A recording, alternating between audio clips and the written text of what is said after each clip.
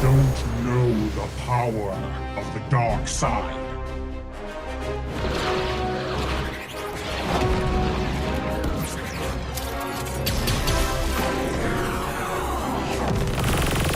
Target on the move. Prepare to engage.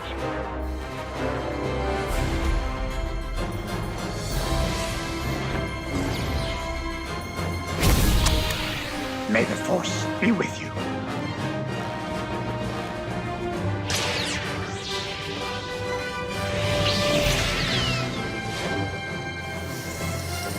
I will do what I must.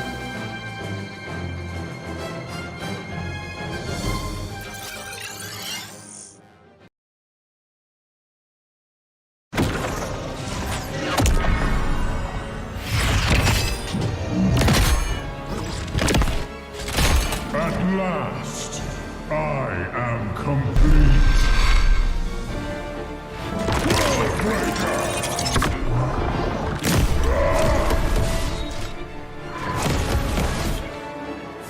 Come in fairness.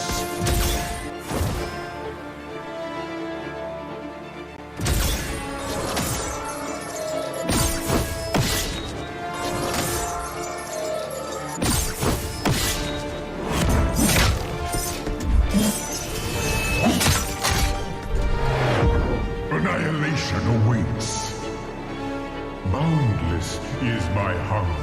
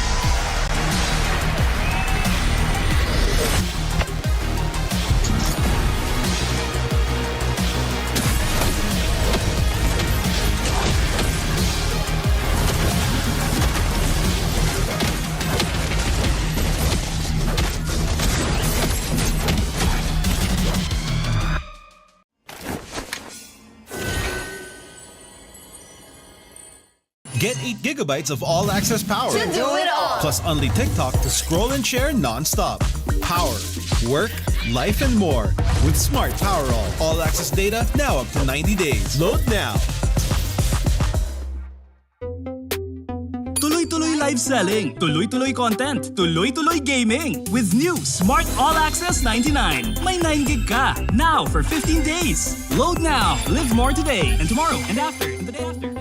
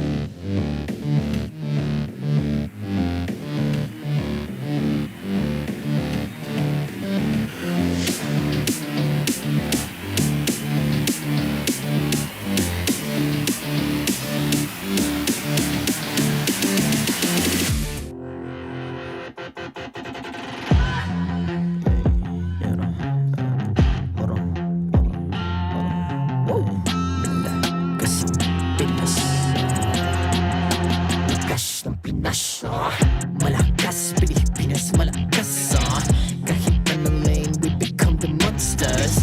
Malakas, Pilipinas, malakas Face the golden sun and ribbon for the 3 stars. Look at us to the top, no ifs, no buts. Winning any game, para to sa PINAS. Di mo matitinag aming boses sa new level. Nasa kalye man o mobile, you know I become a legend. Open fire, we unite, we winners. Built with pressure, the diamonds are made of. Switch na lane na parang gera. HP Racing may reset up. Built na katang buhat ni Hilda. Full load SS parang Lyra. Susundan ko ang iyong bakas. Kasama patas. Tagumpay natin to. Dahil tayo'y malakas. Para sa Pinas. Nasa amin ang alas. Hindi tuwa atras. Kinikilala sa taas. Kasi kami ang malakas. Para sa Pinas. Nasa amin ang alas. Hindi tuwa atras. Kinikilala sa taas. Ganito kami sa Pinas. Wow! Hold on. Yeah, malakas ang Pinas. We are laging every beat. No surrender, no retreat. Pag nagsama-sama, just imagine what we can achieve. Lacking every beat. No surrender, no retreat. Giving 100 all my all, cause we just cannot be defeated. We are unstoppable, immune and invulnerable. Ready ang equipment, lahat frozen, malang crowd control. Pakita ko na jab like pow. Beast of the southeast. Sumatawag, proud and loud, cause every enemy we devour.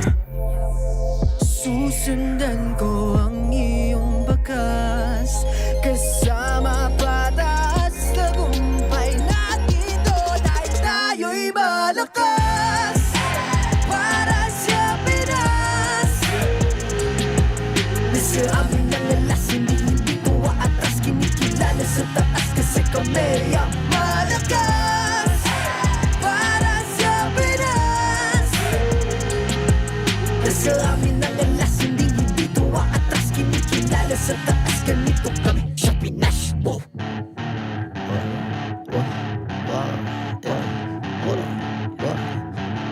Malakas, Pilipinas, malakas. Kahit anong lane, we become the monsters. Malakas, Pilipinas, malakas. Face the golden sun and repping for the 3 stars.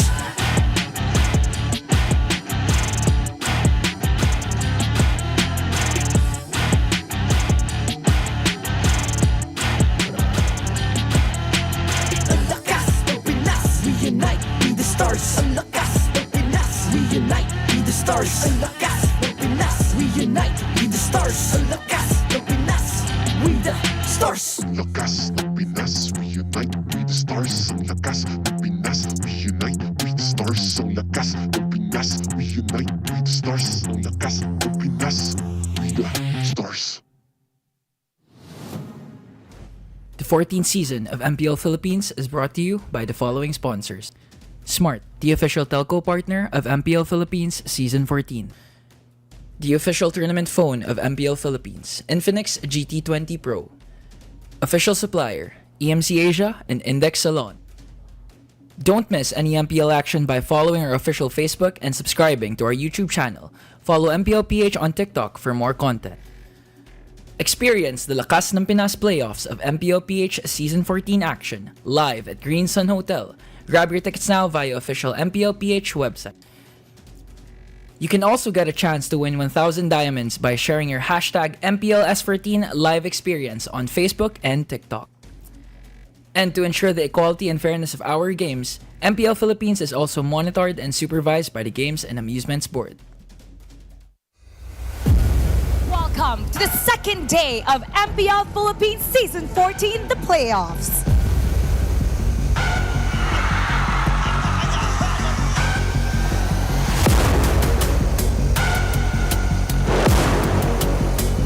Let's go, Falcons APBren! Blacklist! Break the ball!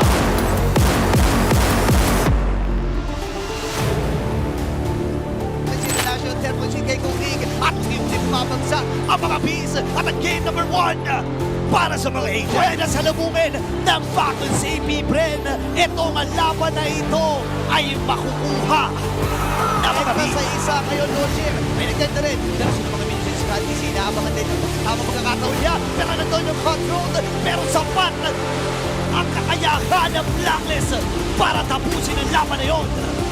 And clean wipe out para sa kanilang kupunan. Ito na ang pagmarcha ng Falcons APBren at maitatala muli ang game number 1. Tuloy-tuloy na nga ba ang paghakbang at ito na ang magiging kasagutan. Ang Falcons APBren ay hahakbang sa upper bracket finals.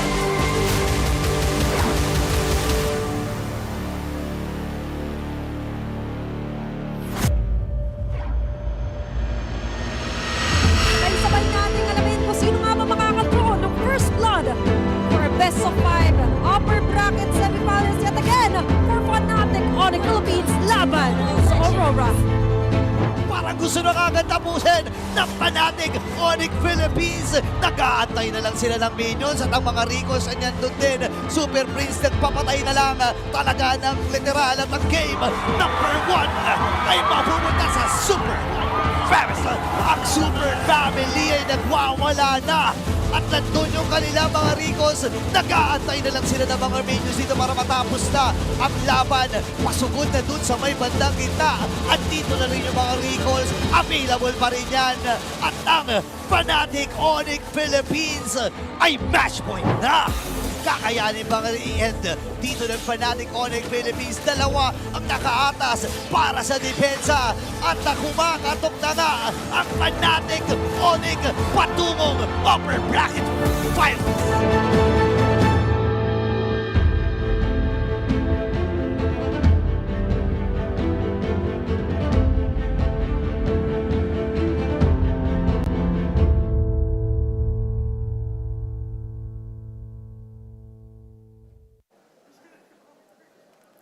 Welcome to Day 3. This is MPL Philippines Season 14, the playoffs. In just a few minutes, we will begin the upper bracket finals between Fnatic Onic Philippines and Falcons APBren.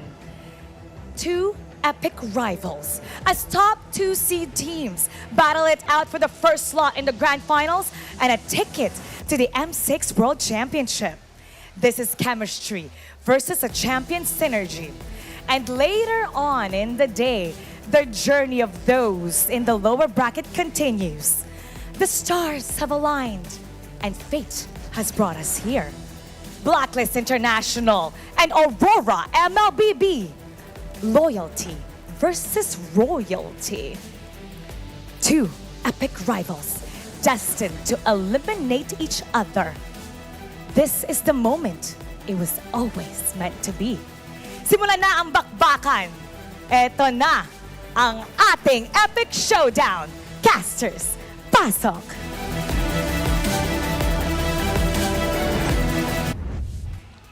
Coming at you live from the MPL Arena in Greensun Hotel in Makati City from the heart of Metro Manila, Philippines. At your service, my name is Leo.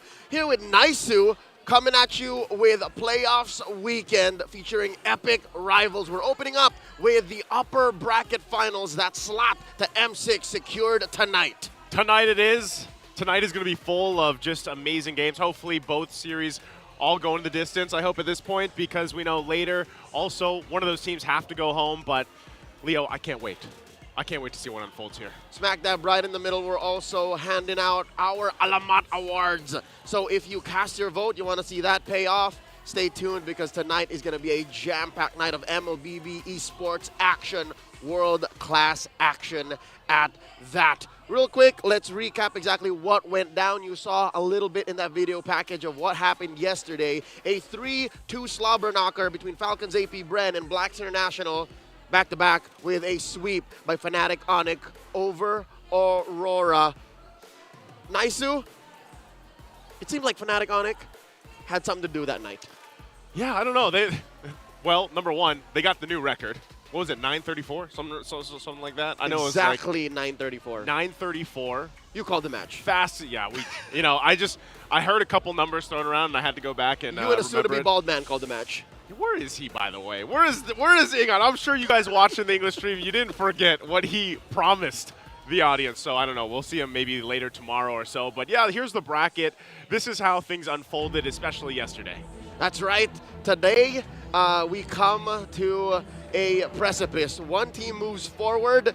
The other drop to the lower bracket. We're opening up with Fnatic Onic Philippines versus Falcons APBren, and then we're closing with a heartbreaker. One of these teams go home. The Northern Lights versus the Code Breakers. It's the newest team on the block versus the ever-consistent underdogs. Is it safe to say that Blacklist are still underdogs? Yeah, I guess you could say that. You know, they're still underdogs, but I mean, even for Aurora, I feel like both those teams, it's so special for even the audiences there that are supporting those teams because I think they both made massive improvements going into what they did in the regular season, what they showed there, and where they are now here for the playoffs. And now it's do or die for them, you know, and with FCAP and FNOP, this is just the battle of the Titans we've seen before in the regular season. So it's going to be amazing, man. I'm sure our panel has a lot to share. The analysts over at the Infinix Game Tambayan, we have Renmar Santa Cruz and Rockhart to break it down. Welcome everybody, this is the Infinix Game Tambayan. I'm Rockhart and this is Renmar Santa Cruz. And we are here in the MPL Arena for day number 3 of the MPL Philippines Season 14 playoffs. And of course, this is brought to you by the Infinix GT20 Pro, the official tournament phone of the MPL Philippines Season 14. Whew! We are in for a treat, boys and girls here. You know what? We got some Titans walking around the arena. We got underdogs. We got all the kinds of stories that you want from any esports battles. And we're going to bring it to you live right now. Yeah, I can't believe we're already here on this third day. It feels like time flies so fast, but we've had some of the longest playoff series that we've had in recent memory. We've already been treated to 2 5-game series, and those 2 5-game series went some pretty long games for each and every one of them. We saw one yesterday, but now finally we're going to be seeing who our first M6 World Championship representative will be. That's right. We had the longest games and the shortest games, by the way, 9 minutes and 34 seconds. FNOP feels like they can do no wrong. to be honest here. And yes, you are correct. One team will be booking their slot for M6. Get those tickets early. They'll probably save maybe 10-20%. And we'll see. I don't know how, for sure. Yeah, I don't know how that like- works. Yeah, I know there's still some promos going on, so go ahead and check that out. And there you go. And of course, the Infinix GT20 Pro is the one they're using. If you are interested, of course, check out the Infinix. And of course, we also have the Infinix booth here where they can probably give it a test run. Maybe something you can try out. And that's happening all here at the Green Sun Hotel here in Makati in the Philippines. Whew, we are in for a treat. And of course, a big shout as well to all the people watching and students from Central Philippine University. They're also having some watch parties. The West Visayas State University, they're up on Festive Walk Mall for the MPLPH watch party. So go ahead and drop by if you are in the area. It's all free, and all you need to do is register with Moonton and moontonslph.org/MPL Watchfest. So if you want to hold your own, but then again, we mentioned yesterday, any party that, any viewing party with free people, that's a watch party already. You guys watching with your friends, you guys watching with your family, it's already a watch party for us. And of course, if you just want to have fun with other students, like what the people from Central Philippine University are doing, and from Iloilo Science and Technology University, West Visayas State University, go ahead, call your classmates, call everyone to GC, tag them, and make sure that all of them are tuned in. Yeah, it's a party all over the Philippines for MPL Philippines, but I also know, I've been seeing some people post or talk about how they've set up their own mini watch parties in other parts of the world, where there are a lot of Filipinos in California, Riyadh. So we're going worldwide for MPL Philippines. Those are the unofficial watch parties, but as you mentioned, just 3 people, I guess that's already a watch party. I mean, that's what we used to do, right? Way before all this, way before, MLBB got super duper big, we used to hold watch parties like that. But enough about that. Let's talk about the teams that are stepping up right now to bat. It is, of course, FNOP. All-time MPL PH and M-Series stats are going to introduce their greatness for sure. My goodness, FNOP can do no wrong, like I mentioned earlier. I feel like they can just take anyone, face him, and King Kong's gonna yell at them here. Onic Philippines has been here since Season 4. And ever since then, this is their total all-time MPL Philippines stats. Their highest placing was in 2nd place. Season 4, Season 5, and Season 8. Seems to be just always short of getting that championship title. That might actually change this season. We shall see. But for the M-Series, they've also played in 2 M-Series with a win-loss record of 6-4 matches, 13-10 in games. Their highest placing also 2nd place. What has always haunted Fnatic Onic Philippines, or Onic Philippines, whatever era they went through, was that I guess they were just 2nd best. This is the season that might actually end that curse. It's so uncanny, right? That this organization, regardless of who's playing, we got VYs up on Season 4, Kyrie on Season 5, and of course Monster Anarchy all the way on Season 10. Yeah. Always so close, always on the precipice. And, of course, this is a season that might actually change that. But, of course, for the Bees, they're stepping towards becoming greater than ever. They have been on the world tour for the last maybe 2 years now, I guess. Yeah, almost. And they've been taking heads and listing names. Yeah, and they're starting to run out of heads, and a lot more names are coming up, so they're going to be taking more of that. Whatever name that they were known by with the multiple eras that they went through, the Haze era, the Few era, the Champion era, World Tour, but now as the Titans in their new era. They will go up against the Sonics, the Super Family. Coming from a country where we put a lot of focus and importance towards our family, maybe that is actually the recipe to take down a Titan. This is their all-time records on your screen. That's right. Game win-loss right now is looking pretty tight. If you can see that, they are neck and neck. Yeah. There's no complete total dominance here. That also happened with the win-loss score for this franchise era, which is 15-16 and 7-7. So regardless of who's playing, it feels like it's just the name, Renmar? The name just speaks for itself. Possibly the biggest unofficial rivals here in MPL Philippines history. Yeah, I am actually stunned to see this, that I didn't know that all throughout the pre-franchise and now the franchise era of MPL Philippines is just so close. That's how epic actually the history of Fnatic Onic Philippines and Falcons APBren, a rivalry that you mentioned, might have flown under the radar of many. But Fnatic Onic Philippines, they've dominated this regular season. Falcons APBren has only won one game against Fnatic Onic Philippines this season. That if you think about it, that closeness was mostly achieved through the results of Fnatic Onic Philippines against Falcons APBren this season alone. That's right. And again, results always just speak for themselves, regardless of what happened like 2 years or 3 years ago, right? What matters is now. And right now, talking pure stats, does feel like Fnatic Onic Philippines just might run away with this. But then again, this is a problem. All of our expectations all throughout the playoffs feels like it's on topsy-turvy. Except, I think FNOP's been the most consistent in terms of that. Fnatic Onic Philippines so far has been the team that has met the expectations. If you support Fnatic Onic Philippines, there was that whole narrative that, oh, FNOP, they're always just going to be the quick exit out of the playoffs. But no, they simply dominated Aurora yesterday. While Falcons APBren, the defending M5 World Champions, the second placers of last season's Grand Finals, they struggled against a Blacklist International that surprised a lot of us. So if you're looking at it from a Falcons APBren fan's perspective, this is looking tough for the Bees, man. Fnatic Onic Philippines, they're built diff this season, and we can't deny it anymore. That's right. It's just so tough to put into your mind that the M5 World Champions are possibly next on the chopping block here against, Oh, that's where you put it. Super I was waiting fan. for that. There we go. Oh, hey, we have one go. each. We have one each. There we go. And I would say that it's odd. Because first, we already have our champions, our current MPL Philippines champions who exited on day one. And now, what if they do that same thing right now? Obviously, they're not exiting right now. But they'll exit the upper bracket. Go down. But it feels like a different world now, right? And it feels like it's an FNOP world, and we're just living in it. Yeah. Again, coming from this guy, if Fnatic Onic Philippines simply dominates Falcons APBren here, I mean, I'm the one to always say that expect the unexpected.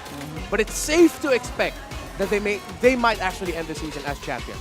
Like an 80% chance. If they simply dominate, sweep Falcons APBren here, it would be difficult to see a scenario wherein Fnatic Onic Philippines loses the Grand Finals.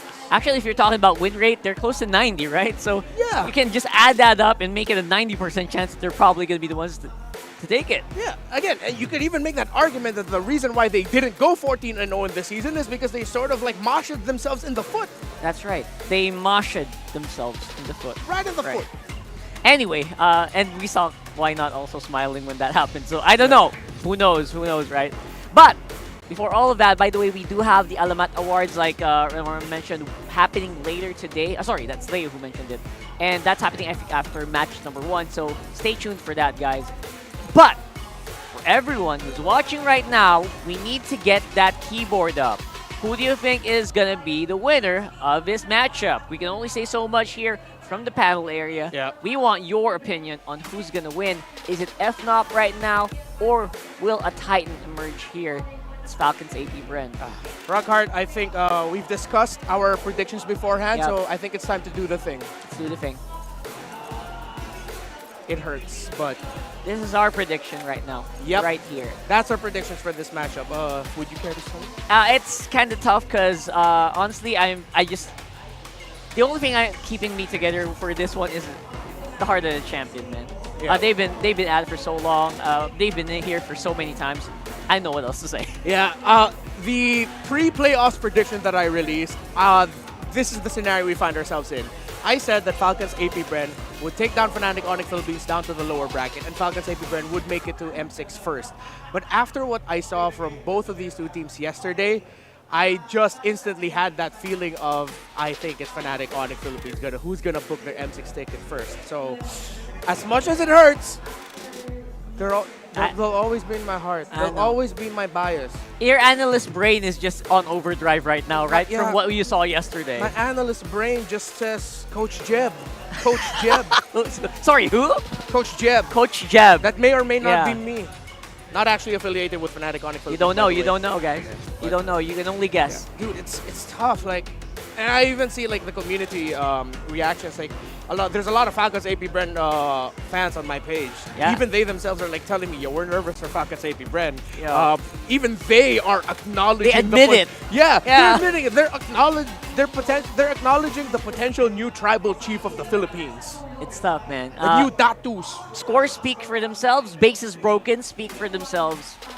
It's hard to really put a counter on that one. Yeah. But then again, guys, let us know how your rationale on why you voted. We're gonna read some of your YouTube comments, your Facebook comments later on, and maybe you guys watching on TikToks and everyone on the watch parties, our ultra, mega, our nano, our home watch parties. Let us know. That's a lot of categories. That's a lot of streamers. Yeah. So many streamers. 1 billion watch hours for MPL, bro. Oh yeah, That's thank a you, lot by of the way. people. Thanks, y'all. We love you for that. And we are about to head into the draft in just a bit. But of course, before that, we're gonna have to wait for them. Our players. Of course, I mean, a lot of people have been like commending Miles on his first performance. I was actually kind of hoping. We're gonna have to wait and see if we're gonna get surprised. But judging from the performance, obviously, I think that FNOP will still stick with their main five. Yeah. I don't know if there's any Spider Miles fans out there who are watching out, but can't wait. But for Falcons APBren, are you even wondering? They're gonna go for it full blast on this one. And we are walking into the stage here for the first match of the day between FNOP and FCAP. Here is your community face-off. It's time for the face-off. Representing Fnatic Onic Philippines, the Sonics. Representing Falcons APBren, the Bees. Ito ang palag ng madla. Para sa Falcons APBren, ano ang palag mo? Di mo ba nakikita? Kami mga beast na overpower namin kayo.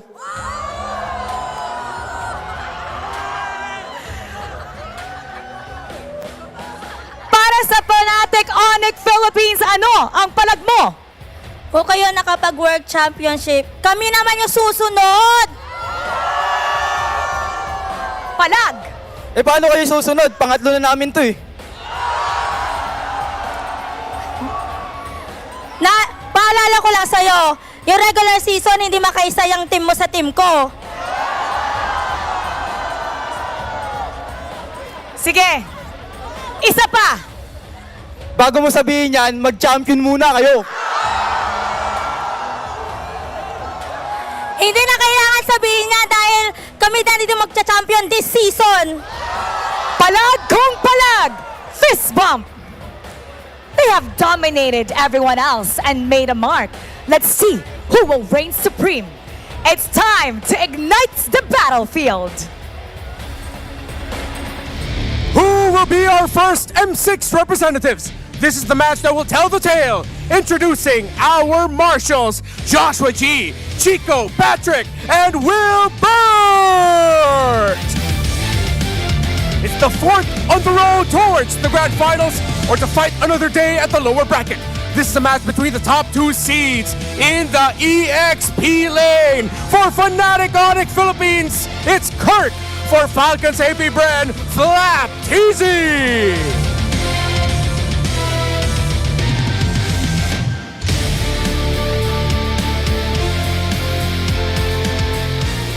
In the jungle, the Sky King Kong versus Kyle TJ.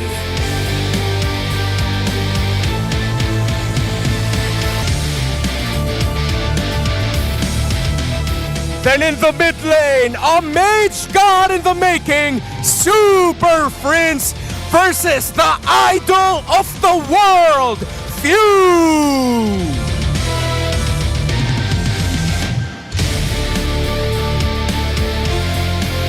For the Roamers, Making a name for himself this season, it's Brusco versus the Master, Ogwen.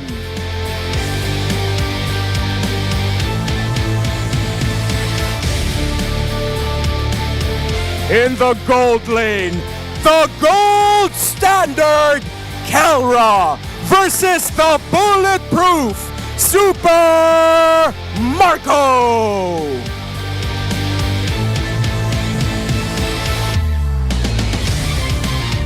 And their coaches, Coach Why Not and Coach Dake.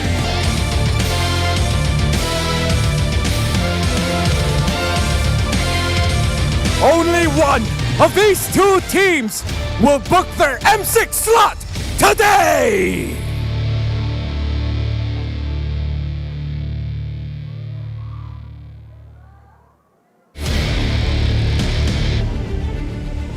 There it is! We got our two teams all clad in yellow, making their way onto the stage. Fnatic Onic Philippines definitely looking like the team to beat, not just in the regular season, but also here in the playoffs. No, Rockard, there was an interesting stat line that shocked me. There is one man here who has an undefeated record with 10 uses of a specific hero, Brusco. 10-0 with the Tigreal, man. We're gonna have to keep our eyes on that one. We'll see if the Falcons APBren's eyes are sharper, as their name suggests, in keeping their enemies in check, because definitely feels like it's going to be on the draft where they will most likely take control first. And then in the draft, for sure, that is where we're going to see it. Brusco, 10 unique heroes versus Master Ogwen's 13. A lot more versatile is Ogwen, but sometimes you just really got to focus on your strengths to make the most out of it. That's what King Kong and Fnatic Onic Philippines has been doing. Not just in colors, they also kind of mirror themselves here on the team head-to-head in terms of how they are powerful in turtle control, kill participation, even in First Blood, almost neck and neck.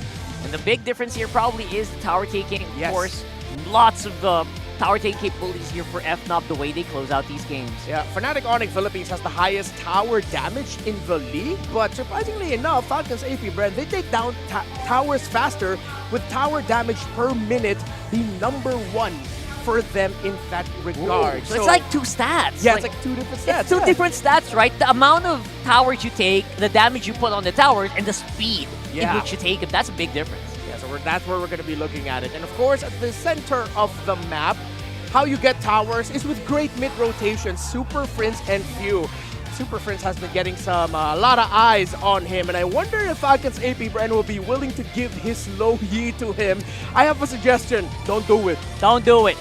He is becoming very much known as the Prince of Mages here. Super Prince is going to control that map, and Lo Yi is just one of the tools that he uses to go to the back line and make it hard for FCAP to actually keep control. Going at the Roamers, we touched on them earlier. You know, Ogwen also has an undefeated record with the Tigreal. However, he does have, as we mentioned, the wider hero pool. But maybe Jack of all trades Roamers struggle a little bit this season, while the Roamers, who have spent a significant amount of time spamming one hero throughout the season, have actually fared better. But this is the matchup I'm really looking for, This is the matchup, bro. This is the matchup we have to see. How hard can Super Marco take down, how easy or how hard or difficult can Super Marco do it against Kelra, who is not the shiniest, not the flashiest, but the most consistent goal laner right now. Yeah, and surprisingly, this is a season where two of Kelra's most played heroes are actually Harith and Ruby, non-traditional marksmen. But his record with the marksmen, carry 100%, Beatrix 100%, so is the Claude. So you kind of just have to wonder what kind of guns are going to be used here by FNOP, and of course for the jungle matchup, both very proficient Fanny players who usually just outright take wins through that jungle. And now here are the Infinix keys to victory. As for FNOP, we mentioned about how fast they take towers, how fast they take control. Don't take your foot off the gas. Yeah, as Indonesians would say, gas, bang, gas, just go for it. If you can get those high-tempo junglers, the ones who can clear fast, the ones who can burst quickly, who has those level 3, level 4 power spikes, just go ahead and take it. Fanny, Haya, Nolan, Julian, Suyo, fight for that. Continue exhibiting adjustments, Falcons APBren, adjustments has been the theme of their season. Continue showing that. While for both of them, eyes on your opponent before the prize. Don't think about M6. Don't think about the championship. Think about who's in front of you right now. Take it game per game. One game at a time, the favorite line of all of these players every time they're in a clutch. And despite not being down for elimination today, I mean, just make it easy for your team, right? To get to M6, to prove your worth to just the whole world. And again, one game at a time here. Road to the championships. At this point, we're gonna have to wait for their priority here, and no surprises, like we mentioned before the game started. 89% every time FNOP is on blue side, and 83% if they get their side selection. Yep. So that's the numbers for if when they pick their which side that they're gonna be going through. But of course, as the team that only lost a couple of games and one series throughout the regular season, no surprise there. Let's see how Onic will start the tempo in the draft. Yes, this draft is going to be so crucial once we get into the junglers, I think. That's like the big question, because so far in the playoffs, the team that kind of gets forced onto junglers like Julian, like junglers they're not really super comfortable with, are actually the teams that fall through or and kind of just have to struggle. Yeah, 100%, man. And I like the respect coming out here. First, from Falcons APBren. Yeah, don't give that Loyi. Don't give the Loyi. Loyi should not see the light of day. If ever, Fnatic Onic Philippines might actually be the one to give the Loyi to few in a later draft. But for Fnatic Onic Philippines, good batting as well. They take away the Harith from Super Marco as an option. It's one of the top 2 picks right now that we've been seeing in the season. If not in the 2, it places 3rd on the red side. And in his record there, 3 out of 5 is Super Marco with the Harith. You cannot give the Fanny as well. Falcons APBren, they want to give the Suyo. No fannies, but again, this is kind of already predicted here by FNOP. They're ready for it. Suyo is just so good, like you mentioned. Yeah. And again, combine that with heroes like maybe the Hylos, just makes for a very potent mid trio. I think for Falcons APBren, they're going to be thinking about if they want to give the Gato Kacha or get it for themselves. They don't need to pick up the Kyle TZ pick right now. They can pick it as the 3rd. What they can do is pick up the Gato Kacha, and they can flex that. It goes in either onto Flap or to Ogwin. They can actually just go for double Pain. Ogwin, Gatot, Kali. Just go for it if you want to just show that hand right away. But you have to watch out for a potential Ruby pickup that Kirk might go for. That's right. Teams are actually still kind of formulating how they're going to deal with the Suyo right now. There's no clear-cut scenarios yet. So Gatot is actually a great start here, but what's going to go here? Okay. It's a few pick. Yeah, they not the pick I'm expecting, to be honest. Yeah, not the biggest fan of showing your roam and mid so quickly in this metagame right now. Yeah. But I believe that's just them looking at the comforts of both Brusco and Super Prince, and they've pinpointed that as being the problem. Kirk has a tremendous record with this Edith this season, actually. He has 12 games and an 86 rounded up % win rate on that hero. So around about 2 game losses only. Yeah, that should be around 11 for 13. Yeah, you're right. Yeah, so wow. At this point, it was so easy to pick up because Valentine is not on the table anymore, right? Yeah. So you don't have to add that to your list of worries, and just makes it so easy for the roam to come in here. And there's Brusco with his Cho. But then again, not 100% yet, because these teams can just make a snap decision to swap out these 2 heroes if they want to. For Falcons APBren, I would suggest get their EXP laner now, because there's so many jungle picks still available for Kyle TZ that you can pick it up later. Again, go for the Khalid if it's there. It allows it to be the actual roamer to front to maybe see if it can beat Cho in terms of the annoyance in the jungle, the invasion, and getting the vision, while Ogwin's going to be playing more back and just going in with the Avatar of Guardian if they want to go for that playstyle. I mean, yeah, make it hard for the Suyo, right? If you want to go for it, it makes it so easy to flank if that's the case. And alright, Nolan, not what we expected here for Falcons APBren. Yeah, a quick security already on their course, rather. Their main rotation at the center of the map. So the approach of Falcons APBren for this draft is to just win the side lane matchups. Not gonna knock it, that can still work. So for Falcons APBren, them locking in the Nolan for Kyle TZ, it makes sense. You know why? Because it's undefeated. However, in this scenario, I feel like it could have been slightly better if they decided to go for the Haya. However, I understand that Falcons APBren might have been too hesitant to go for that because it's the Cho that they're up against, and some junglers actually get messed up in their rotation alone going up against the Cho, while the Nolan can recover just a little bit better. It's evidence, right? We've seen so many games where Brusco just handles Hayabusas very well. Yeah. Waits for like even the last few seconds of the fight. You're gonna be surprised he still has that way of the dragon. Yeah. He was basically just waiting for the Haya to show himself and then just kick him in the face. Same goes for Ling users. So yeah. Brusco on the Cho is actually super deadly. Yeah. Let's see the bans here. I think more Super Friends heroes might go away. I wonder if they're gonna think about. They don't need to ban the Claude if you're Falcons APBren because you can just pick up the. Sorry, ban the Eve. You don't need to ban the Eve because you can pick up the Claude. But they still ban it. Bro, have you noticed? Have you noticed something? Falcons APBren are going against every single expectation that we know of them from the past games. Wow. Every single pick. That's very surprising to me because they already have the Nolan, they already have the Gatot Kacha. They could have gone Claude. They didn't need to come in and ban onto Eve. But I think that's also respect because Super Friends is the only undefeated Eve this season 14, 4-0. We're talking records, right? I mean, Super Friends already has it in the bag. Even in scenarios where we say, bro, that doesn't sound right. That doesn't look like it's going to work. It works. He makes it work. That's pure respect or maybe even just little hints of fear. They go ahead and pick up the Moskov so they have a little bit more map control. Kelra has a wide array of heroes available for him. It can be mix and match. I assume there's going to be two tanky frontliners for Falcons APBren. They might go Shredder on the carry. Fnatic Onic Philippines has shown they don't care. Even though carry has somewhat struggled here and there for most teams, Kelra has one of the best records with the carry this season. Again, undefeated 3-0. And happy to just make any pick work right now, right? If it's Kelra, you don't know. If it's Alice, he's going to make it work. If he goes for Beatrix, he's probably still going to win. And dominate, by the way, with that last Beatrix game. And there's a Beatrix! 4-0 for this Beatrix. That's a comfort. I harness. And he goes for the Valentina Super Friends. One of his best heroes. It is actually, just 3 for 5 this season.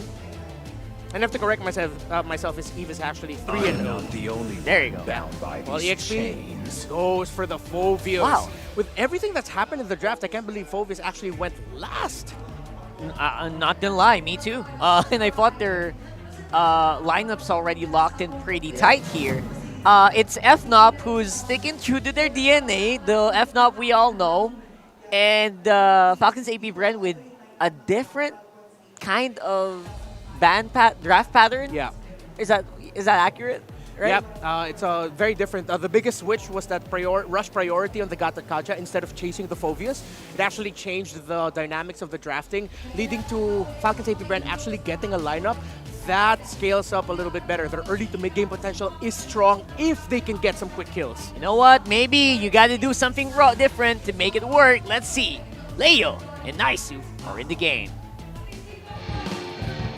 The Titan and the Slayer, the Standard Bearer and the Contender. World-class MLBB coming your way. Naisu and Leo at your service. Welcome to Game 1. Here we go. Man, oh man, I love the draft. I love that they talked about it, and especially, yes, that Gatakacha, it's got to be one of the hottest picks right now, especially that we got into the playoffs. It's so valuable. It's a breakout pick starting from week 7, 8, and then now you got to pick it first phase. Maybe only second banana to Su. Yo, I'll tell you now, I saw the Beatrix a mile away. Yeah. I woke up today and said, Kelra's playing Beatrix, but I didn't expect the Phoveus to sneak in like that. It snuck in, but I don't know. In a way, it kind of had to. It is weird. You're seeing it like last, though, in the draft. Everybody from Fnatic Onic triggers the Phoveus. So with that said, oh no, some action in mid. Okay, already feeling this out. And, because of this, it makes me... I know there's been a lot of debate about the Cho being picked up for some teams. I know some teams have also switched things around where they kind of, it looks like it's going to go Roam, then it goes XP. But I still love it in the Roam here. Even this little action, once again, going to break out Brusco. Quite low. Oakwin, though, will take the shot, get the kill, and now King Kong trying to get the revenge, but he's going to bob and weave on out of there. Here we go! That's enough damage, and they'll pick it up. Oakwin goes down. The toss up there into the Earth Shatter. as King Kong survived it all. Massive bait by the beast incarnate King Kong. You see how we switched up into immortal mode? And they're like, look at my damage reduction, psych! Just kidding. And that's the thing. You're seeing this Suyo pick up all the time now. I feel like these junglers are just getting better and better every time. He's, I don't know if I can say, like, literally, but he feels better than Julian. When was the last time you saw Julian, man? Didn't we see him? We saw Julian yesterday. I was saying, yeah, just yesterday, but he fell off hard. Right! Like, in terms of being picked up and everything else. And with that being said, as soon as you hit level 3, you have all your skills, and you're this dominant even after losing Brusco, and now Fuse running away! He's going to be in trouble. He gets kicked back into the team. He can't get away. Brusco will pick up that one. Flap TZ on the backside, going to try to join the fight, but he might not even be tacking up as well. Infernal Pursuit won't help him. Still surviving, flickering forward, all on the orange buff as Kyle gets taken out as well. FNOP looks just as good as they did yesterday. They're living in Falcons APBren's jungle. 2,000 gold ahead, not even 3 minutes in. Joseph, I don't think I've ever seen Falcons APBren sweat like this. I mean, besides a 16-0, this is worse! There's another kick. Few can't even play. King Kong finally to get taken down, and here they go. They want to clap back again. You can't escape. The hero's landing from that avatar, the Guardian from Ogwen. Falcons APBren back on the map, shutting down King Kong. That's going to go a long way towards the road to recovery. 3 minutes in, another turtle spawning in a minute, lower quarter. Good thing that Falcons APBren are protecting Marco. He's got to remain bulletproof if they want to see the 10-minute mark. You know, when FCAP's been in this situation before, they've been under pressure. It's not often, but you can say the same about FNOP. So FCAP will know how to respond to this momentum being set up. And playing around the fact that they have this kind of lineup too. Once again, top side, waiting for them, Brusco. Not going to actually pull the trigger though too. Super Frince joining this top side. FCAP will sniff it out and get back to base here. Good news for Falcons APBren. Energy shields are still up, so there is damage reduction as long as you can camp underneath. And I don't know, do they know? Brusco spotted. Get out of there, Bruce! Yeah, Brusco should be able to get away from this. Again, Flap T's just going to give him a couple love taps. You know, get out of this jungle. We've seen you kick Few too many times. Kick them out like a gentleman. Yeah, that's about them. Sir, you can't stay here. Yeah, so you're going to have to leave? Not this early on. Turtle up, and just as quickly taken down by Fnatic Onic Philippines. Flap can only see it go, and that will put Fnatic Onic back to about 2,000 gold. Give them that nice little comfortable lead. Part of this, though, again, is for Falcons APBren to just play that catch-up, you know? Build up on the deficit that they have to go against. You still see, even so, Brusco will still put pressure mid lane. Eternal Guard going to be dropped down by Super Frince just to get them off a little bit further from that turret, but no go there. Dear Lord, Super Frince has lived in this little pocket since minute 1, and now Kirk finds Ogwen. This is deep. Yeah, this is deep. Taking a couple shots. Spirit Misery there too, but you see what's happening is they're just playing to the tune right now of FNOP. And FCAP, like I said, they're fine with it. They'll look for something else. Right now here, Flap dealing with King Kong. Picks up the Thunder Belt as well, and I was surprised at how quick even Flap was taken down earlier in the game, but he's going to get much more tanky as the game goes on. Best case scenario, you build your Thunder Belt about 3.5 minutes in. So he's maybe 30 to 40 seconds behind, but that's after dying twice. So this is, you know, silver lining. Greener pastures for Falcons APBren to come, but not while Brusco's doing this. Finds one! Doesn't follow through. All right, not in position. Not in position. It's good that he takes those kicks. It's almost like, yeah, you know, all the you miss all the kicks you don't take at this point, you know, for Brusco. Oh, yeah. He's been pretty on point, though, and they continue to try to hammer down this mid-lane tier 1, but they're not going to get it. At this point, I think Fnatic Onic knows, whoa. Oh, you don't take that. Yeah, you don't take that. Yeah, the SOD sees that Frince is at a 1/5 of his health, but you see 3 other dudes, never mind. At this point, Fnatic Onic at 3,000 gold ahead. A huge gap between the junglers. That's what, 1,500, Joseph? Between King Kong and Kyle. That's where a huge chunk of that 3,000 gold lead is at 6 minutes in. It's at this point that Brusco is just taking every kick he can to really get into Falcons APBren's heads. Now Ogwen going versus 2. Ogwen, okay. Defensively, Avatar of the Guardian's on out of there. But yeah, that's what you're talking about. And Kyle Teasy's got to deal with this pressure And that's why he's fallen behind, right? He's the majority of that gold deficit right now, and that's why you see FCAP kind of really trying to support him. That's going to be 3 for 3 on the Turtles for FNOP. So objectively, they're exactly where they want to be. Oh, they get the flicker out from Few. I feel like Few's got a little bit of a, he's handled too many kicks at this point, man. That's right. You're seeing some short-term trauma. A little rattled. And that's what Brusco has done. The Juggernaut constantly pushing forward, living in Falcons APBren's jungle, and FlappTZ looking for the punish. Again, playing security guard at this point. Flap just trying to get Brusco out of here. Help me kick out. Help me kick him out. He's going to go for this. Again, Kirk. Armor Wrath going to be dropped down. The burst! That might have been the wrong move. Kirk thought they were going to go in. Few will still survive as well. But all this, they do finally get the tier 1 turret for FNOP, so that's the play before that Lord comes up. Good push up top as well. At the cost of what, Joseph? They did sacrifice Kirk, but Kelra's been pushing. Top lane, look at how deep that is. Mid lane, it's going to be so hard for Few to recover. I mean, economically speaking, financially speaking, they're down 4. Down 4.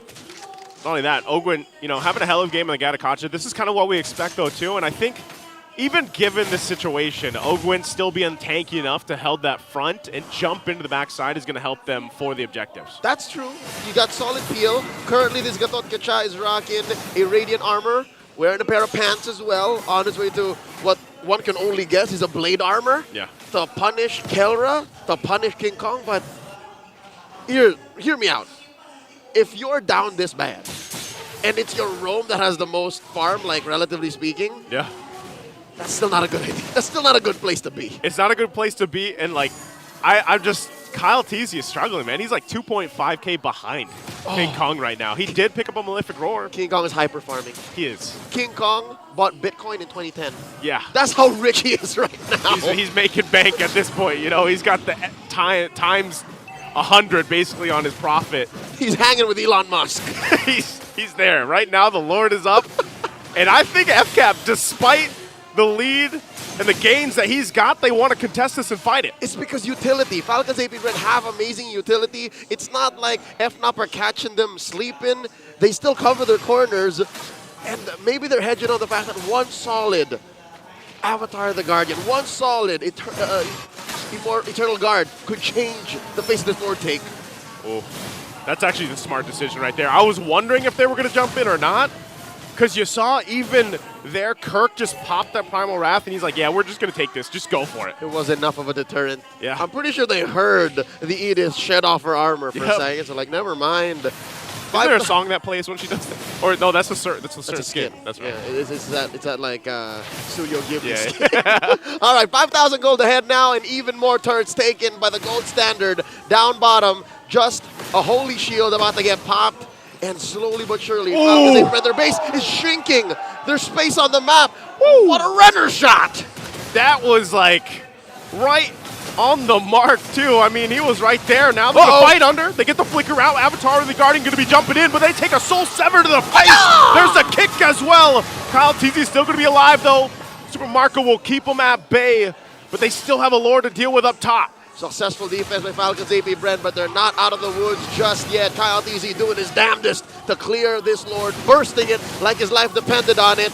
And look at that, just these nukes, Joseph, these nukes are putting Falcons APBren at half health. The poking so much. Brusco just planting up right in front of FCAP. Oh, that Spear Destruction not going to land on anybody. Terrify there too. Keep the flap. Punish. All right, pops the magic flare.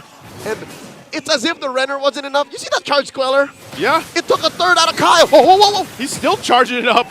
And this is like, walking in the immortal form too and just popping off the queller. Like, this is the amount of poke that FNOP has right now.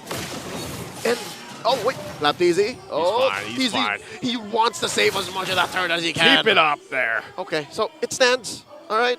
Now, talking about this lineup by Fnatic Onic. Yeah. 11 minutes in, we have hindsight, 2020, 8,000 gold ahead. Whoa, Ogwin, what are you thinking? That was not in my hindsight. Ogwin jumps in, gets the kick. They want to force the fight. Still going to be looking for Brusco. Brusco will be able to get away. King Kong working on the mid turret amidst it all. The spear from Super Marco won't land. And Kelra fires off, finding FlappTZ. So they jump in FCAP.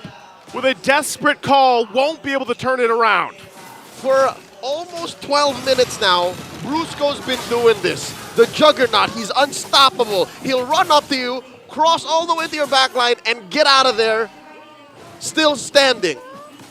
Was that worth it? To be fair, Ogwen looked for a window. They made a window. Yeah. It's just Fnatic Onic dispersed. They dispersed, they committed a lot, and like, look at him. He's got a whole bunch of different items and just a completed empty Karas. Like, that's all he's got. At this point in the game, especially since they buried Falcons APBren in value, that's enough. That's enough. The real sources of damage from FCAP are Kyle, Marco, and Flap. Few's been struggling. He barely has 2 items. Yep. And now that Kyle has an endless battle, what's happening to Kirk? Whoa, whoa, whoa, whoa. They're going to go for Kirk here. Pressing the situation, they're going to go off the Lord, and now it's going to Brusco! clap back. Ogwen goes down first.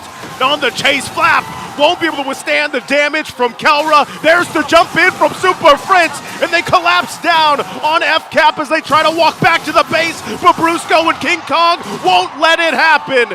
As it's only Kyle Teasy, he gets thrown into the air, and it's a double, and it's a Game 1 victory for Fnatic Onic. The Sonics take no prisoners. Run as far as you can, but you can't hide. First blood drawn by the contenders. They got their eyes on that trophy like they swear it's going home with them. Yeah, they are. They're looking really good here, man. Let's throw it over to the Infinix Game Tambayan and make sense of what happened here, Game 1. I don't know, man. Ladies and gentlemen. Yeah, we're almost getting hopefully there. y'all can hear us right now. Hopefully y'all can hear us. Hopefully you can hear us. Hopefully you can hear us. Yeah. The best thing I can think about here right now is Sense and Sensibility are out of the table here. They left the room way ago. I can't make sense of it. I can't understand how FNOP got like a 7K, 8K gold advantage at around 10 minutes, 11 minutes against FCAP. This is too much. That's too much. It really was way too much. The Kirk is going to be the MVP of the game because how they controlled this upper portion of the map in that river, it all came from some great lane management and rotations coming in from Kirk. That's how they got it.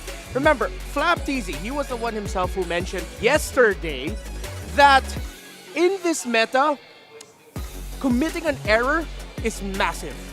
If you commit an error, you'll probably lose, and they committed 2 big ones. These early skirmishes. Ogwen trying to chase down King Kong alongside Flap Teasy, not the right call at that moment.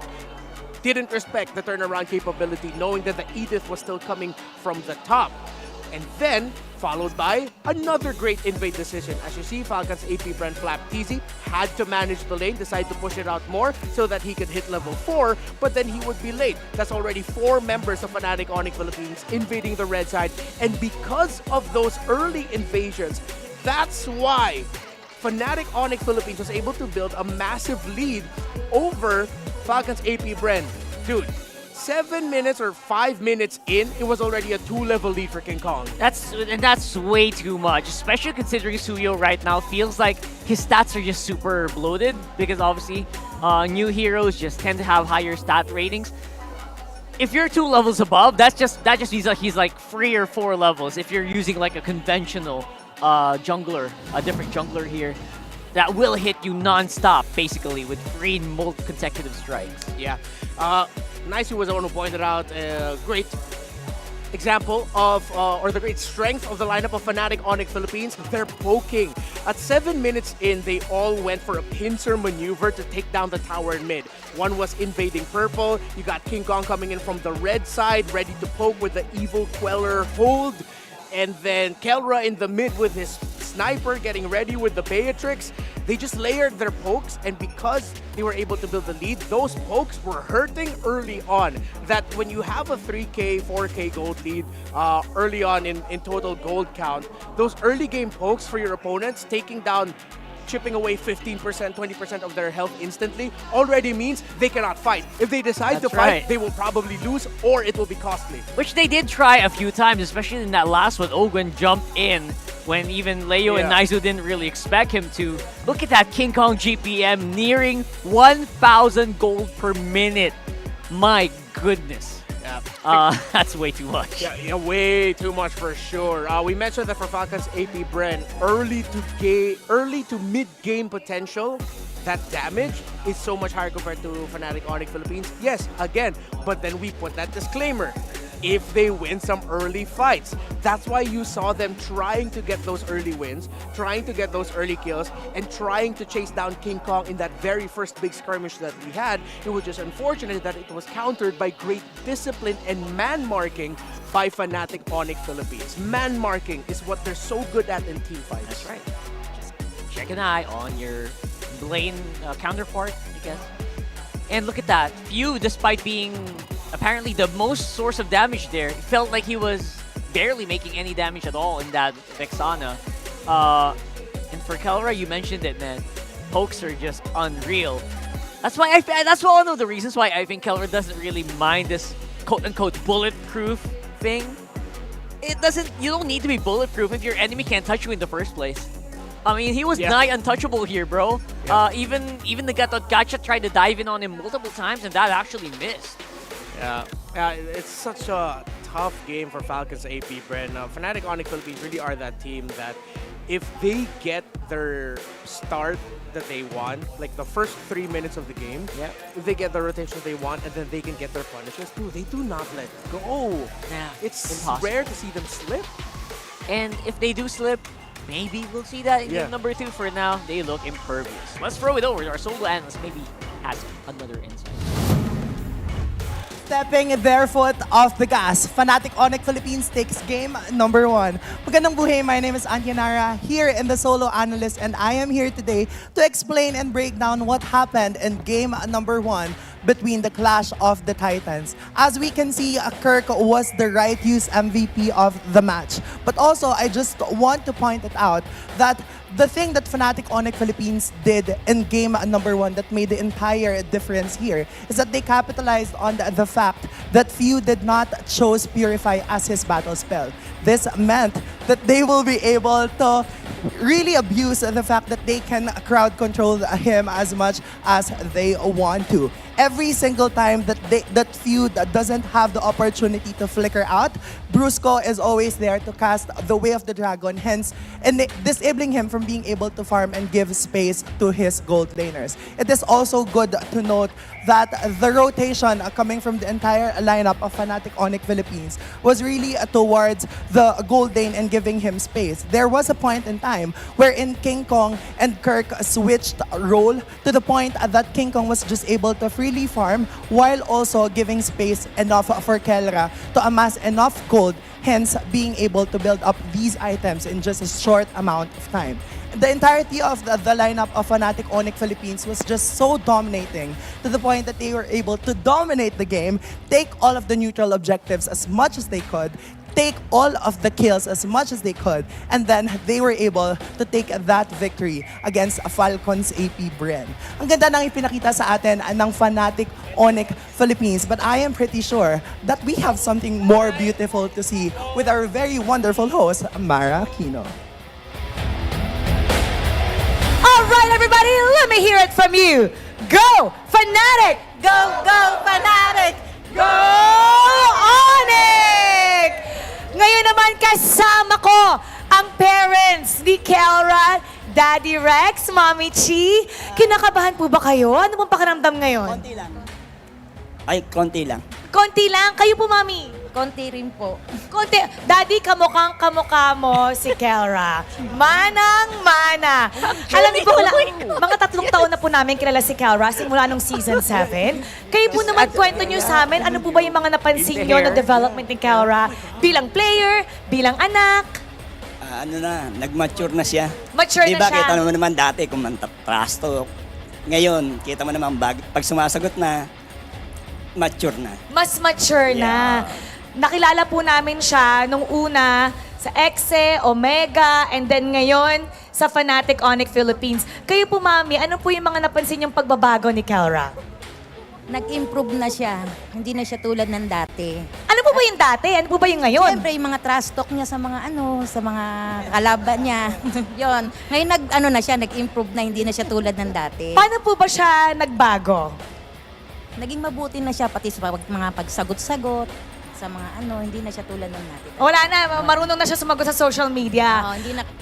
At kapansin-pansin po talaga ang kanyang development. Pero alam niyo po, talagang napaka-big deal ng araw na to para kay Kelra dahil isa na lang makakapunta na siya sa ating M6 World Championship. So meron po ba kayong advice at gustong message na sabihin kay Kelra, Daddy? Siguro tuloy-tuloy lang. Matagal niya ng pangarap din talaga yan yung MPL champion, lalo na tong M6, di ba? Kasi may MSC na siya. Ito na po ang hinihintay natin para kay Kelra. Napipicture ko na, Daddy, kung anong itsura ni Kelra pag tumanda siya. Magkaboses kayo, tsaka magkamukha sila. Okay, ito po, babalik na po tayo sa ating panel dahil magsisimula ng ating Game 2. Tulungan niyo po akong ipasa sa kanila, sasabihin po natin pasok. Alright? Alright, everybody! Panel, pasok! Alright, yes. We see it, Mara. We see it right there. If you draw over Kelra's face right now with like a stash and Aged cut him the hair up. a little bit, aged it up a little, that's Kelra right there. Beautiful support, and they cannot be any more correct. I feel like Kelra has grown not just personally but professionally as well. Yeah. Just answers so well in interviews and plays to a T time and time again. And Mr. Rex, Kelra's dad pointed out something that I completely forgot. What? Kelra does have an MSC title. If he locks in his M6 slot, and if he ends the season as a champion, then he can actually finally live up to his standard, to the gold standard name. And be the gold standard of the whole world around. Yeah, because Kelra has always said that right now I don't see myself at the gold standard because he still looks up to Benny. He still looks up to Super Marco. Those who have racked in championships, have become world champions consistently at the top of their game. That's right. Kelra doesn't see himself as the gold standard.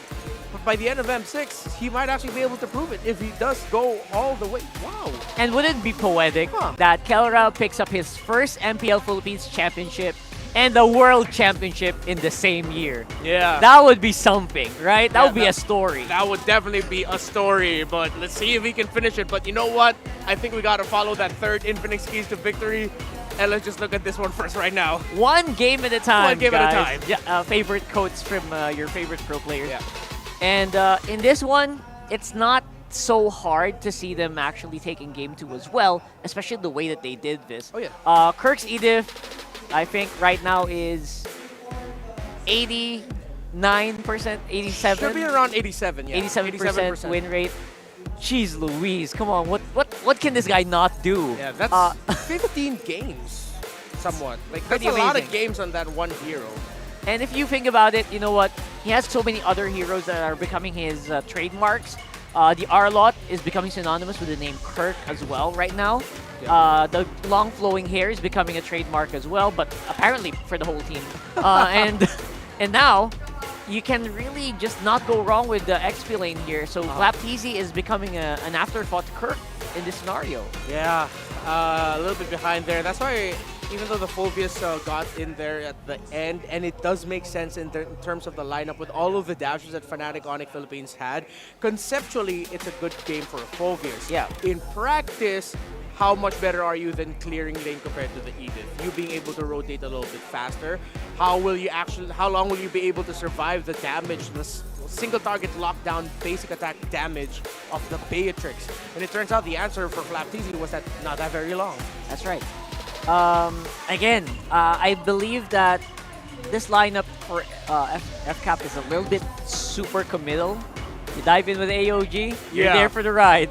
You dive in with the Phobius, you know what? Guess what? You're right next to your opponents again. Yeah, exactly. Like, if they don't get the set or the start that they want, they will crumble. While for the lineup of Fnatic Onic Philippines, they had a little bit more leeway, especially with Super Prince. For example, let's say Brusco doesn't get the kick that he wants, doesn't get the right angle. The moment Fnatic Onic Philippines answers to that, then you have Super Prince either as a Gatot Kacha or a Vexana setting up with the follow-up crowd control to make up for what Brusco could have missed conceptually. That's right.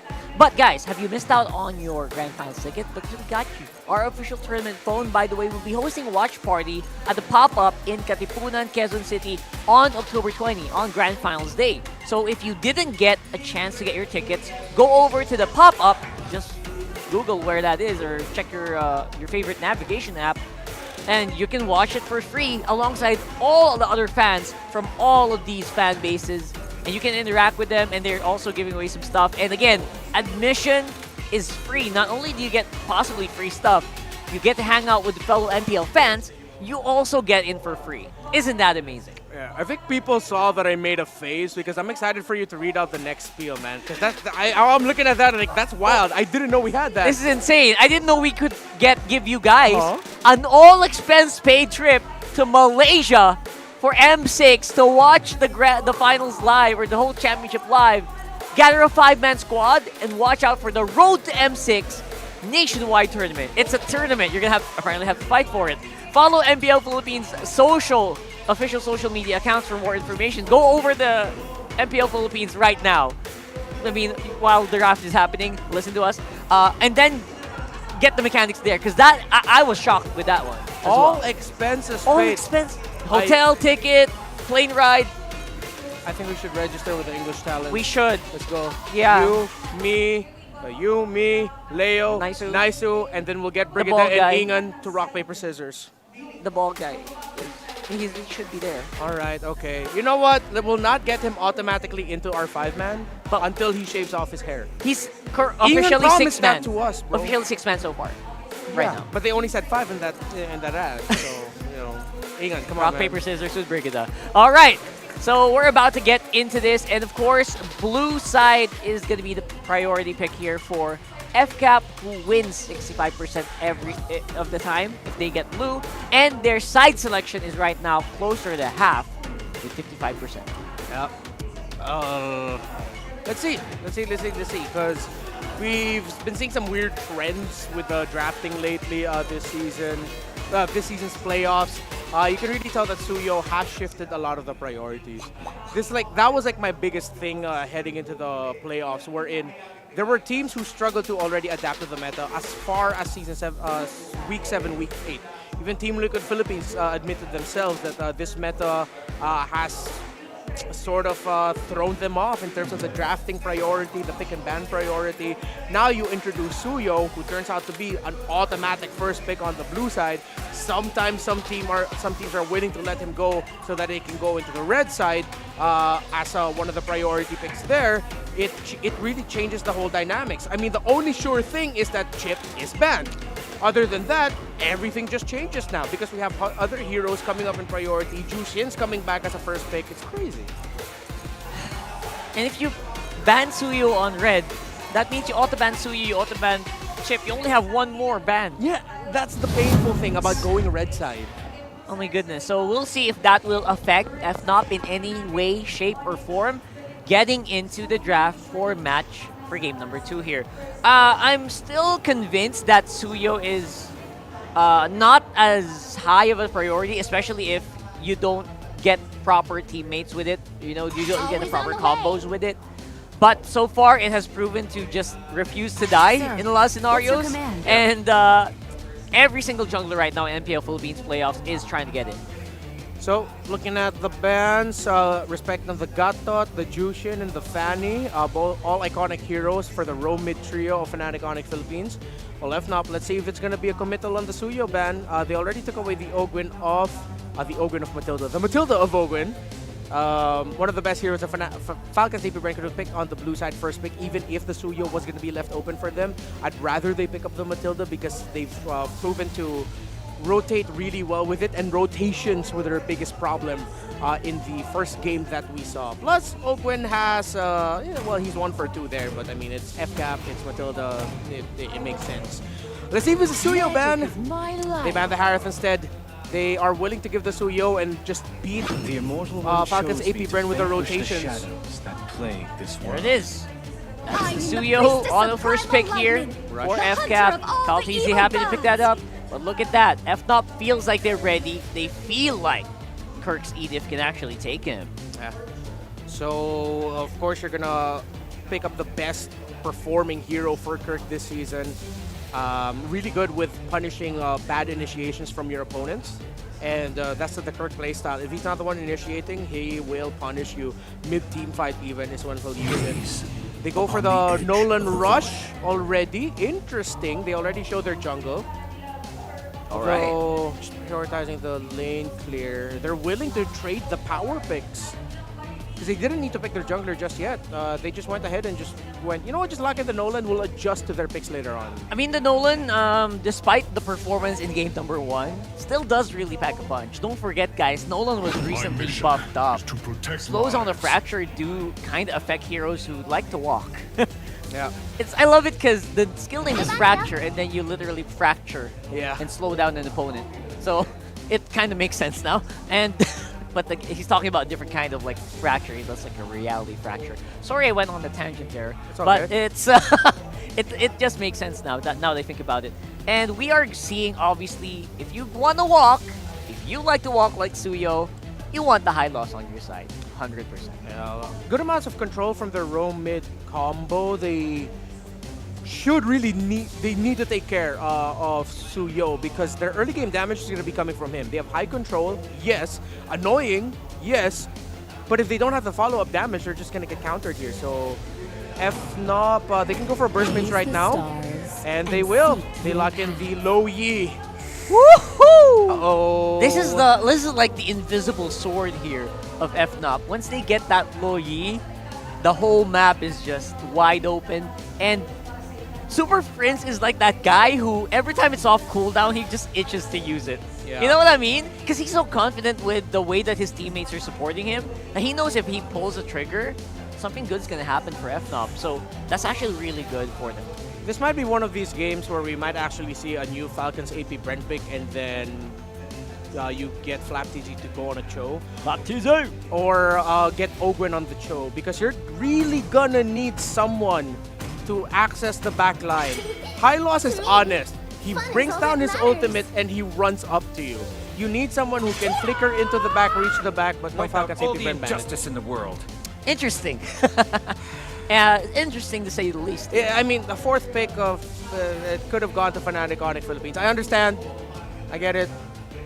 Trying to just protect the Suyo at this point, right? Because as powerful as Suyo can be. But Brusco is going to get his Tigreal unless Falcons APBren actually commit the 5th ban on the Tig as well. That actually makes sense. I feel like you shouldn't just ban out Keller right now, who it feels impossible to ban him out completely. Yeah, right? that's a good point, honestly. So why not just ban the Tigreal, right? So yeah, ban out the heroes that set up for their course. Oh, they banned the Tigreal. What? Oh my God! Why not? Time and tide wait. Dude, you're expecting FlapTZ on the high loss, really? So now they just ended up respect banning the Beatrix, but it looks like they were already thinking about it. They were gonna do it. You knew they were gonna do it, right? Okay, that's a Chad move by Fnatic Onic Philippines. They banned out the hero. They could have slotted in very well for them. It's like a Giga Chad maneuver. Yeah. Big props to Why Not for that it forces an adjustment from your opponents, but now they're still thinking about the Brusco pickup.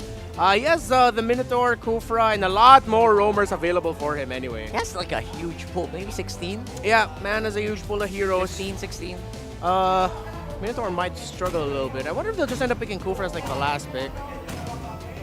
Are you thinking that might be a great answer to the Suyo? Okay. All right. So trying to go for the more off-kilter choices.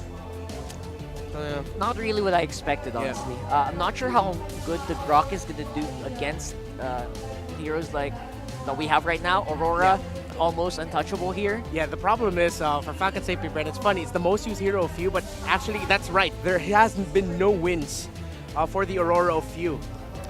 So he actually just might catch few off guard here. And straight up, if they want to run, block the way. Wow. The logic here for FNOP is pretty simplistic. I like it. It's no frills. And it's very honest. Are they going to default it to Rizzler or go for Kali? It is in despair Okay. that I see Nathan I am the and- only one bound by these chains. Still the Phobius. Still the Phobius. All right. Honestly, I feel better about it now that there's Suyo on the field. it's easier to lose track of a Suyo if a Phoveus is jumping all around, right? Yeah. So maybe that's the key. Although you could say the same for game 1. It's easy to lose track of the Nolan if there's a Suyo, if Phoveus is jumping, and they still lost. Yeah, a lot of options here. Carry, Claude, Moskov, all still open. Moskov is the easiest, I think. Yeah, but Fnatic Onic Philippines goes for Whoa! All right. Yeah, again, because they don't have the backline access we were looking for. They're not worried. Yeah, it's not easy to reach the backline of Fnatic Onic Philippines. It's so easy for a Clint to just be able to juggle all his skills, maximize the enhanced basic attack after using a skill. Why not just go for damage? You already have global presence with the Suyo and Loyi anyway. Okay, if Falcons APBren really needs to win the first 5 minutes of the game, or at least keep it close, and then if they can get an early kill onto Kelra, maybe one before minute 4 and then the other coming in before minute 7. If they can get that while Very keeping specific, the game by the close, way. yeah. If they can get that while keeping it close, then they could win it. But again, it's so specific. Can they actually do it? Leo and Naisu. Is it though?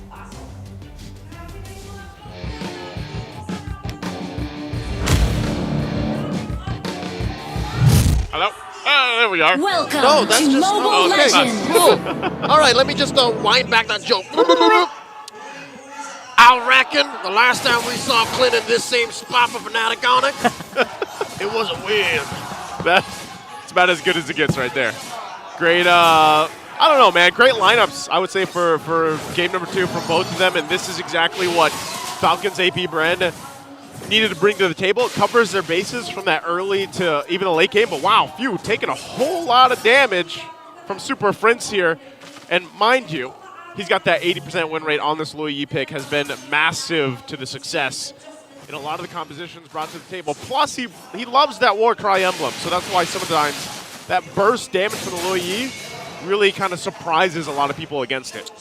All right, back into the action. I think I would like to concur with this lineup being slightly better for Falcons APBren, given that they have the power pick of the Suyo. But there's this nagging thought in my head. You let the Loyi through, man. Yeah. You let the Loyi through. Especially with the... Wait. Counter! Oh! Cameron's going to flicker, okay. No follow-up on this. Not sure if anything else is going to happen there, as you were saying. Counted as a TKO. There is a Grok. Yeah. Imagine a wild charge from out of nowhere, and then diversion from... Oh, here we go! Whoa. One more! They're going to go for the play. Okay, I was going to say Super Prince doesn't escape that one, even with the flicker. So there we go. Finally, FCAP will get on the board early on. Kill in the hands there, too, for Few. Call it a TKO on Kelra, and then a legit kill on the Super Prince. A flicker for a flicker. Few actually spent his major resource there. But also consider, Few watched that same game. That same game that Haji used an Aurora to check a bush from behind. I'm pretty sure that's going to be a factor now. Yeah, actually, it could be. Clean out all possible bushes. Could be. You got to trust that sense there. Right now, they're trying to keep him away from this turtle. Brusco, not going to get close enough, so Kyle Teasy will get the turtle. There's the initiation, though, still. Keeping Brusco at bay. Doesn't have the level 4 yet, so he's not going to be doing any amazing wild charges just yet. Fnatic Onic have to be satisfied with the orange trade and the eventual cleanup of all of Kyle Teasy's camps down bottom. Looking at the item build right now at about 500 gold. We're looking at a 3-minute game so far. Even things, you know, when I think about the Clint, we actually had this conversation on a desk yesterday too with Ingon. I don't know, man. He fits certain compositions. Like, he's still very niche if you compare it to all the picks that do come up through the gold lane. But one thing's for sure, like, he can provide quite a bit of damage earlier on compared to the Nathan here. Yep, and it's a very specific kind of damage. And here we go, Brusco jumping on in. Fnatic Onic, more conservative now. Look at King Kong taking the flank. Very patient on this one. Ogwen's tanky enough as well, still has the Revitalize, so King Kong, this is how he likes the jungle, man. But hold on, bottom side, that was the wild charge we were talking about. Super Prince will go up, clean that one. Finally getting a kill for himself. I didn't see it. It was off camera, but Kelra saw it. I guess that's one way you can use the Clint early on. Yeah. That was a utility marksman if I've ever seen one. Sometimes, you know, also those bowlers come in handy. So far, so good. 1-1. Fnatic Onic have survived the early game onslaught of Falcons APBren. I reckon we're at about the 3:40, 4-minute phase right now. Yeah, I was gonna say we're imagining the time as well as we can with this though. It's called game sense. Yeah, game sense. Kind of unlocking it, but two, it looks like. And the turtle's about to spawn. I was gonna say, and the turtle. So we're playing with numbers here. I'm not the math guy though, but I'll do the best I can. Diversion. Ooh. I can tell you where that's going. Getting in position right into that bush. Few takes a couple shots. He's still got the passive. There's the flicker forward. Coming out from Flap. Still trying to keep it in the bay. Wild charge gonna be used again, and King Kong will get the turtle. Still, the fight's gonna break out. They're gonna force him on the disengage. FNOP will get the objective. That is 1-for-1 now on the turtles. And just, whoa, wait, what? There's some action that was happening off camera. Gold lane again, back and forth continuously between Super Marco and Kelra. Looks like Kelra is not going to take that chance. He already burned the flicker. So that's another TKO onto the gold standard. 30 gold. That's all Fnatic Onic have on FCAP. And best believe, if FCAP don't find a way to turn it up to 11, yeah, slowly but surely this is going to grow bigger. Yeah, it's tough because right now for FCAP, like I said, they're playing around, you know, the different timings that they have with this kind of lineup. You can see this too, you know, Feather of Heaven is locked in here for Super Marco. It's been a hell of a lane though between the two gold laners, and Super Marco does come out forward against it, you know, by about 500 gold or so against Kelra. But like I said, that Nathan is going to be looking to go into the late game and provide that, you know, that, well, we used to call it the Betty bomb, but it's the Nathan bomb at this point, you know? It's a bulletproof bomb. The bulletproof bomb. And luckily, Super Marco has Ogwin, one of the best heroes for babysitting the Hylos, and that's why he's so willing to go ahead and entropy up, because they've covered their base. So I guess that's one thing FCAP are holding on to. Save for the whole, you know, 50-50 on the turtles. Yeah. Gold lane, they got unlocked. Yeah, they do. It's, oh, again, inversion. Send it to. They're going to be going. It's only Ogwin, though. So not able to push through. Glorious Pathway going to be dropped down. Kyle TZ has that information, but right now it just stops what FNOP had planned there. So good play into that counter diversion. 6.5 minutes in, I have a theory. Tell me the theory. Falcons APBren, they have a solid lineup to respond to the diversion. Yeah. They have a solid way to hold down lanes and to get talking. objectives. But they don't have as good as a decisive play whenever Fnatic Onic says, we don't want to fight. It's so much easier for Fnatic to say, let's go and let's not. Whoa, wait, Ogwin? It is a lot easier for them to just kind of decide if they want to fight or not. And with that, that's why they also take advantage of using diversions. There's the jump in with the Infernal Pursuit. Glorious Pathway to help them out. Also on the backside, they're going to force the fight once again. Jumping on in, Brusco taking a couple of shots. Flap's still up, and the Wild Charge going to go through, and he's looking for the kill to clean it up. Flap will finally get it. And the fight still for this turtle. Kelra joining the shot. Firing off on Ogwin. Gets out the Revitalize. So right now, it looks like that's all it's going to be. Brusco, the only one to go down. Valiant effort by Falcons APBren. They do get the kill, but they're all topped up. The flicker forward again. King Kong will get the turtle. Marco! Super Marco joins the fight, though. Able to get Kirk, and that's all. That's the exchange. A kill for the turtle, but their eyes are set on the tier 1 mid lane turret being worked on. King Kong sees how low Ogwin is. He jumps in. The fracture won't be enough, and LFU, though, will be in trouble. As Super Fritz picks it up, Super Marco doesn't have anywhere to go, but he gets away with entropy in time. You didn't see it coming. Marco got away just by the skin of his teeth. And Ogwin tried his damnedest. And now Fnatic Onic are clapping back. I was going to say amazing conversion by Falcons APBren, but right now, clapping back cost him so much. Yeah, it does. And, you know, amidst all this, Leo, we're still relatively even. Even looking at the economy here, the items that are falling into place, nothing is too drastic. You know, aside, that gold lane, you got a good difference there. At least the 2 items. He's still working on the Holy Crystal at this point. So Super Marco, once that's locked in, that's where we see that biggest burst potential that can come out from the Nathan. And even this time around, too, they'll go and focus on the Tier 1s, trying to open up the map for them to set themselves up for this Lord take in about 40. Dare I say, Naisu, up to now, all 5 games that Fnatic Onic have been part of in the playoffs, this might be their most challenging yet. I would agree. Definitely is. Diversion, where are they going to send them? They know they're going to go forward. Still the fight in the mid lane, not fully engaged, but Glorious Pathway going to be dropped down. There's the Primal Wrath. In response, Brusco. Does he want to go? He drops down the wall, still in the mid lane. They're trying to keep King Kong at bay. A whole lot of poking between both teams. Brusco holding on, still has the flicker. King Kong on the backside, forcing Kyle TZ back. And they want this Tier 1 turret, but he's going to take the orange instead. He'll take the orange. Fnatic's going to make a move for this Tier 1 in mid. Ogwin, his whole career flashing before his eyes. Look at how close he was to death. He is going to get away with it. And Fnatic Onic posting up for the Lord. One thing that Fnatic Onic does here so well, that's why Falcons APBren can't get a sure hold of the game just yet, is the use of their weird damage profile. Can I say that? It is weird. It's so much burst, but just the same, it feels like they're just right clicks. Yeah, it is. I mean, both the way you're looking at it, you'd be surprised too. Like King Kong 0-0-0, but he's quite a bit ahead in terms of gold against Kyle TZ. It's the most painful 0-0-0. Yeah. He's just been able to farm up, work on the, and some of the team fights really is because, again, you're playing around this whole diversion, whether you follow it up or not, but also the poking potential that they have.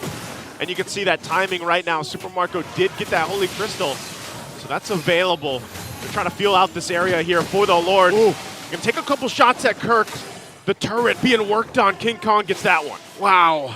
Just by merely playing the map, Fnatic Onic have gained a 1,000 gold lead. There hasn't been a kill in the past couple of minutes. He's gonna get another. And King Kong!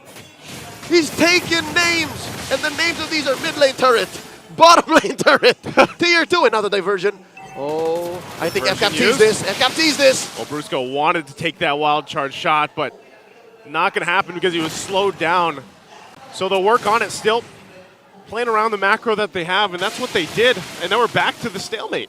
It's that base theory that's allowing Fnatic Onic to do this. The fact that they just move faster and are able to make faster decisions and react to what FCAP do that allow for them to say, all right, we want to do this. Oh, maybe not. Let's move elsewhere. Yeah. And FCAP have to constantly think about that. On a 5v5, just full frontal basis, FCAP can win these fights, no doubt. Yep. But FNOP are not giving them that choice. Their head's got to be on a swivel constantly for FCAP. And that's the case anytime you are up against a Luyi. The fact that this is Super Prince, again, one of the few players that does still pick it up, makes it work 80% of the time so far. It's definitely an obstacle alone, even though we said, yeah, FNOP, despite all the games they've played up to this point, this being their 5th, this the most difficult they've had. Hell, even for FCAP, the Titans, the current world champions, this is also a test of how far they can go in this series. Now 12 minutes in, no one's taking the Lord. Glorious Pathway dropped in. Glorious Pathway going to be dropped down. Brusco, again, this is what we're talking about with damage profiles. The Lord will go for a reset, not fully, but still fighting for this territory here. No team committing just yet. The last time we saw such a beautiful Lord dance was between FCAP and Black just last night. And now, Falcons APBren back at it again. Old habits die hard, and Fnatic Onic won't want to let go. They've now somehow won control of the River Brush and the Pixel Brush, but this just means these diversions could be more lethal. But I can just say the same for Few. Few has been cleaning out bushes so well. He has. They've been handling it. Good little pressure there on the bottom side, cross the map towards that Tier 2 turret of FNOP. So, and this is what we're talking about, when they play around the fact that they're trying to get some of the defensive items locked in here, Super Marco does finally get that Wind of Nature. This is kind of what they need. They need to be able to go toe-to-toe, but also have those defensive options dealing with Fnatic Onic. And also King Kong this time still sitting at 0-0-0 at 13.5 minutes in. He'll grab his buffs, and then they'll give the call eventually here once they're ready to fight this out. Who would have think the last standing Slayer, oh, there it is! Whoa, here we go! The wild charge are going to be used. Few gets out as well, but Ogwin won't be able to escape. The damage is there, and Brusco Both roamers going down, so the 4 versus 4 Lord for the taking here.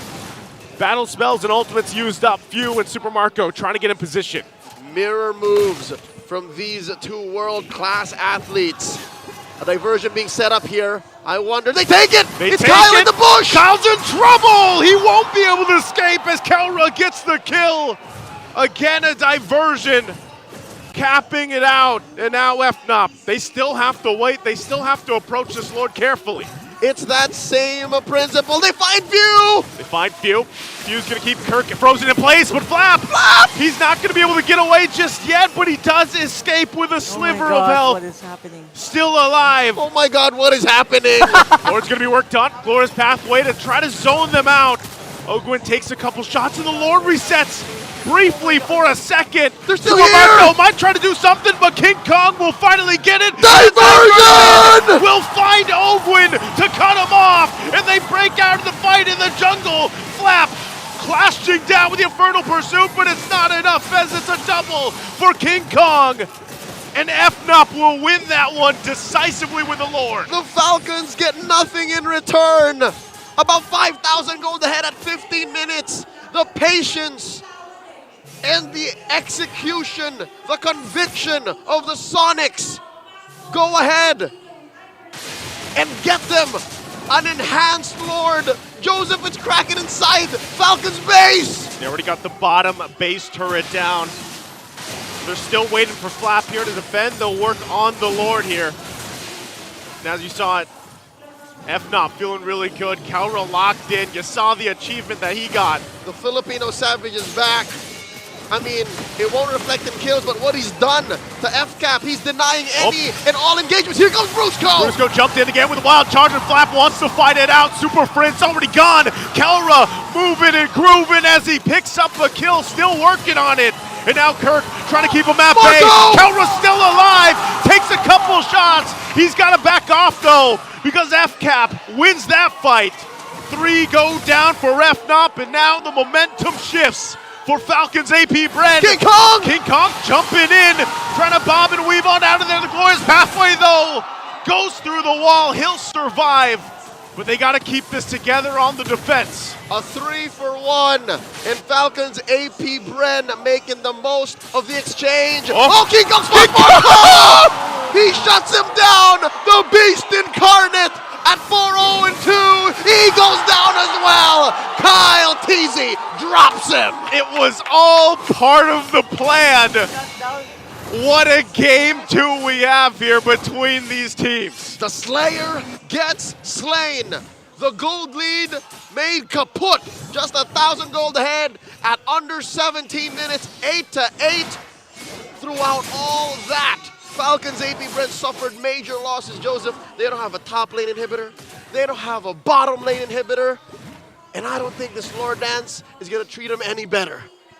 I don't know, man. If we just got a preview of that last Lord, which took quite a long time to get to. I'm not sure if it took as long as yesterday's, but it was still a hell of a mind game that Fnatic Onic Philippines also approached that. And FCAP themselves, you know, if you're looking at the items here, they're falling into place, but they still have some catch-up to do in certain roles. It's not what you got, it's how you use it. I know we say that a lot, and the phrase almost means nothing, but here specifically, I'm looking at Super Marco, he's got a better kit than Kelra. I'm looking at Marco, and I think he can blast King Kong to hell. All right? To hell. Back. And back. And back. You saw how King Kong just popped like a pimple when Kyle got his hands on him, right? He did. So, if some way, somehow, FCAP can find a winning position, this could be a Lord that's theirs. Well, once again, we find ourselves, what are we calling this now? Is this still the Lord Dance? This push and pull between both teams? Kind of fading through it. They're going to go for it as King Kong will get the Lord. The toss up through. Flap's going to be taken out, and they go in, pressing the situation as they find Kirk and Super Prince. King Kong still getting on out of there, but they got the Lord. And that's going to be enough for Fnatic Onic Philippines for now. 2-for-1. FCAP economically trading up, but just the same, Fnatic Onic take the Lord. I'll tell you now, Flap Teasy, This is just another day in the office. He's the #1 most damage taken on all of the league. So he's used to just throwing himself at his opponents. He's that body bag. And just saying, take me, all right? Not my teammates, take me. And that's what allowed for FCAP to take down Prince and Kirk. Now the question, how does FCAP make the most of this? Because for the first time in, I'd say, 15 minutes, yeah, they have as close a lead as it gets. This is about as close as it gets. You don't have that huge gap that you're working in. And just like you mentioned, even considering the items as we take another look at it, you can see how much fight capability that this Falcon APBren lineup brings to the table.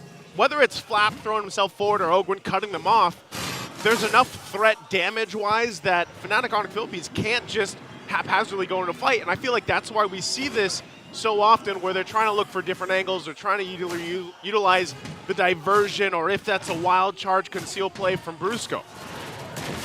With that said, I'm taking into consideration the items, the positions on the map, what the map looks like, and there's one thing that's glaring at me. What is it? Why can't they catch Kelra? How can they not take down the gold standard? I don't know, man. If you guys, you've seen the clips and the moves from him this season. Is it too much work for Kyle to find him? I think it's almost too much of a risk. Is it impossible? He only has one. He barely has a bodyguard. And yeah. I'm looking at Kirk. Like, Kirk is his bodyguard. Yeah. But that aside, if you can take down Kelra, maybe the face of this game changes. Maybe suddenly the Lord is that much easier for FCAP to take. I think when you look at it too, aside the fact that Kelra's just got, amazing micro-technical skill, it's just the team's lineup peels for him really well. Like, you have so many options, whether that's, the wall from Grok, you can also use the wild charge. You have Kirk doing the same thing with the Edith. Sometimes he's just earth-shattering or onwarding forward. There's so many options for them to protect Kelra. And so maybe that's part of the puzzle. Like, if you're Falcons APBren, how do we get to him? How do we actually shut him down? And I feel like they've been trying, even if that's utilizing the glorious pathway from Ogwin, but they just have a hard time getting through that front line first because there's so many options to peel for Kelra.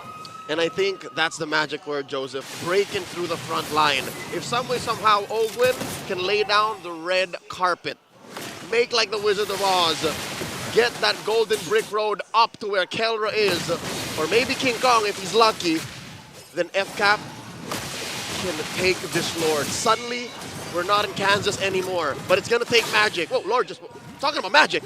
Go. Lord just snaps back from behind the Guardian's barrier. Now Ogwin playing footsies with Brusco. And I think, slowly but surely, past the 20-minute mark, King Kong is allowing himself to be seen more now. He's not taking the flanks as often. Yeah.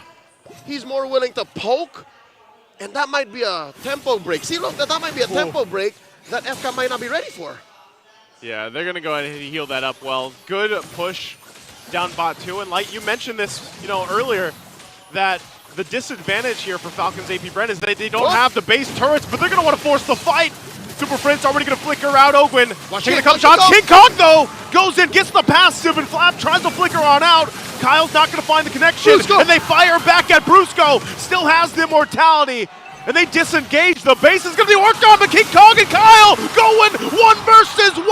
A diversion into the base. Can they get there in time? Kyle goes down. They still have the minions to clear through. Not everybody could get back in time, but Fnatic Onic Philippines will fight it forward as they take out Flap, and they make the play to take it to a 2-0. The Sonics are at match point. 1 game away from going to the grand finals. 1 game away from M6. My goodness, they got a sweep yesterday, and they're on the way here. 2-0 right now against the current world champions, Falcons APBren. The IQ on this team, the plays here are amazing. And it's not like they did it just because they were that damn good. They got a solid draft, solid game sense, and a killer instinct like no other. Let's throw over to Infinite Game Tambayan to talk about Game 2.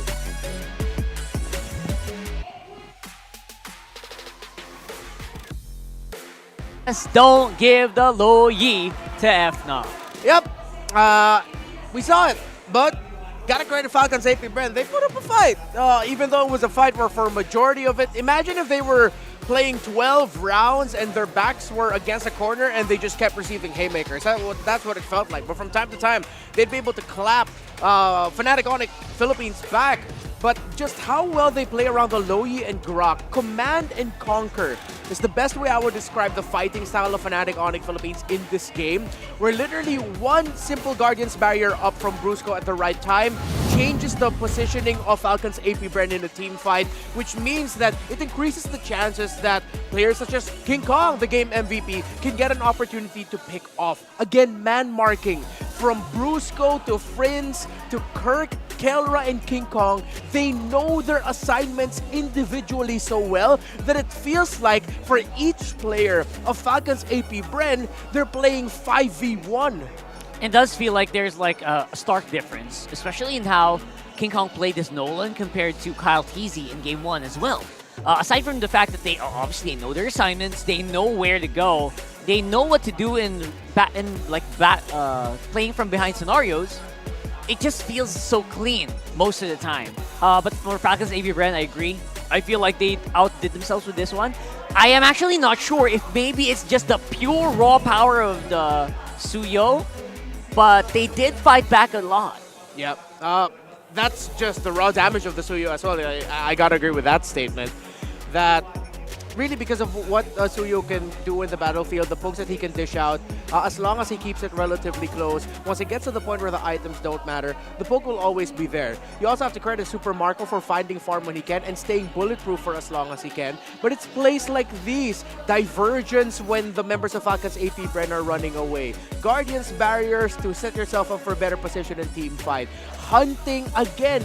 Stuff like that comes because each member of Fnatic Onic Philippines understands the individual assignment for each, for no matter the situation. Brusco even had some really great wild charges. Some of the objectives won by Fnatic Onic Philippines came from the back of Brusco being able to zone out Kyle Teasy really well, stunning him at the right time, putting a wall up in front of him so he just wouldn't reach the range of his retribution. It's insane. Actually, that's what I wanna go to as well. Like, bro, King Kong took all the turtles in this game.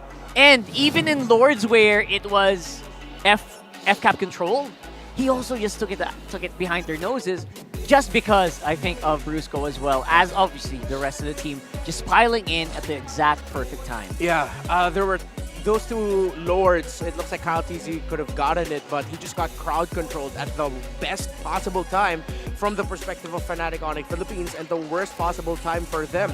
Again, this is one of the difficult things to do when you're playing an EXP laner that doesn't have backline access or dive up against a Loyi. That's why they ended up picking up the Nathan, man. They just needed to have someone to get a little bit closer and deal damage, which puts the Nathan at such a risky position because he has to commit the entropy to go in, burst, and hope that he gets someone down before they can take him down. And then when you add in there the Phobius, you see Flapteasy's initiation. It forces him to commit the flicker every time he does it. Already an expensive spell for a Phobius to use early on in a team fight, forcing to use it as an initiation. Crazy. I mean, forcing it in that scenario means that you don't have an out, right? Yeah. Like your enemy knows you use the ult. They're clocking in their minds. They're timing it down until a moment where you're vulnerable. Yeah, you'll have the in, but you won't have the out. No out, right? And aside from the raw damage of Suyo, I also thought, you know what, FCAP were also relying so much on raw damage of Super Marco just because the Nathan does what the Nathan does. Aside from that, if you're talking like control of the map, it does feel like FNOP has it. Even though they're like not really present on the map. Yeah. Like in that last Lord fight, I knew in my bones that they were just gonna teleport to the base, maybe on the bottom side of the map. Yeah. They didn't really care about that. And you know what? They did. They didn't teleport to the bottom, by the way. They teleported straight to the crystal, to the base, and that was all they needed to do. Yeah, Fnatic Onic Philippines plays with the gusto and the bravery of newly minted professional players. Like MDL players who just made it into the MPL or who didn't even make it through MDL and hey, I'm an MPL pro now. They play with that confidence. But they play with the calculations of a veteran. It's the spirit of, I don't care, let's go for it. But in the back of their heads, their signal to say go for it comes from the fact that they've already calculated like, okay, I'm already here, he's there, he's used this ability, and it's free flow. It looks like Fnatic Onic Philippines has solved MLBB. It does feel like it, right? Like they're definitely looking at the map in a different way compared to the other teams, 100%. Even if they don't always win the team fights. Yeah. Right? They don't need to win all the team fights. They just need to make it so that you at least get all the objectives. Yeah. You have control of the lane flow, the minion flow. Yes. And then just attack when you have like that small advantage. And most of the time, even if it's like a coin flip, FNOP does come out on top. Yeah, and it's so tricky. How do you even start thinking of or suggesting draft adjustments? Like how to counter that. How to counter it when you're up against a team that it seems like no matter what heroes they end up with other than the Masha, they'll make it work. They've made everything work. They haven't dropped the game this playoffs. It's just they've solved MLBB. No other way to put it. Does seem so. And if they want to prove that, we'd need game free. And of course, our analysts will throw it over there. So, what you got?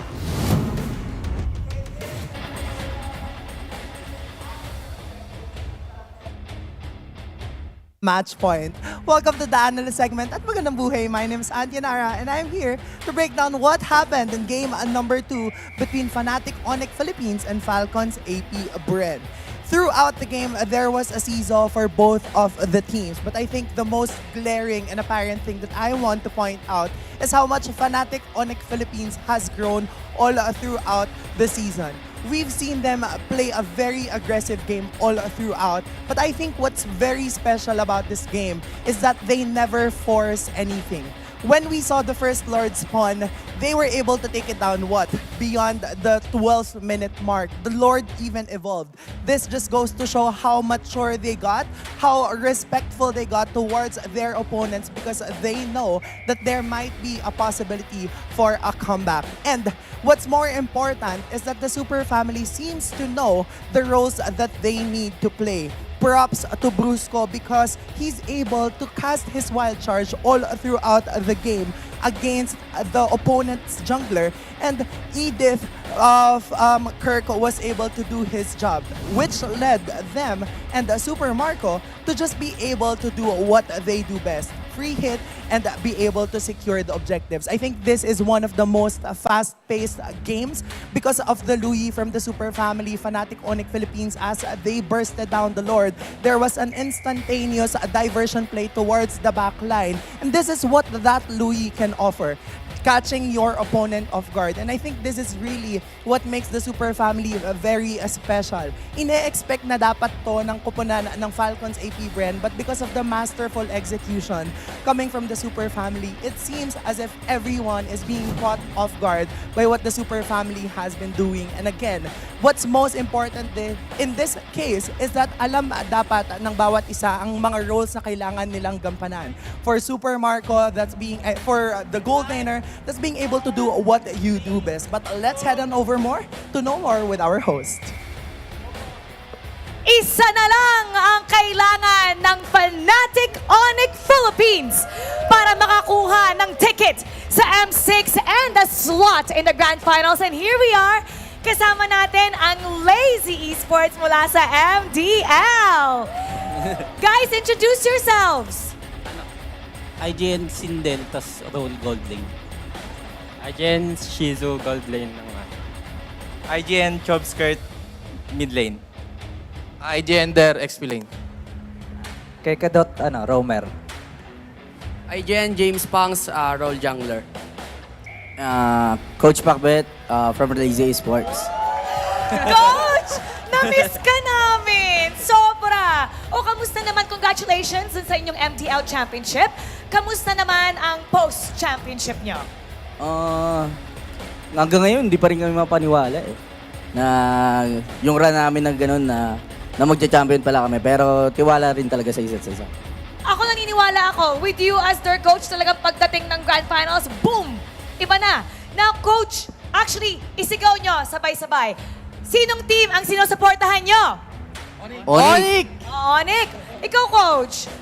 Coach, nakakausap mo ba si Kelra? Oo. Madalas. Kasi playoffs na chinachat ko siya minsan. O anong sabi mo si Calra tungkol dito? Kasi isa na lang, makakapunta na sila sa Grand Finals, tsaka makakastep sa world stage. Oo. Kay Kelra, siguro mas galingan niya talaga. Kasi pwedeng ito na yung season niya as a player.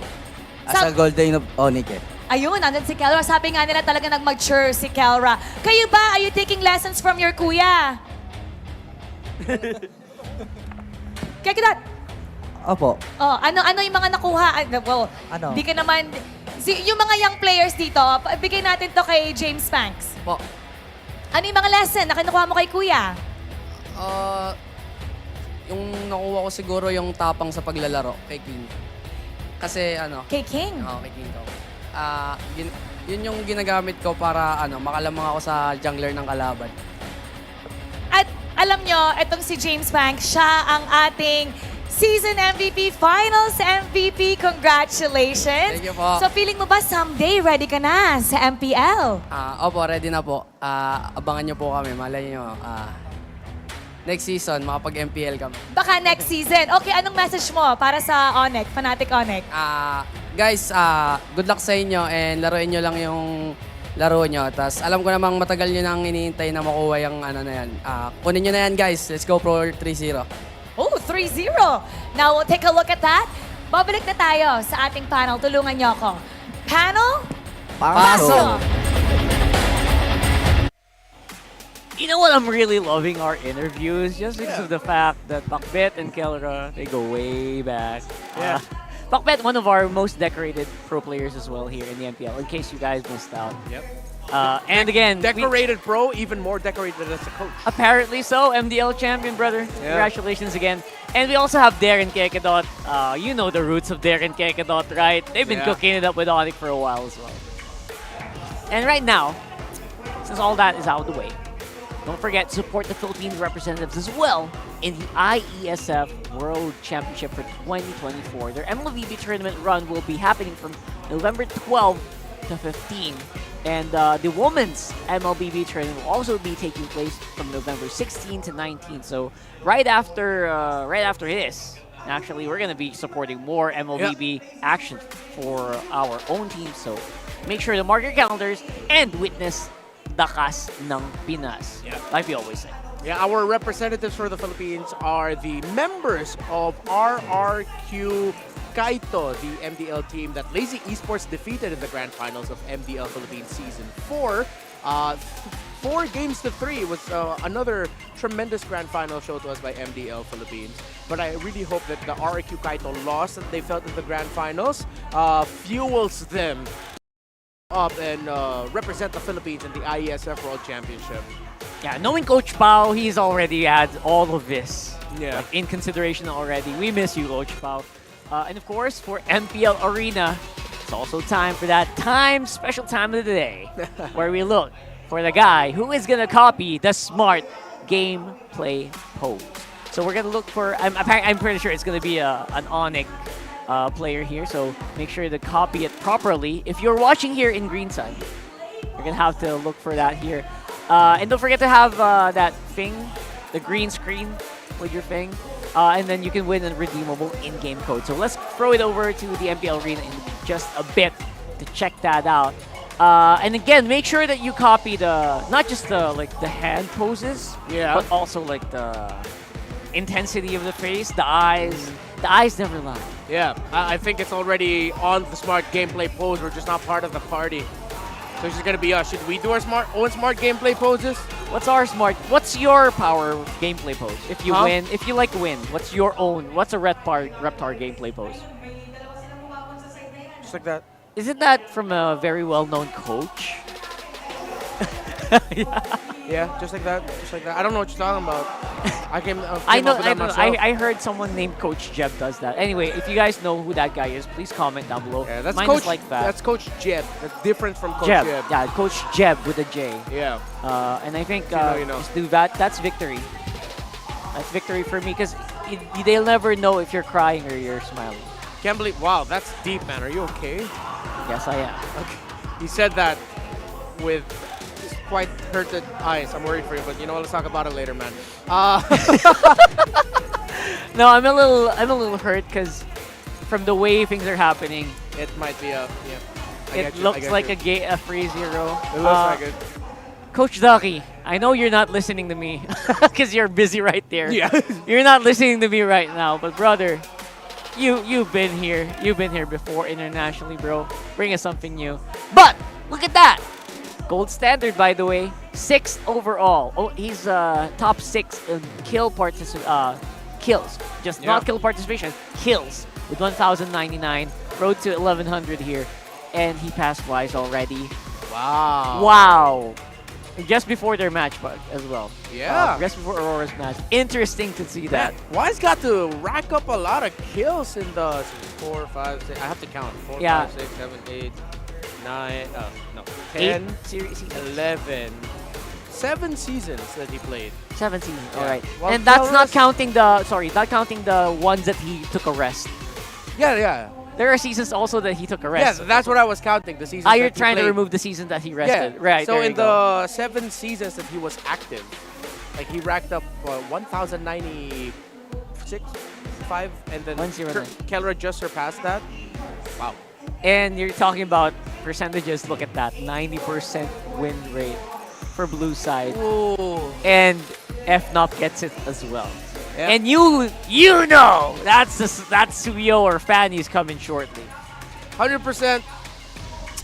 Again, I tried while you guys couldn't see us on the screen. I tried racking the permutations in my head in terms of the drafting order. I couldn't come up with a draft or little draft tweaks that would say that Falcons APBren definitely won this red side draft. There it Or is. maybe it starts here by stealing away the Edith of Kirk. They steal the Gatot Katya from Brusco.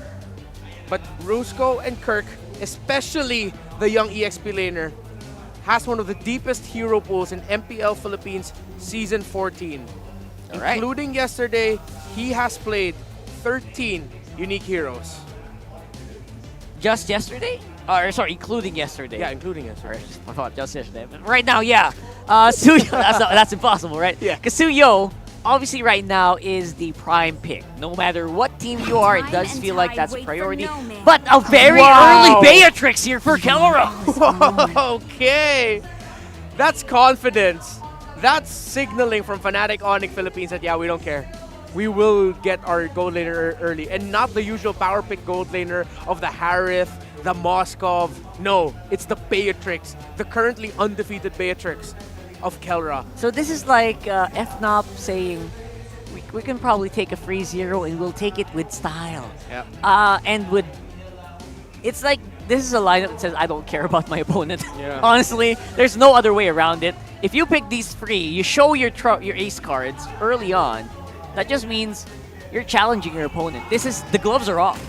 You know, it's this meta wherein Yu Zhong would have slotted in so well if some other heroes just didn't rise up in the meta. Because even though like something like a Yu Zhong really would have messed up, like the Beatrix would have had easy backline access to the Vixana. There's so many other power picks that are just so much better. Edith being one of them that you can't just go ahead and take. Arlott even far better. So now Falcons APBren are forced to default onto, if I'm not mistaken, the best, should be the best hero of you this season on that Faramis, as he has a... Maybe 2 losses, 3 losses. Yeah, 2 losses. He's 4 out of 6. All right, there you go. Interesting, right? This should be... If I was like Falcons APBren, this feels like the best pick for each role right now. Yeah. Specifically for Ogun and Flapteezy. And Few just is icing on the cake. The question is, at this point, it does feel like it's kind of telegraphed to FNOP what they're trying to do here. Easy to ban out that alpha. You can just focus down on Kyle TZ after that as well. Super Marco's pool is actually a bit better, and right now, if you want to try to choke him out in any certain role, I think it's jungle. Yep. Falcons APBren still has a wide pool available. Hayabusa has been strangely snubbed in this series. We've seen trades of Nolan and Suyo. Bling has been snubbed. Haya's been snubbed. Julian also. all power picks. If they want, they can actually save their jungler pick for last. But this has to be a physical damage dealing gold laner because they already have a lot of magic damage coming from their first 3 picks. That's sort of really necessary. From the way things are happening, you either go Moskov or Clint here, and FCAP apparently will be going for Moskov. Save the jungle pick for last. Is it just going to end up being something like a Ling or a Julian? The higher, because the Cho's still open here for Fnatic Onic Philippines. They can lock in the Cho and then a really tanky EXP laner. They can default to the safest pick of in Kirk's playbook, which is the Terizla. Or they can even bring out one of their numerous flex picks for Kirk. They can go Grok XP, they can even still go Grok Roam. They can pick both, but of course you go for the undefeated Tigreal of Brusco and the CC for Kirk. Pack of vengeance with that. Edith, Moskov, they're gonna cry. It just feels like FCAP asked for it with this draft, to be honest, right? You leave open picks like the Tigreal, you're asking for a big engagement to come in. Here's the Julian for Kyle TZ. Again, not the most stellar win rate for this hero for the playoffs. Actually, I don't think he won any, so... Yeah. This is FCAP, I feel like, trying to go against the odds, right? Trying to give the opponent whatever they want, but they're also going to do whatever they want.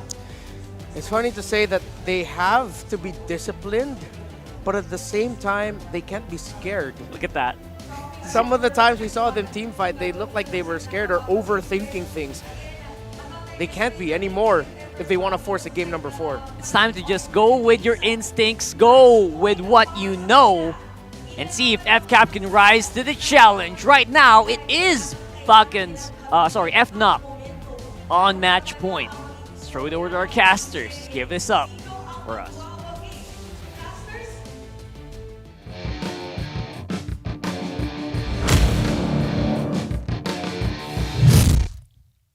Welcome to Mobile Legends!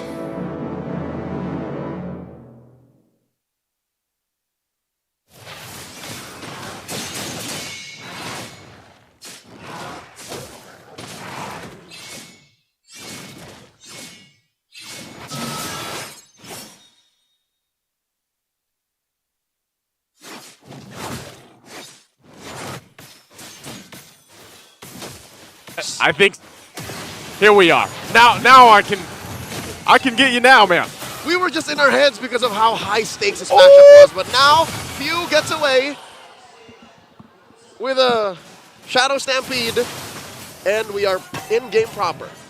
All right. Few escaping there with his life, of course. Did have to use that Purify, but this is what we're going to have to see, how they play this early game. They're going to go in for Wall. Few very quickly taken out, but they do get King Kong back. The trade there, the 1-for-1. You take that trade 4 times out of 5. A mid laner for a jungler? Worth. Yes. Now, talking about this Julian up against Suyo, it's a match made in heaven. Mechanically speaking, these two are the top of their game. Yeah. Kyle TZ and King Kong. Ooh. I think FCAP may have figured something out here. It might have. Trying to, oh, he goes in with a flicker. Uh-oh. He didn't want to get hit by Ogwin. Now King Kong might be on the hunt too. Goes in with a Queller, but there it is. Kirk will pick up the kill. Good synergy there. Good calls as well. You can only be in so many places all at once and think of so many different positions your opponents could be. Yeah.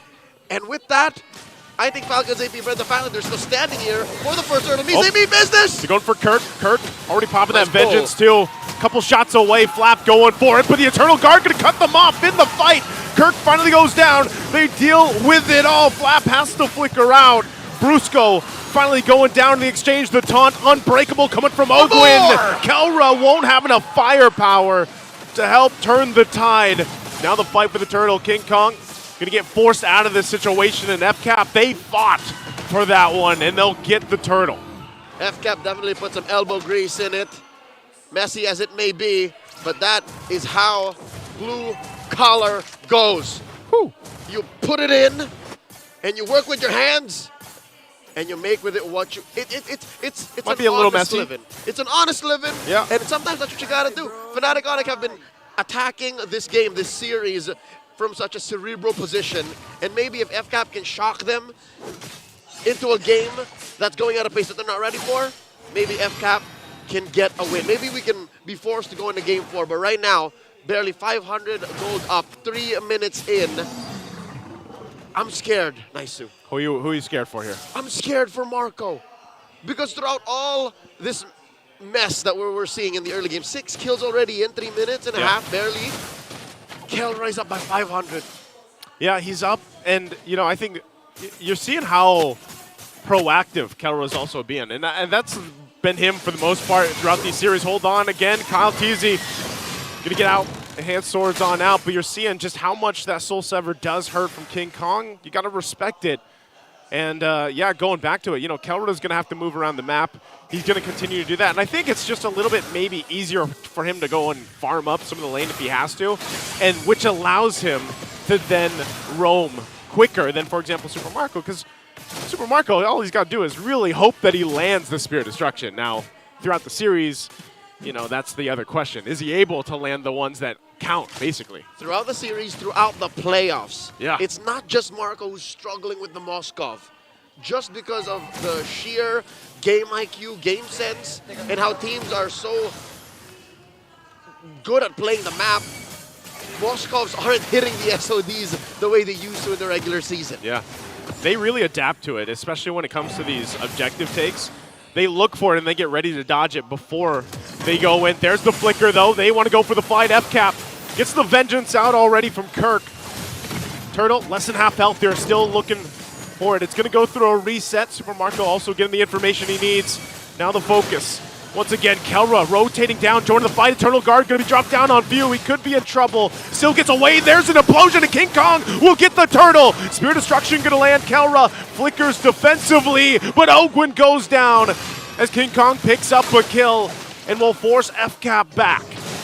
Fnatic Onic, definitely the aggressor in that situation. Despite the early pop on Kirk's vengeance, it was all according to plan. Falcons APBren, they can rest easy knowing that they did get a turret up top. But just the same, Fnatic Onic very quick to the comeback, pushing down bottom, and it's the same lane I was afraid for, Joseph, this whole time. Because of what happened, what transpired in the first 2 turtles, Fnatic Onic said, you know what, Kelra? Switch lanes quick. Go down bottom.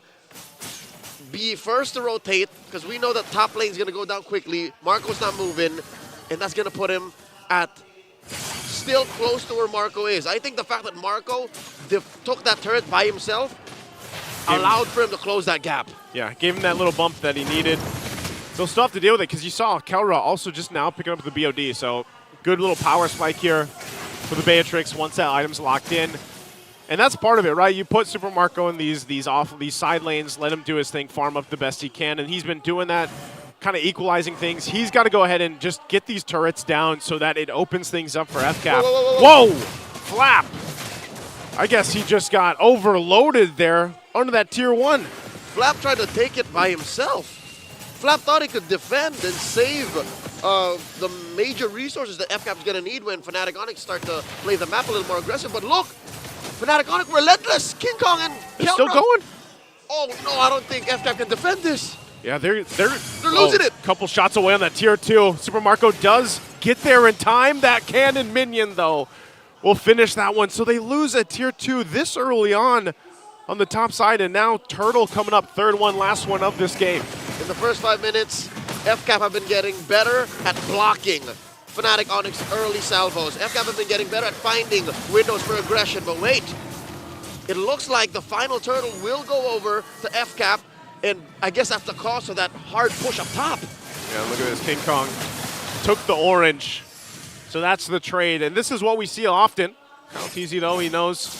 Might go on the hunt here. Spear Destruction going to be used. Retribution also, but King Kong will be fine. Again, the Suyo is hard to catch. So many options to get out. Maybe, what, 30, 45 degrees off?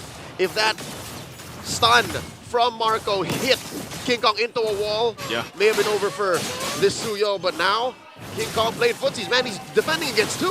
He's defending, but Kyle Teasy's not going to let that orange go away for nothing. We'll finally get that revenge by taking the purple buff here from King Kong. Both teams getting set up now in this mid lane and trying to get control because they both hold on to tier 2 or tier 1 turrets mid lane. And if they make a play, if they find a pick off either way, gives them a little bit of a room to work with before the Lord comes up. Eye for an eye, trading buffs for buffs. And slowly but surely, Fnatic Onic know that FCAP aren't the same team that they faced in Game 1, not in Game 2. FCAP are just getting started. They're getting warmed up. And now, Kyle Teasy, ever the aggressor on the Kirk. Kelra knows he can't protect Kirk. And this pushes Kirk all the way back. Kirk will be fine. Couple shots. I mean, this is what we expect with both teams kind of just limit testing each other, seeing what they can get, if they can get anything, whether that's used or not. Not too much that they can go for until this Lord is up, and that's where we see it. Both these teams, you know, they've mastered that part of the game where we see some of the best kind of back and forths between the Lord shuffle or dance or whatever we want to call it now. And both masters at the macro decisions that they made. I mean, that's really what showcased the last game. I'll tell you now, Joseph, if some way, somehow, Falcons APBren find Kelra or compromise Super Friends before this Lord goes into a full-on point of no return, then maybe FCAP can take the first big objective. Brusco and Kirk positioning up, one up front, the other in the back. It's never as simple to find Kelra, though. There's always a big, beefy member of FNOP next to him. Look at this, it's Brusco this time. Now it's Kirk, and he's always just going around here. It's just like we said in the previous game, Leo, you know, trying to get through that front line or that just the protection that Kelra has. And all the while worrying about what King Kong's doing. Eternal Guard going to be dropped down. Flap goes in with a flicker. They want to force the fight. Enhanced chase though. Goes in, able to find Super Friends, and Kirk falls as well. They're going to clap down on Brusco. He tries to get away. King Kong tries, dives into the backside. Will find Kyle Teasy and fires off. But Super Marco gets a double. They find 3 kills in the exchange. It's Kelra and Brusco left alive. 2 for 3.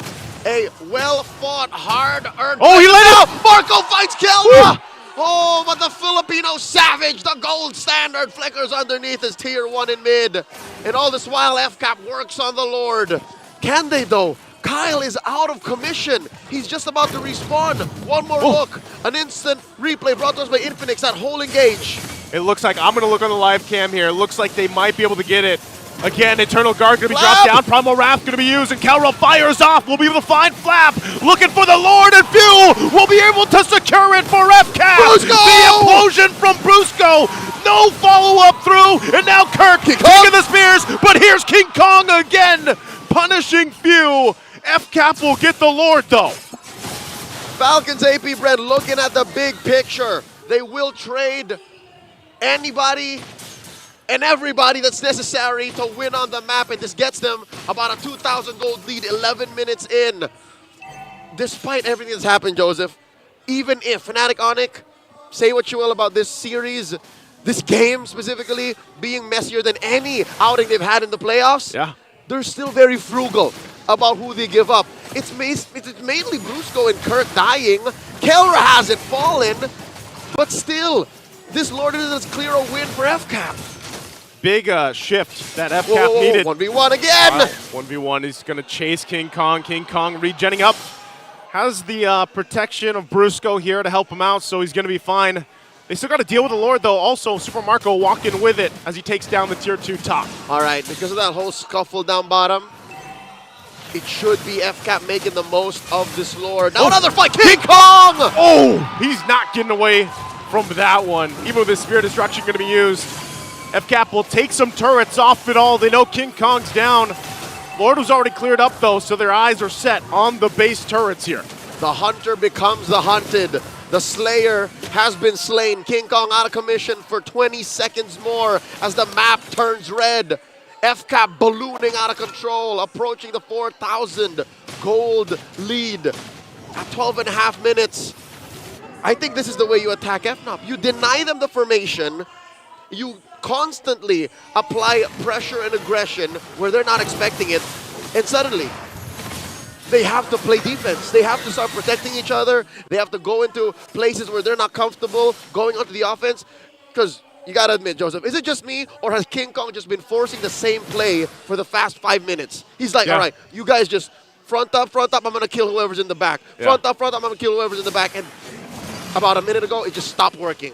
Stopped working, and I think even what we're seeing is Falcons APBren adjusting, getting a little more, you know, creative, even with trying to shut that down, because they've seen it now multiple times, and that playstyle from King Kong is really what makes him such a great jungler. But if you punish it and he's taken out of the picture, that's the biggest advantage for FCAP. It's that unorthodox rotation that Falcons APBren have either practiced a million times or just in this series alone gotten used to fighting Fnatic Onic Philippines. It's a perfect mix of them knowing how to play the game anyways and understanding on the fly what makes Fnatic Onic tick.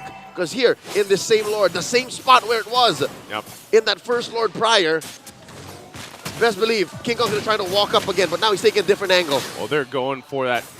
Again, it looked like the conceal was used. Super Prince dropping down Ogwin. The shots also.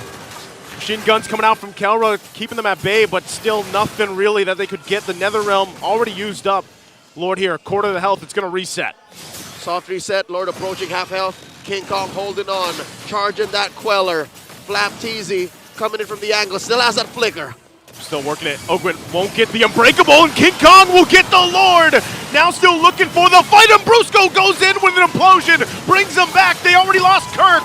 Goes in, Spear Destruction will not find the mark, and now Brusco in trouble. Covering fire from Kelra won't be enough as well. He's gonna shoot him down. Super Fritz getting cut off from the team, and Ogwin goes down. Now it's Flap there left, and Super Marco will find Super Fritz. FCAP comes in swinging for the fight. 3 for 1. The Sonics do get the Lord though. FCAP's gonna do their best to make sure it doesn't get any further. Fnatic Onic reeling from that exchange. I'd say that's worth it, Joseph. 15 minutes in, I'd say that's worth it because look at the lanes, they're all still pushing in for Falcons APBren. Pushing these lanes in. Kirk, Kelra, Brusco, Super Prince almost back up too. They're going to try to keep it together. Flap's in trouble, but look at the damage. Kirk will get pulled. He's burning, but he gets hit by Super Marco with the Spear of Destruction we asked earlier, and he's been on point in this game. As if it was delivered by Apollo himself. On golden wings, Marco throws a spear that parts the Red Sea. As the red side grows ever bigger, FNOP's map has shrunk, Joseph. King Kong could not make that same play. He tried a different angle and failed to get any returns, and now FCAP are knocking down Fnatic Onyx inhibitors. Down bottom, it's gone. It's gone on the bottom. A couple shots left there on the top, but that might look like that's all that Falcons APBren gets for now. But what a fight for them the past couple minutes here. Even though they lost the Lord, able to just overpower, like in terms of fighting and the way they approach the fights, utilizing the way they can jump into the back line even and split members off from Fnatic Onic Philippines. That's what Falcons APBren is playing around right now. The Lord was just but a speed bump. A liability that they could have held out for. And now this next one, a minute in, it definitely has Falcons APBren's name written all over it. It's getting harder and harder for Fnatic Onic to find a winning position. Look, the way that they're posting up now, it looks like they're going to deny a dance. I think they want to burst him. Yeah, I think they do. Both teams going in this similar situation, even though they're 30 seconds away from this Lord to come up here. They can still, either of them can actually find pickoffs, and that's what we saw also earlier. Conceal play was used from Brusco. FCAP right now, though, they're searching. Spear Destruction used. Super Marco goes in, takes a couple shots from Kelra. Kelra will flicker in forward. AOG! AOG's not going to be able to find Kelra, but Flap will! Knocks him into the air, and they're going to force the fight as Kelra goes down. Even with an implosion, they have the Nether Realm and everything else as they're going to chase down FNOP here. King Kong on the side just watches as Brusco goes down. The full force of FCAP now makes their way to the Lord. To be able to Lord dance, you gotta make it to the dance floor. And Fnatic Onyx squad ain't all here. They compromised Kelra's positioning. They forced Brusco to play babysitter, and they just don't play well like that. FCAP scores a Lord.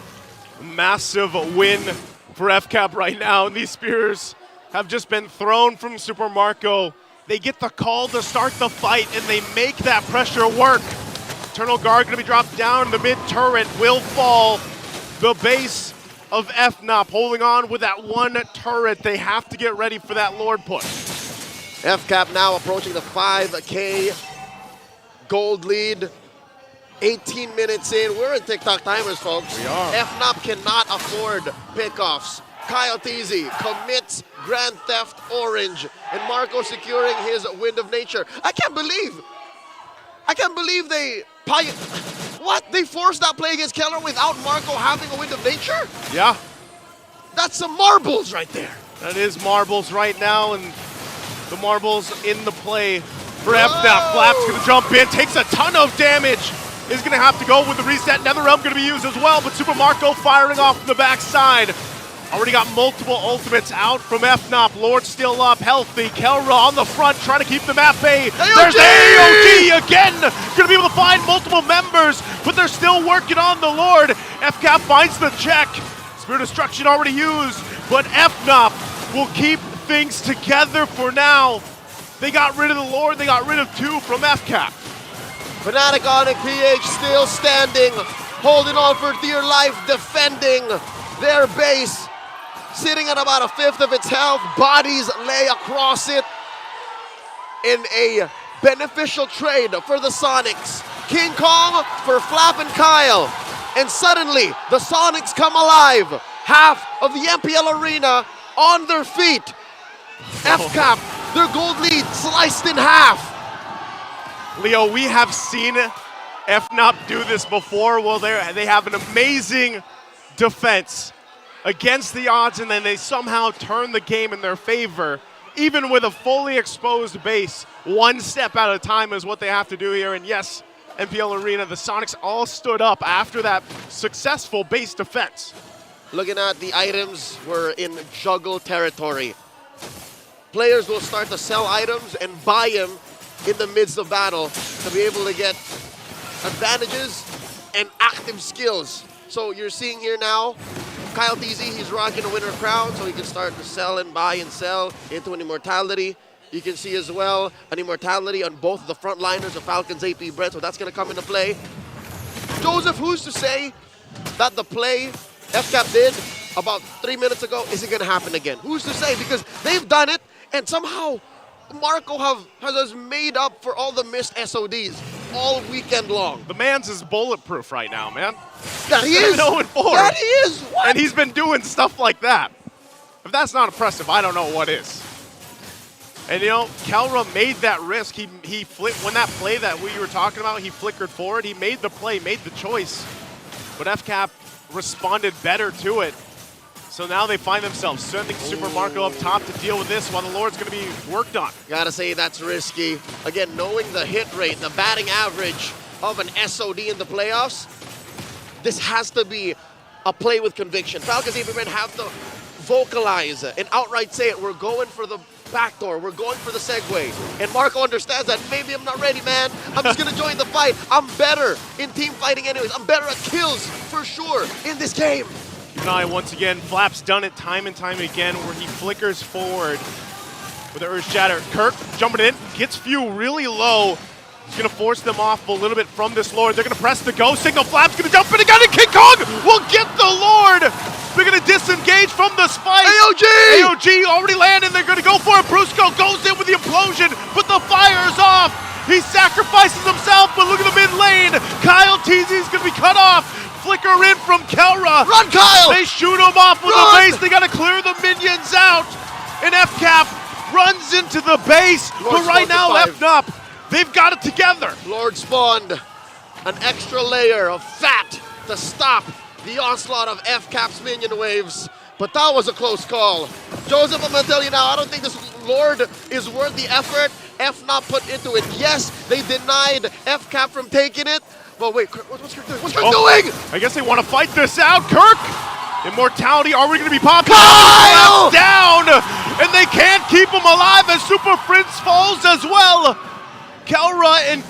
Kong, the only left alive as that Lord finally goes down. But FNOP ultimately buys them some more time in the game. Fnatic Onic, they're gonna have to defend against 3 waves and 5 members of FCAP while being down their silent anchors. Super Prince, 30 seconds. Kark, 30 seconds. I don't think this is possible. We're short of a miracle for this defense to happen. Well, they can see if they can pull it off. Less than half health. Flap again jumping in. They're trying to clear the waves, pushing this in together. King Kong so low, and now the base is going to be worked on, and FCAP will see the victory as they take game 3, 2-1 right now. Backs against the wall, the final Titan refuses to fall. 3 games in, and Fnatic Onic lose their first game all playoffs long. We're going to game 4. Going to game 4, man, the crowd all in their seats, out of their seats here. I want to get out of my seat. Same. Let's throw over to the Infinix Game Tambayan. Redmond Rockhart.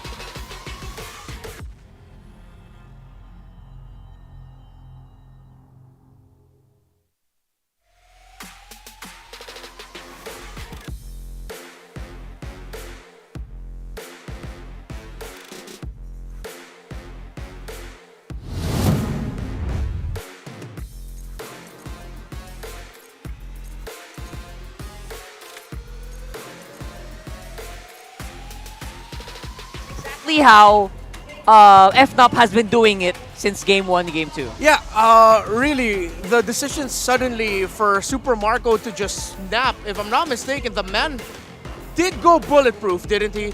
I'm going to have to double check if he did go bulletproof, because it's a very tight race right now up in the bulletproof leaderboards, and the positioning, the right times to use the Spear of Destruction to be able to find the marks, that call right there at the end, the moment he got that hit onto Kelra, they decided to make that call, yeah, we're gonna go for this. That was such a brave play, and the follow-up by Falcons APBren. This is the Falcons APBren that we were looking for all series long. The Falcons APBren not afraid to make risky moves, not afraid to make the play. The longer this series goes on, it looks like Falcons APBren is starting to finally understand and read the tendencies of Fnatic Onic Philippines. Yeah, it feels like better late than never, at the very least, right? Yes. Better late than never here.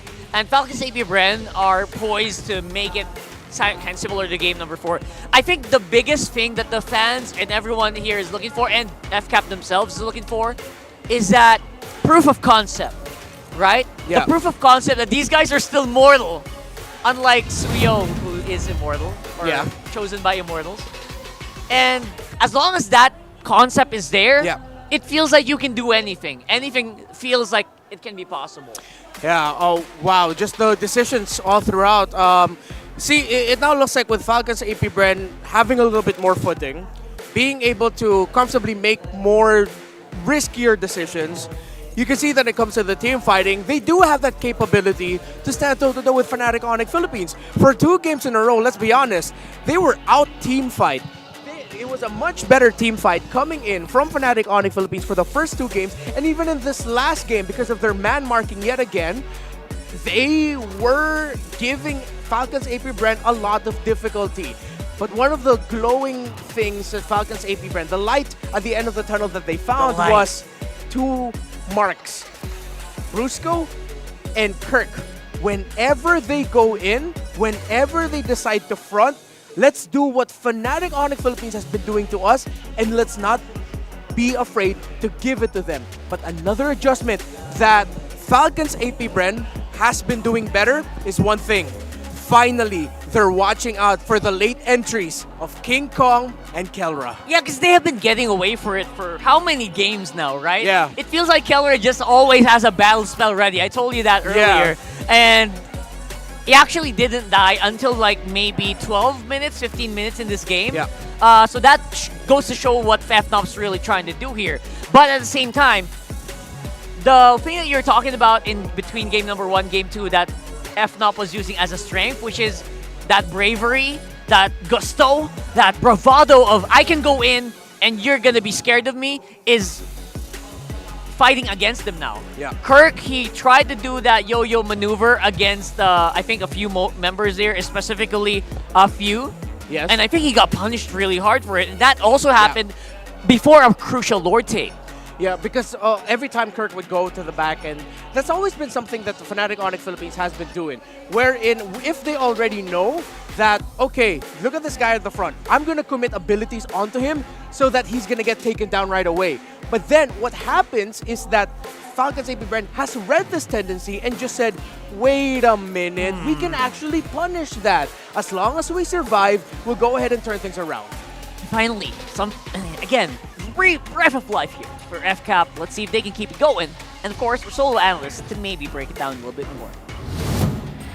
Mental fortitude exhibited by the current world champions as they extended to a game number 4. Magandang buhay, my name is Anjanara and welcome to the analyst segment wherein we will be breaking down what happened in game number 3 as Falcons APBren seems to still be alive in this entire series. But then what made the entire difference in that lineup was the fact that Falcons APBren was able to adjust their draft so that they are able to match the Fnatic Onic Philippines aggression that we have been seeing since game number 1. And so far in this entire series, we have been seeing that Edith wins games. That execution coming from Flap TZ ensured that Super Marco will be able to secure their enough gold and ensure that he will have enough space so that he can farm up really, really well. If we will look at the gold difference, it's mostly in the side of Falcons APBren, and understandably so, because they were able to secure the neutral objectives earlier on into the match, and they were able to dictate the tempo of the entire lineup. If you will look at the item progression here, ang daming nabuo ni Super Marco because he was bulletproof in this game.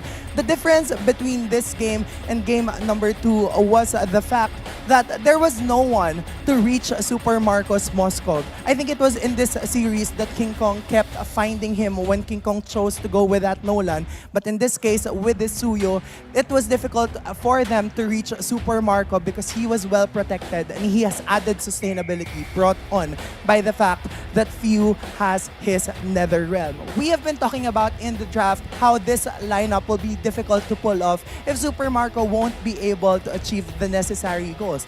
That was the win condition coming from the side of Falcons APBren, and they were able to do just that. And again, to everyone who's watching out there, this is what you need to do if you have a Moskov. Sure that you have space because at the end of the day, that will lead you to victory. That was happened in game number 3. Kaya naman, let's throw it over to our host, Mara Aquino. All right, everybody, let's go Falcons! APBren! One more time, let's go Falcons! APBren! At kasama natin dito, Sanford! It's nice to have you here.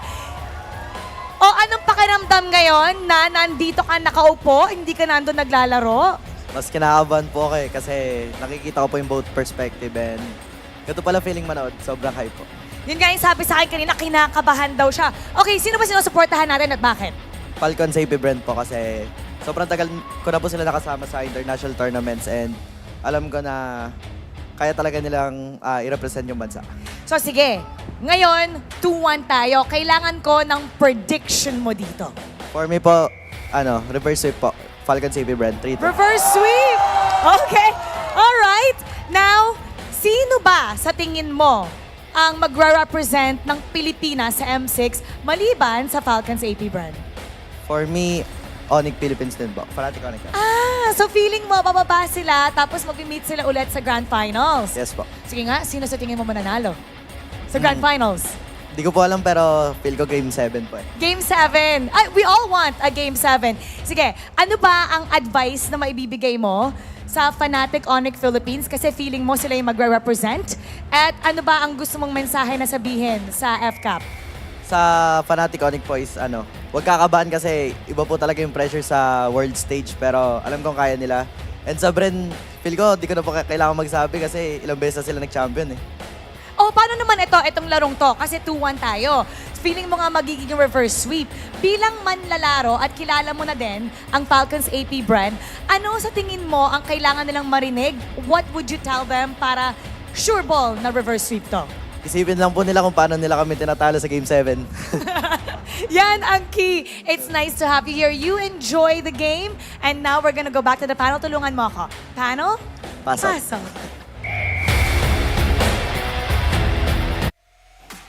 Oh, that is so nice. I was legitimately touched by seeing Sanford himself right there. And you know what? These guys have been complaining to Falcons APBren. Guys, you've been beating us nonstop. Come on, give us a chance here. But he's here supporting them. Yeah, I mean, if you can beat him, support him and show your love for him. I mean, I like how he did So say nice. that. It's because they've spent so many times in international tournaments together. They've represented and carried the flag of the Philippines for an entire year now, all throughout the year in international tournaments. And even though, as you mentioned, even if Sanford and TLPH have just kept losing to Falcons APBren in the grand finals of those international tournaments, then they still just end up respecting them.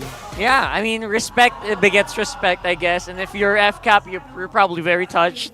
And maybe, you know what? Sanford's right. Yeah. You don't really need to say much else to FCAP, but just remind them who they are, what they did. Yeah. All the journeys they've been through together. Wow, this is such anime level power Man, and friendship. you're thing. making me emotional. This whole thing is making me emotional.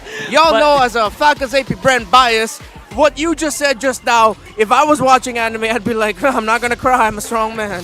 But strong men do cry. But look at Speaking of men who don't cry, it's Few. I don't know if he doesn't, but I'm sure he does. He does. He's not afraid to express his emotions, and that's healthy.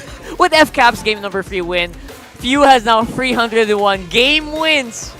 301 games, 301 check pings. Yeah. That's unbelievable, man, for the guy. Yeah. Big salute to the captain. No, that's 301 check pings at the minimum. Those were the 301 game wins that he got. And the first player in MPL PH history, not just in the franchise era, but in history, to be able to get past the 300 mark of games won. Wow. Kind of makes you just look back, right? It makes you look back to everything that these guys have been through. And again, just going back to what happened in the game before the game started, match started, people are like trying to reminisce, like, bro, how long has you been playing?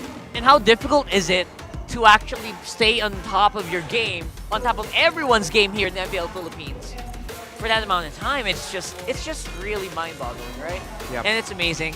And we are back at it again. 3 minutes into the draft, before the draft starts, we see Bulletproof Marco shine again. Yeah. He didn't die in that Moscow. Yeah, looks like he was bulletproof. And, you know, I got to look at my little whole bulletproof tracker here. He's actually behind. He's behind by 1. The most bulletproof player in the league right now is King Kong with 16 games won with 0 deaths. In the jungle, by the way. Yeah, in the jungle. Super Marco is there That's impressive. up there at 15. Surprisingly enough, you have 2 more members of Fnatic Onic Philippines that are up close. Kelra with 14, Super Prince and 13. If you're wondering the numbers that I'm counting right now, again, those are the numbers of games won by the player and achieving 0 deaths while doing that. Wow. And again, it for me, it kind of is a bit easier to pull that off in gold. Yeah. Because obviously you have 4 people in front of you. But for King Kong, who dashes in and out of the fight, Yeah, to survive. That's even more difficult. Yep. A good amount of those bulletproof games that King Kong has been able to play actually came from the era earlier this season wherein Roger was more viable. He was so slippery and he was so uncatchable when he would be playing the Roger. But then he'd also have a good amount of that from the Ling games, the Fanny games, it's just any assassin games. Like, that's how on fire King Kong has been this season, and that has to be acknowledged. But yeah, bulletproof Marco is putting up a fight. He does not want to give up. Bulletproof Marco coming back here. I guess he just has to remind himself that, you know, I've done this before. Yeah. I've done this against teams that are maybe more experienced or more veteran than FNOP. Like, you know, considering teams from international scene. Onic Indonesia, for instance, right? With their almost like streak scenario as well. They were almost on like a really big streak as well. Way back before M5 started. So why not do it again here? Yeah. And again, going back to his almost unkillable carries way back in season 10, 11, Super Marco is back at it. Either way, that game's done. We're on game number 4 now, guys. Ooh. And in case you guys are wondering, here it is. Sorry. Blue side here for FCAP. Yep. Is that really, really good though? Or Yeah, of course. how can you expect? No, it is. Again, it's blue side is the best side of the season already. The win rate of between blue side, red side is still 55-45. That is still relatively healthy compared to the 60-40 that we had at some point of the season. Yes. However, there has been That was pre-patch. Yeah, that was pre-patch. There actually have been some pick tendencies right now on the red side that have eked out a little bit more favor towards it, especially with stealing of power picks in the first 2 picks.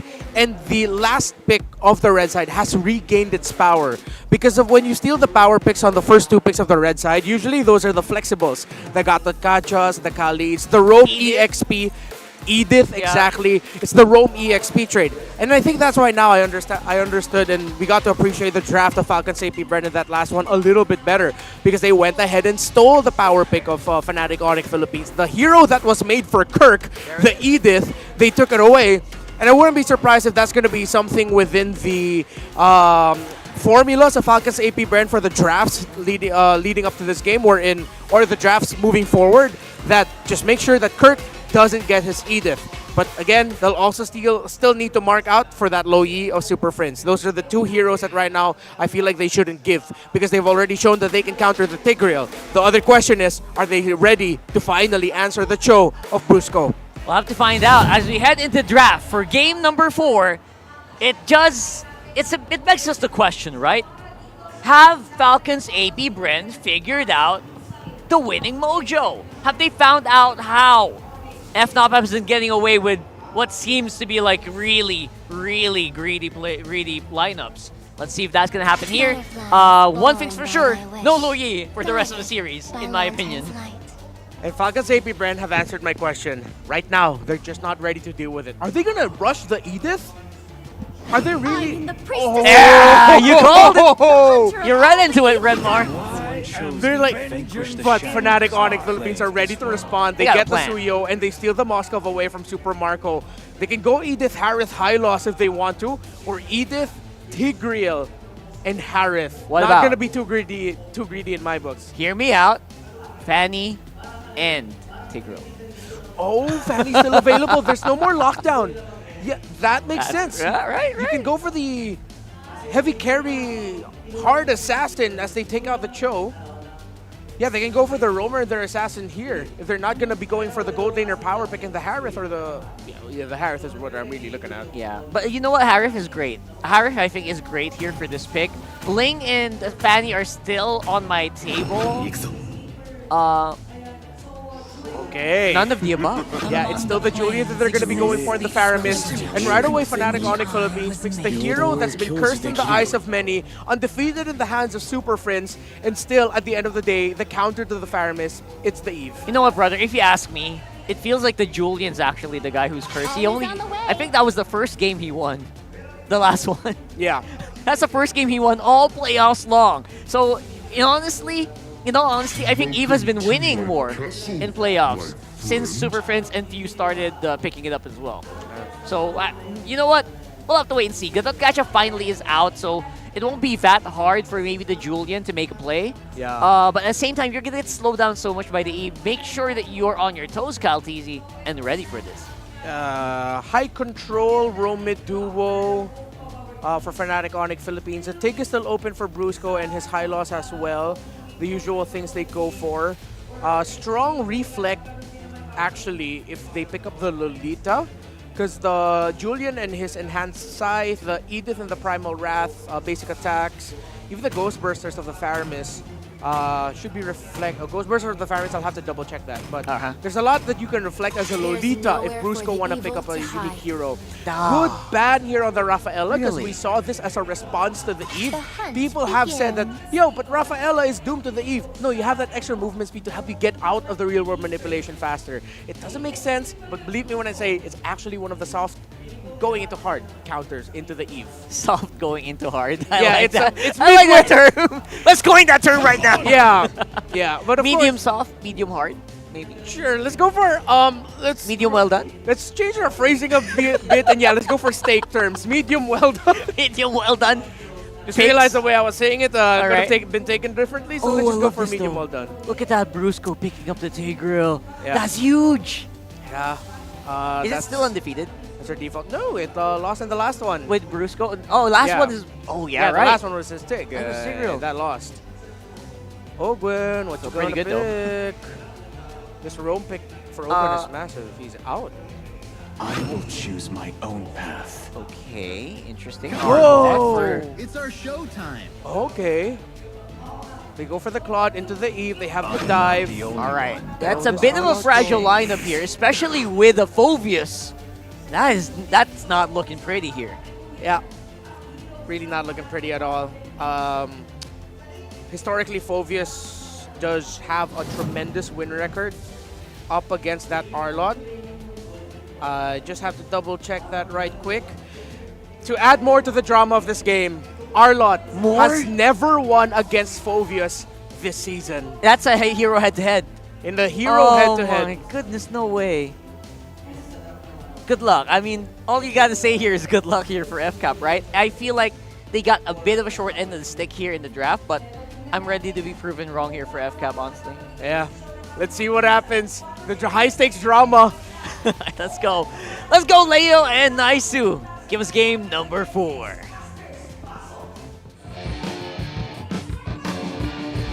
All the drama, all the speculation, all the anticipation come up to this point. Mobile Legends. Finally, as the tides of battle, the momentum shifted to Falcons APBren. I think so, man. The crowd is feeling it as well. I am hoping for a game 5 because we know what's at stake for both the teams here. It's that grand final spot and the first ticket to Malaysia for M6, of course. And, you know, when you look at the last game here, Leo, I would say, you know, FCAP adjusted exactly how they needed to. Now, I'm wondering, with this lineup here, I don't know, man. Maybe this is the Julian was a little cursed, but also the Arlot not ever winning against the Phoveus. Whoa! Wait, such aggression! Flicker, are we going to use Kyle TZ as soon as I say the curse? Julian, the first to go down, and now the focus on the purple buff. They're going to keep going, pressing the situation further. A couple more flickers going to be used, and Ogwen takes a couple shots, whittled down to a sliver of health. Kirk, though, gets dragged through the wall under the turret. Good response and play from Few. Fnatic Onic, this is the part where you say, you don't like me when I'm angry. And what happened in game 3, they'd rather treat us water under the bridge because they're now up to a 500 gold lead, a minute and a half in. I was going to say, hey, when they say the head-to-head and the Arla hasn't won, that's when they're lane to lane. But here, Falcons APBren have switched it up. Yeah. They put the Arlo in Rome, and they put the Edith in XP. But just the same, that doesn't mean you can't do what you want to do. The Fnatic Onic, because look, they're in your face again! Good dodge. Look how delayed Kyle TZ is right now because of that first blood that happened. You know, he's already quite delayed, and we've seen this before where King Kong just kind of gets out of hand. So FCAP looking to respond. Kurt goes in, jumps in with the Infernal Pursuit, still dealing with it though. They're back themselves, able to find Flap TZ. So they punish them even when it looks so good. FCAP does get a couple flickers out though. No Super Prince burns that one. Turtle's up though. Uh-oh. Ogren knows that King Kong is back in the scene as the turtle spawns 2 minutes in. Let's talk about this dead lane, because this is where the action isn't happening. The gold lane? Yeah, XP laners are rotating into jungles, into mid already. That's what warranted the action, but the gold lane is relatively quiet. Yeah, you just let them do their thing. Meanwhile, this first turtle for the taking. They're going to jump in, forcing the fight. Once again, Kirk, Infernal Pursuit, right on the target, and King Kong will get the turtle. An implosion, able to find multiple members, and FCAP falling apart here as it's a double again. King Kong this time around. FNOP gets a whole lot. And they're giving Kyle TZ's jungle hell. He's not even done. Look, he's going to sever this purple, take it away as early as 3 minutes. I think, you know what? I think the last buff also went to King Kong. Yeah, look at Kyle. He's almost level 5, but he is so far behind. King Kong jumping in under the turret. Gonna get knocked into the air. Enhanced chains, they're still poking down. Might go for the Queller shot, but few blocks it. He was in immortal mode. That's what kept him alive. The damage reduction. Oh, phew! It's not a dead lane anymore. Kel rejoins. He's part of the action now. He doesn't want to miss out on the party. 3K, Joseph, 3K at 3.5 minutes. What is going on? Full on a beast incarnate mode for King Kong. This is almost reminiscent of their fastest game, you know, just yesterday. The way they're playing, the way they're moving. 34. 9:34. And mind you, folks, that game wasn't perfect. Not by any means. Yeah. But it was very aggressive. They're answering brutality with unchained violence. Fnatic Onic, when there's a fight, best believe they're there. This is the Irish everywhere. in them coming out. Yeah. They're here to fight. They want to fight because, I don't know, man. They're seeing that they're still at the match point, and they're not happy with what FCAP did to them in the previous game, and they surely want to make a statement for this one. It's the same spot where the turtle is spawning, folks. Upper quarter, and King Kong ain't missing out on this. Currently 100% turtle take rate for the Sonics. And I think Falcons APBren read the map is like, I don't think it's worth it to fight that anymore. Maybe we just bear down on Kelra. Oh no, another attempt? Another attempt, King Kong. He takes it again, and also Kyle TZ. Oh man, King Kong. He's straight up doing the Conor McGregor walk. He is. That's literally, that's what it reminds me of. He's a bad boy. I was wondering what Suyo walks like when he's in immortal form. It's the Conor McGregor. Kyle hasn't had, what? Has he maybe had one purple buff? He's tasted maybe one.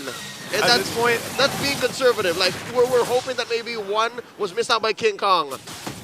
But maybe even none. It's possible. It is possible. With as far behind he is, you know, 4 levels nearly. This is the best game you can have on Asuyo. Final slash, though, on Brusco. Goes in implosion. Flicker 2 brings him back into the RWM. They're going to fight it out. King Kong joining the fight. His eyes set on Kyle TZ.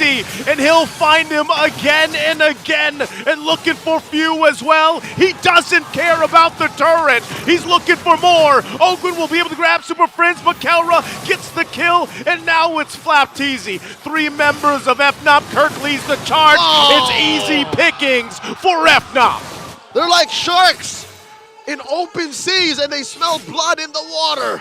And King Kong, the Slayer, the Beast Incarnate, keeps on pushing in, taking away everything from Kyle. But Kyle puts his foot down. Not this one. Not my orange buff. If I'm not going to get any purples, I'm at least going to get the orange. And right now, this one's going to be up, so maybe he gets this one. But talk about just a huge gap to get back in, and they were only 6 minutes into the game. Kyle TZ is at half the net worth of King Kong. Yeah, if King Kong wanted to, he could buy Kyle. I love me some Kyle TZ, but I gotta say, he's basically useless right now until you get to the later portion of the game. The best thing you can do, even though you're gapped like this, is hope that you get an enhanced chain, either to peel or start a fight, but that's about as useful as he is at this portion. He's become a utility jungler. Like, that's a sad state of affairs for Falcons APBren. Down 5,000 gold at about 7 minutes. The last turtle spawning in the lower quarter. And I'm still looking for a way for FCAP to extend this. Top lane got pushed. Bottom lane got pushed. Mid lane, they're only tier 1 left standing. And I think they all made an aggression pact. Yeah. They all just put their hands in and said, we're fighting. We are going. we're doing this. Might as well. That's 3 for 3 on the Turtles. The aggression played out. And knowing FNOP and knowing the way they're going to play this, they don't let up. So they have a massive lead already. All objectives pretty much taken, working on more turrets, setting themselves up for a perfect first Lord take. Let's talk about counting your blessings, all right? Silver lining for Falcons APBren. Number 1, Marco hasn't died. So as long as he remains bulletproof, there's a chance that maybe some way, somehow, they can come back in the late game. Yeah. Number 2, Few isn't useless. Even if you are a Faramis at 1 and 3, at early game, like, oh, here we go! How are you going to play into this? An implosion. Ogwin tries to survive, goes in, final slash, gets taken down. Still going to be working for it as Flaps the next target. FNOP looking for more, and they'll find a few. It doesn't matter if he has another realm or not. FNOP takes everything. The Titan Slayer rips and tears through Falcons APBren. 8-0-3. 3 free kills down bottom underneath a tier 2, and the mid lane bites the dust. Again, they might even guess the Holy Shields under the 9-minute mark. They pop 1 down bottom. They get the 1 down, a couple shots with the Queller here. FNOP though, they'll know they can still push at least the shields down. I'm considering now really what the use of the Purify is early on. Because, sure, if they save themselves from Brusco, they save themselves from Super Friends, you still have to consider Keller can just throw an SOD in there. Yeah. King Kong can run in through a Rogue Surge. And it's just a matter of double jeopardy. Falcons APBren, damn if you, if we don't protect ourselves and defend what resource we have left, we can't get to the late game. It's a paradox. They're trying it again, and this is the combination, too, of just having it. Final slash going to be used on Kirk. They throw him up into the air. Kirk, as tanky as he is, he'll be able to find Kyle Teasy before he finally goes down himself. All shields on the base turrets down. There's the implosion. NetherRealm to keep him alive the best they can, but Ogwin in trouble as Kelra picks up another, and it looks like FNOP with a 10,000 gold lead might be looking to end the game even without the Lord. Flap and Few left alive, but Fnatic Onic is just too damn good as they'll prevail against the Titans, winning the series. Thunder and lightning strike through the MLBB world as the Philippines lock in its first M6 representatives. Fnatic Onic are going to the grand finals. What a game, a last one for them. This is how you do it. This is how you qualify for M6 in the grand finals, and they deserve that. What a heck of a season they've had. Game 3 was for the books. It was a historic push and pull, an amazing tug of war between world-class athletes. Game 4 was a spanking. It was. They were out to prove a point, man, and this is, like I said, they're so clean. This team is so good. You watch Game 3 and you think, is this how you beat Fnatic Onic? You watch Game 3 and is this what it takes? Right as you're trying to figure out that calculation, that theory, that solution, they play Game 4 and you can't even turn the page fast enough. You can't. And again, our current world champions are going to take a bow here. They still have a chance to meet FNOP again in the grand final. But man, what a story we have here. The Titan Slayers, true to their name. No one is mighty enough to stop nature. No one can capture lightning in the bottle, not like Coach Why not like Coach Hayes has. It's been an honor to be at your service. Leo and Nice who bring you the action. On stage, Mara Aquino is with our first M6 representatives, Fnatic Onic Philippines, for the winner's interview. All right, everybody, say it with me. Go, Fnatic! Go, Fnatic! Go! Congratulations, Fnatic Onic Philippines! Kelra, kayo na ang unang representative ng Pilipinas sa M6 World Championship. Finally, pupunta ka sa world stage. Ano was going through your mind right now? What are you feeling? Because you look so calm. Nasa isip ko ngayon focus muna ako sa finals. Ayun lang iniisip. Focus muna sa grand finals. Pero ngayon, na sinisigaw na sa'yo. You're going to M6. You're gonna represent Philippines. How does that feel for you? Masaya. Masaya lang. Pero hindi ko kasi masyado iniisip eh. Kasi may laban pa kami. So right now, that's not the first goal. It hasn't fully sunk in yet. Talagang napaka-importante para sa'yo ang championship para sa Season 14. Opo, para rin po sa namin, sa boss namin na si Sarap. Calra, we're so proud of you. We're so proud of your growth and we're excited to see you in the world stage. Si Brusco naman. Brusco, sabi mo sa umpisa, talagang confident ka sa kupunan mong ito and super proud ka. Ngayon, napupunta na kayo sa Grand Finals, pupunta kayo sa M6. Anong gusto mong sabihin sa kupunan mo? Feeling ko talaga alam kong mananalo kami ngayon kasi yung lola ko nanonood sa langit parang ito yung parang yung laro to para sa kanya. For your grandmother. And for sure, she's looking down, smiling at you, so proud of you, just like the rest of the Sonics. Let's give them a round of applause. And now, it's time to announce our MVP. Let me hear some names. Unanimous, let me hear it once again. Let's take a look at the screen.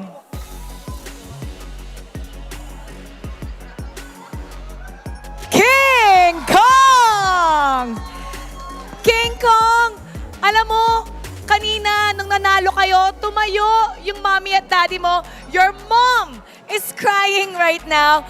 Perfect attendance sila simula day 1. Anong gusto mong sabihin sa parents mo? Para kay mami tsaka kay papa, medyo in-expect ko yung may reaction nila kasi ayun nga, first time ko lang tapos medyo ayun, 3 seasons na ako sa 3 seasons na yung nakalipas, tas medyo hindi pa ganun kalayo yung narating ko. Medyo in-expect ko, tas thank you kasi walang araw na nagmintis kayo sa laban namin. Love you. Para naman sa Sonics, what do you want to tell the Sonics? Sa mga Sonics, kalma lang, may finals pa. Kalma lang, may finals pa. And that shows that they don't want to be too overconfident. Taking it one game at a time, celebrating when it's over. Now, eto na ang ating lucky fan na mananalo ng 5,000 diamonds. Come on up! Our lucky fan walking down the aisle, about to meet her favorite team, will not only get to talk to them, but will also get 5,000 diamonds. Hello, Sonics na Sonics talaga. What's your name? Jomana po. J-Lo. J-Lo! J-Lo! Sino dito favorite player mo? Si Kelra po. Kelra! Kelra! Okay, ano gusto mo sabihin kay Kelra? Pupunta siya ng world stage. Ang galing niyo po. Hala, kinikilig ako. Kinikilig ka? Oh, ano bang gusto mo sabihin? Ang galing niya po eh. Magaling talaga. Talagang marami talagang hahanga sa'yo. Anong naman gusto mong sabihin sa lucky fan natin? Thank you sa pag-suporta. Mag-ingat ka palagi. Lalo sa pagbiyahe dito. Now, get your mic. Congratulations. You get to take a bow with Calra and you get to walk down the aisle with the rest of the team. Fnatic Onic Philippines, you may now take your bow and take your walk of victory. Congrats. They got the slot for the Grand Finals at ang ating unang representative para sa M6 World Championship. What a match that was para sa Fnatic Onic Philippines, and we're gonna break it down for you. So we're gonna go back to our panel. Pasok. And just like that, I heard teams from all around the world trembling in their seats as they will be possibly facing Fnatic Onic Philippines in M6 in Malaysia. Congratulations. Congratulations. My Falcons APBren fan heart is broken, but well freaking deserved. Fnatic Onic Philippines setting the longest win streak record in MPLPH history and absolutely almost dominating your run to the Grand Finals and your run to Kuala Lumpur, Malaysia for M6. Sonics, congratulations. And now other people are running from you because now they know they're gonna have to face you guys. I don't know how you feel if you're a team going into M6 right now, but we know what we feel. We feel like our chances are pretty good. Yeah, it's looking good. I mean, Looking good. So far. Yeah, I mean, if the team that you beat is the reigning M Series World Champions, and in the games that you won in the series to beat them to send them to the lower bracket, to secure it to M6, are dominating. Decisive. And decisive. Decisive is the key word. Thank you, Rockhard. Because they were so decisive in punishing the mistakes that Falcons APBren committed. The questions running through my head were, Falcons APBren, were you just way too hyped from your victory last time? Were you not able to fully reset? Or was Fnatic Onic Philippines just really that damn good? Because in the early portion, with Kyle TZ getting taken down, that should have been a sign for them that this turtle fight is not going to be the easiest. They're up against the Eve of Super Friends, yet they still took that first turtle fight, and Kyle TZ ended up suffering his second death, and he lost more buffs because the jungle would get invaded, meaning that at one point, 5-6 minutes into the game, the level gap between King Kong and Kyle TZ was 4. At the 8th minute after this team fight, it even went up to 5. Falcons APBren completely lost control of their jungle because Fnatic Onic Philippines were decisive in making the most out of the FCAP mistakes, and the fact that, well, Aurora Rome would just really struggle against a lineup that Fnatic Onic Philippines showed. I mean, that was just the cream, what do they call that? The cream on top. Yeah. Of all that. That Arlot Rome made it a bit more easier for Brusco to just get in position because Arlot needed to go near. Yeah. If you want to go Final Slash and you want to engage, you want to do damage, you're going to have to go near Kirk, you're going to have to go near Tigreal, Tobias, and they made just a huge party of it. And, correct me if I'm wrong, Super Friends' Eve is still undefeated. Yep. Still undefeated is the Eve of Super Friends, and now just one loss under the belt of Brusco's Tigreal that he suffered from Game 4. But still, a very glowing record and shown the comfort. His decision to flicker and then get the knockback onto Kyle TZ while he was just freely hitting that Lethal Wanderer. Again, to me, that's a questionable decision because you already see Flap TZ is pushed back into lane. Kirk can actually go quickly onto there. That's why you got cocked out. You got checked out because caught out. King Kong, 1k GPM! Of course he's gonna be 1k GPM, man. My goodness, that's too much. He's literally going through the roof and blasting records here. And again, consider who they're doing this against. Yeah. Always keep that in mind. These are the world champs we're talking about here. And they're doing it in style, they're doing it in swag, they're doing it with conviction. My goodness. All right. Yep. Fnatic Onic Philippines, the best thing I could say this is that they're sort of playing like Falcons APBren at their absolute beastly prime. At the World Tour run last year and the slightly World Tour run this year. Slightly, because I mean, medium rare. We lost MSC, so yeah, there's that. But they did get the other tournaments after that. Fnatic Onic Philippines are playing like them with the conviction before what Falcons APBren did best before, which was play absolute smothering MLBB, where you're just wondering why can't we do what we want to do up against these guys. They're doing that, but they're doing it with the aggression of teams outside of the Philippines. We have always credited in regions such as Indonesia, Malaysia, even the Turkish and Brazilian, and Latin American teams. That aggression that for the longest time, us Filipinos would think, yo, that's so risky. Why would you do those things? But now in this meta, again, this is the meta where just going YOLO actually freaking works. As long as you're counting the right abilities and there are some right checks on the right targets, you can go YOLO. And Fnatic Onic Philippines understands that so well. That's why I'm branding them as the team that has solved MLBB this year. Yeah, they really did. I feel like no matter what they do, they can just find a way to win. And again, you can kind of go YOLO if you have people like Super Friends always checking where you are, always checking the cooldowns, always letting you know when it's safe to attack, when it's safe to kind of just back off. You know what? I just noticed FNOP actually tried to end this at 9 minutes 41, trying to beat their own record here. Yeah. Oh my goodness. They're trying to speed run MLBB. They're trying to speed run MPL Philippines. Yeah, they beat Falcons APBren again at the same time they beat them when they set the second to the longest, second fastest game of the season. Right. Remember when Fnatic Onic Philippines set the fastest game of the season? It was 9 minutes and 41 seconds. They did it again in this Game 4 against Falcons APBren. And again, you kind of have to do that, right? You don't... They're sticking through the Infinix keys to victory here, bro. Yeah. You don't let go of the gas pedal. You Yeah. just keep going, especially against a team like Falcons APBren. Yeah, they don't play like how we saw Filipino teams play for the longest time. For the longest time when it was tanks in the jungle, when it was fighters in the jungle, it would always be very calculated, systematic. It's this. 100%. Then a team like, going back to the Echo Express comes along, it's that. The team like the World Tour Falcons APBren comes along, it's that. But then suddenly, here comes Fnatic Onic Philippines. Looks like the team that has taken the best versions of what all our World Championship teams have been known for. Because yes, they can also play healers, and that systematic playing around the center of the map that Blacklist International was known for. The individual excellence of the M2 World Champions, the non-stop MLBB of M4 World Champions, and the very smothering MLBB of the M5 World Champions. It's like you're watching the team that looked at all of those and said, we can do that too, but our way. That's right.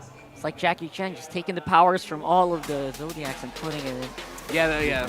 The Zodiac, were those like artifacts? Yeah, the runes, the Yeah, artifacts. I love that show. It's great. That's so great. It's like exactly what they're doing. Like taking all the best pieces from these champions. Yeah. And probably to the credit of Mr. Why Not here, maybe studying them up a lot. Yeah. And then putting it into these 5 amazing players who have now surpassed Titans. Yeah.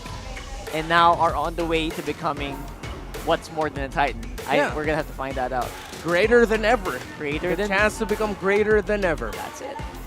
And that is it. So I'm very happy to see that at least the Philippines is going to be in good hands for the first half. We're going to have to wait and see who's going to step up next because it's still not done. We are far from over, to be honest. And in just a few moments, we're going to be doing something special here. It's the Alamat Awards coming at you. Who are the top players so far from the season? Let's find out. Thank you, panel. Before we go to our second match, we are proud to announce this season's Alamat Award. After an awe-inspiring regular season, we've witnessed players unleash the hero within to set new milestones.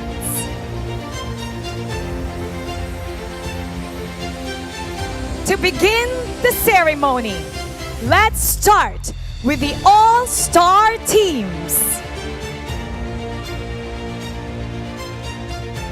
First, our All-Star Team 1. Jungle, Fnatic Onic Philippines, King Kong.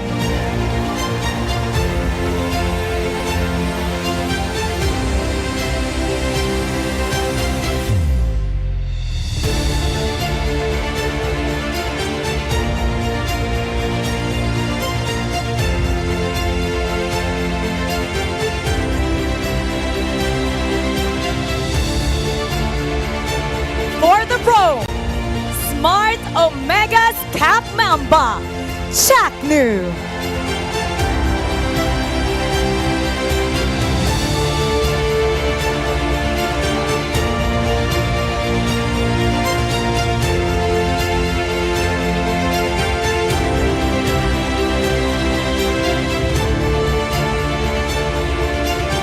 In the XP lane, Falcons APBren's Flap TZ.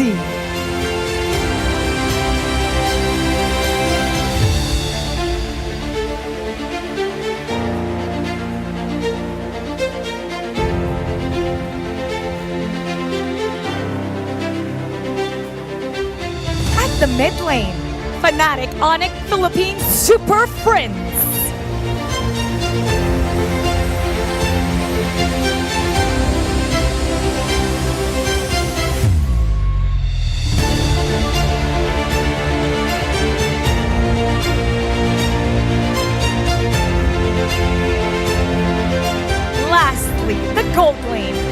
also from Fnatic Onic, the gold standard, Kelra.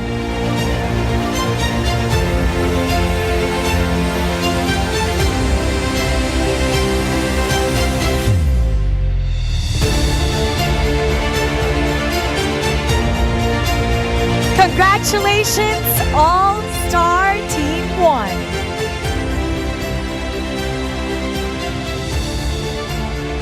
Next, All-Star Team 2.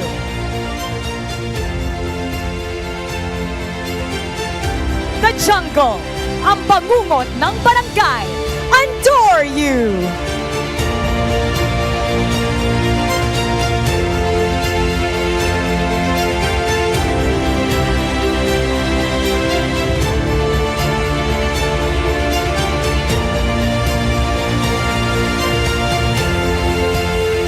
For the throne, Aurora's the Hitman, Renegade.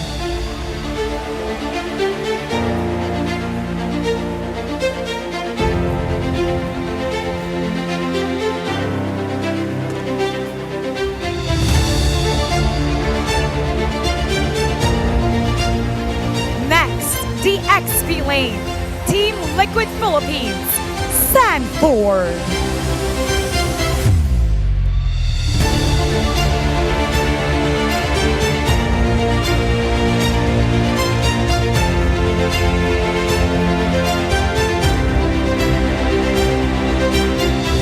At the mid lane, Falcons APBren's idol ng mga kids, Few.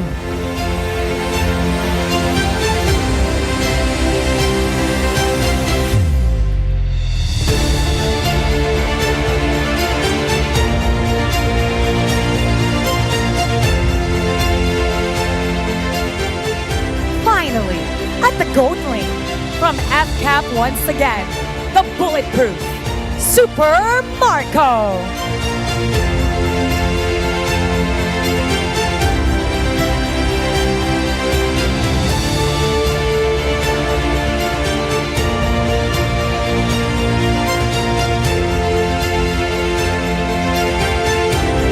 Congratulations, All-Star Team 2. Now moving forward, it's the Smart Fans Choice All-Stars. The fans voted and we listened. This award is presented by Smart Communications Brand Engagement, Smart, Mari Dayanon. Awardees will receive a Smart Pocket Wi-Fi alongside their trophies and certificates. Here are your Smart Fans Choice All-Stars.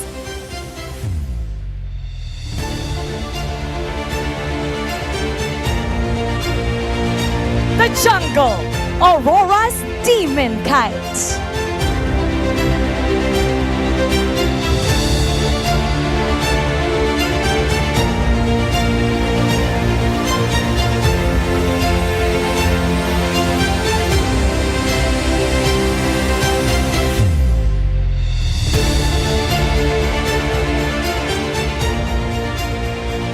The Rome, Omega's Cap Mamba, Chaknu.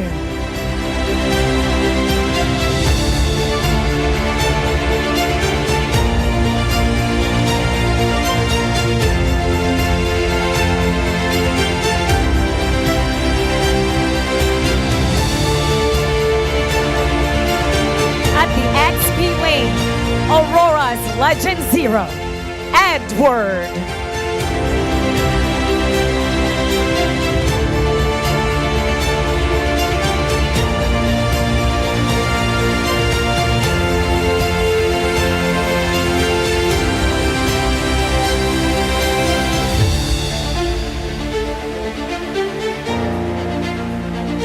For the mid lane, a third from Aurora, Yue.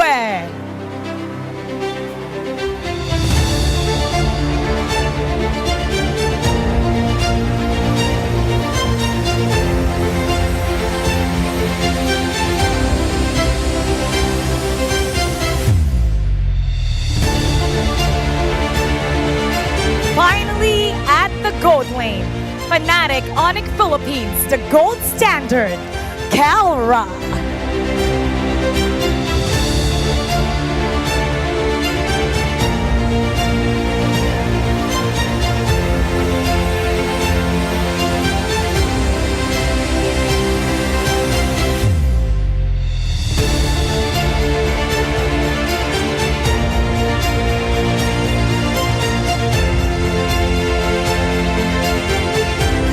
Congratulations to the Smart Fan Choice All-Stars.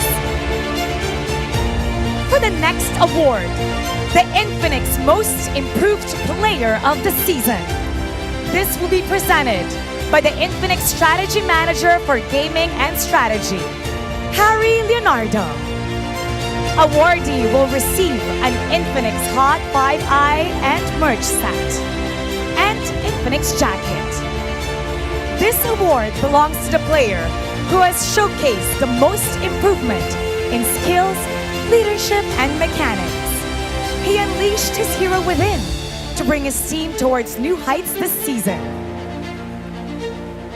Congratulations! Smart Omegas adore you!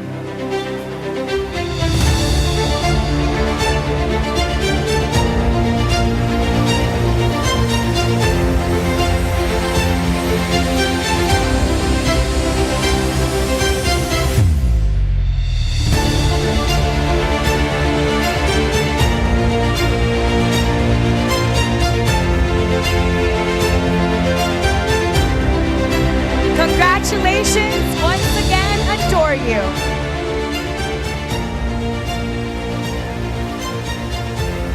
Next, we move on to the Smart Coaching Team of the Season, presented once again by Mari Dayanon, Smart Communications Brand Engagement, Smart.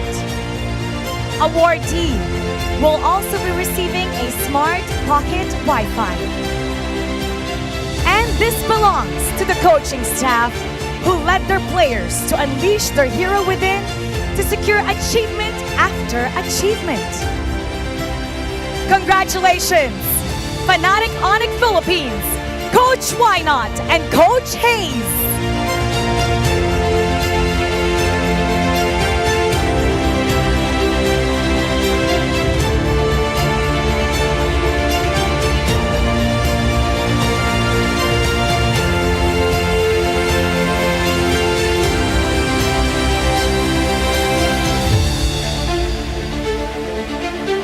Congratulations once again, Coach Wynot and Coach Hayes. Now, we will award our regular season MVP. This player unleashed their hero within to achieve numerous weekly MVPs and be the player to carry their team to victory. Congratulations from Fnatic Onic Philippines, King Kong! A well-deserved award.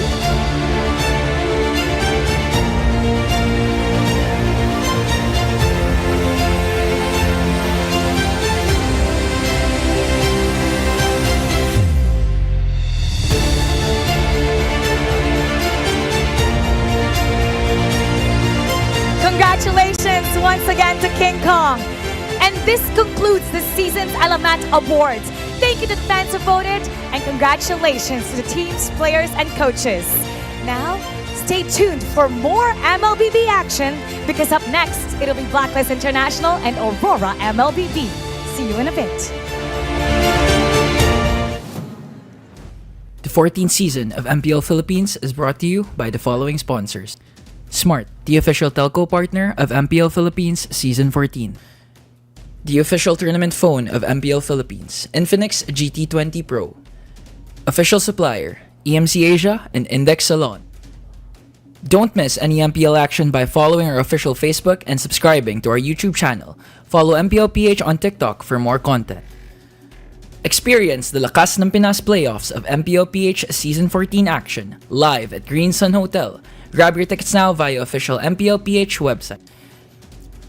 You can also get a chance to win 1,000 diamonds by sharing your hashtag MPL S14 live experience on Facebook and TikTok. And to ensure the equality and fairness of our games, MPL Philippines is also monitored and supervised by the Games and Amusements Board.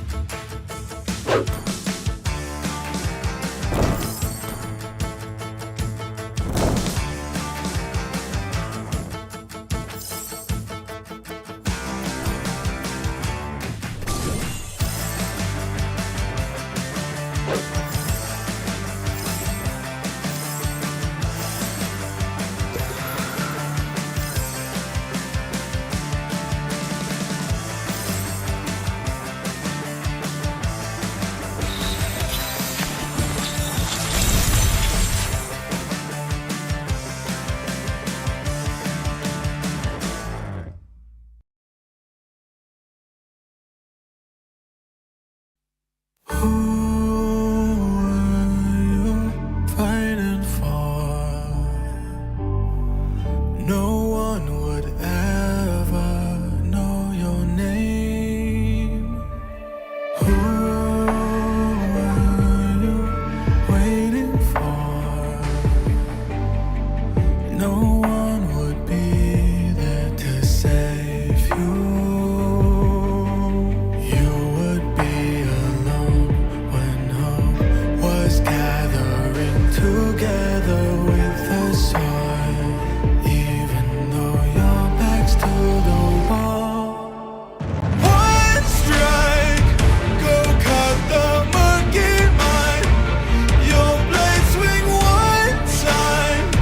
When clouds have cleared, sunlight can shine. One time, the fight is yours. I feel with your sword. There's endless power once you start. Never lose your heart.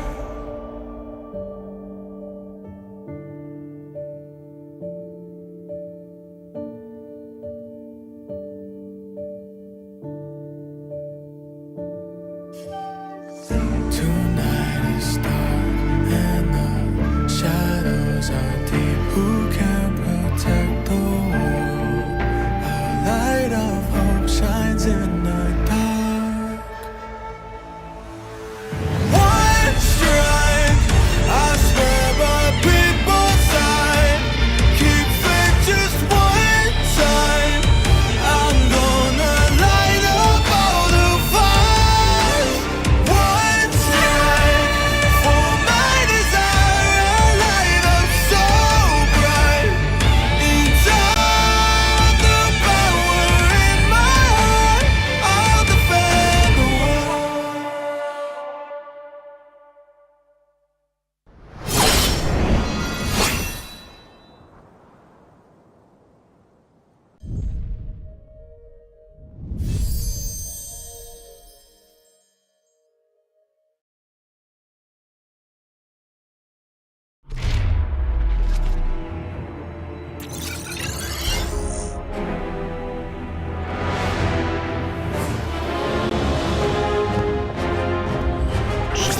You don't know the power of the dark side.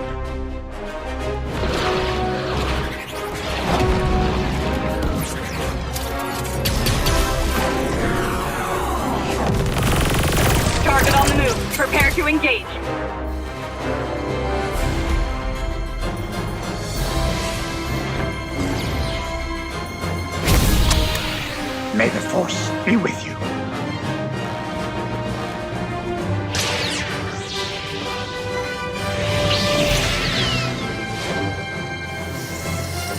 I will do what I must.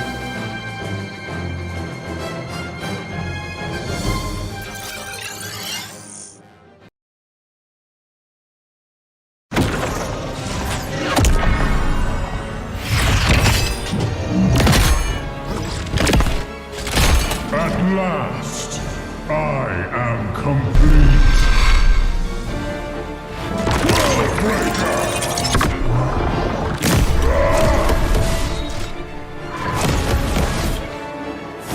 Come in fairness.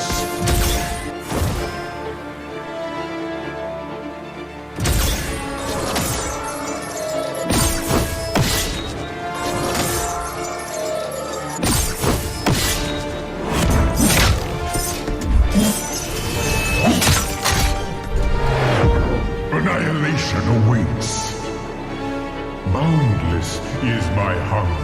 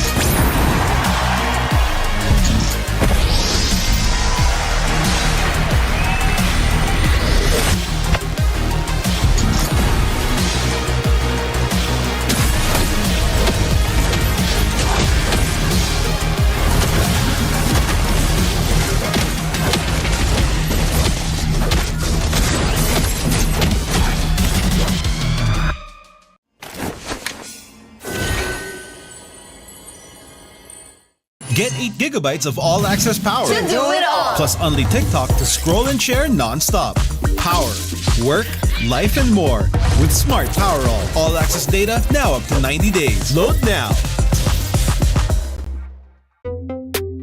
Tuloy-tuloy live selling, tuloy-tuloy content, tuloy-tuloy gaming. With new Smart All Access 99. May 9 gig ka, now for 15 days. Load now, live more today, and tomorrow, and after, and the day after.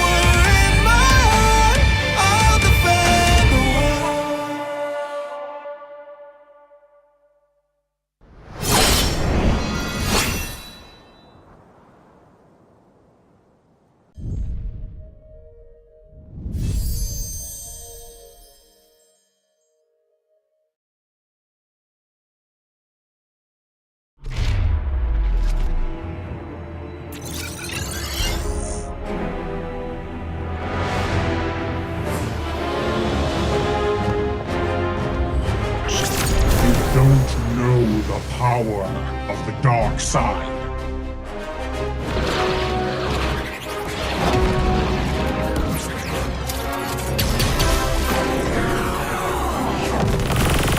Target on the move. Prepare to engage.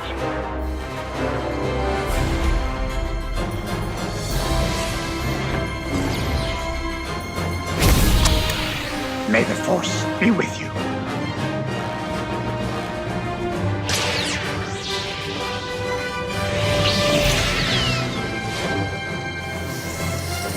I will do what I must.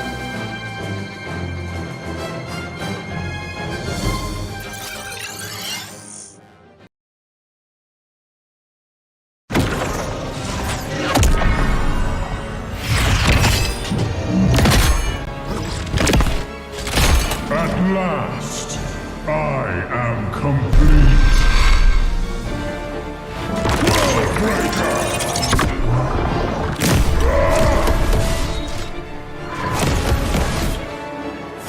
Come in fairness.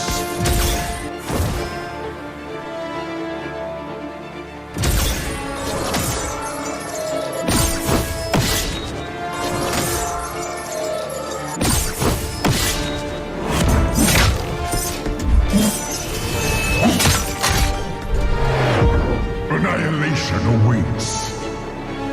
Boundless is my hunger.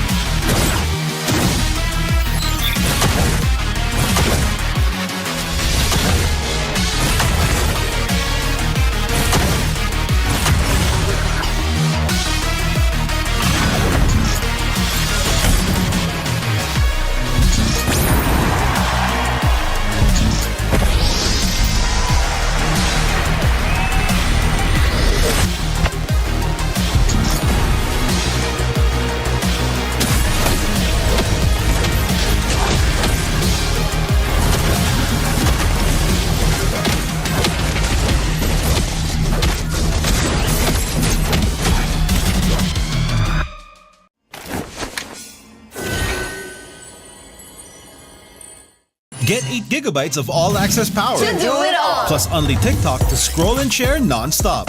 Power, work, life, and more.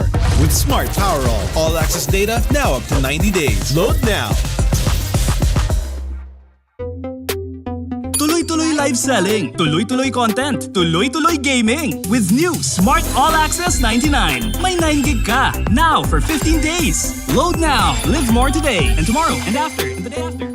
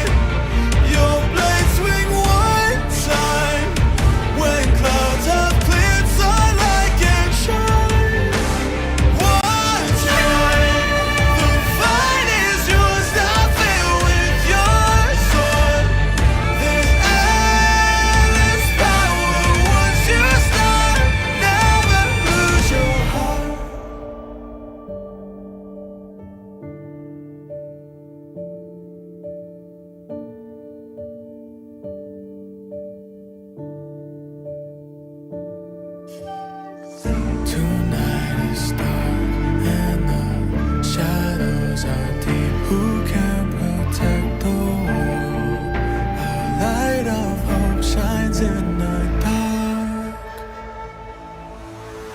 One strike, I swear by people's side. Keep faith just one time. I'm gonna light up all the fires. One strike for my desire. A light up so bright. Inside the power in my heart, I'll defend the world.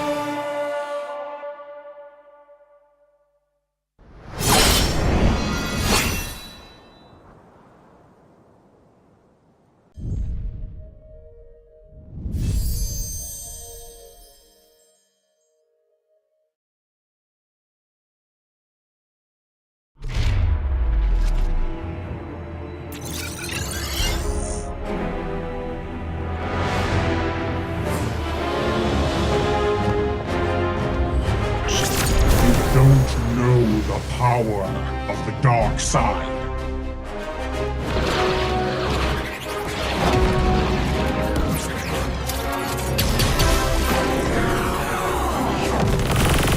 Target on the move. Prepare to engage.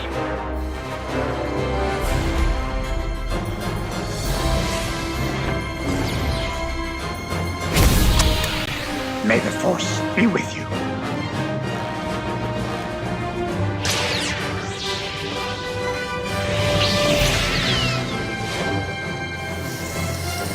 I will do what I must.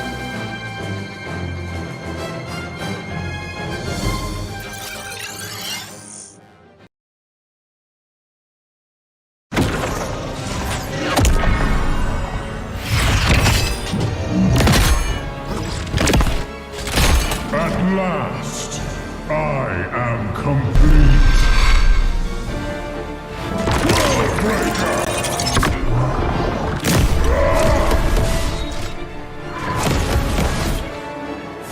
Come in fairness.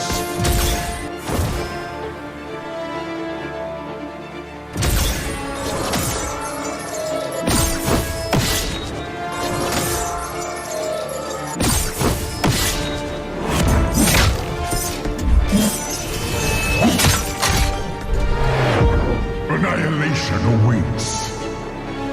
Boundless is my hunger.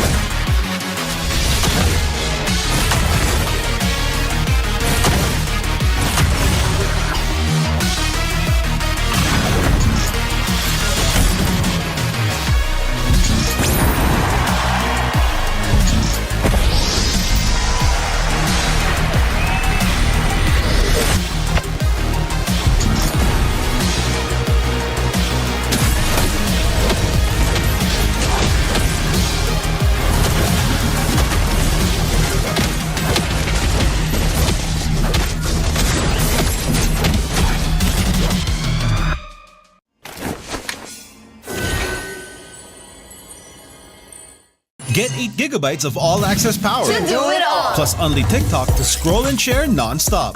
Power, work, life, and more. With Smart Power all-access data now up to 90 days. Load now. Tuloy-tuloy live selling, tuloy-tuloy content, tuloy-tuloy gaming. With new Smart All Access 99. May 9 gig ka, now for 15 days. Load now, live more today, and tomorrow, and after, and the day after.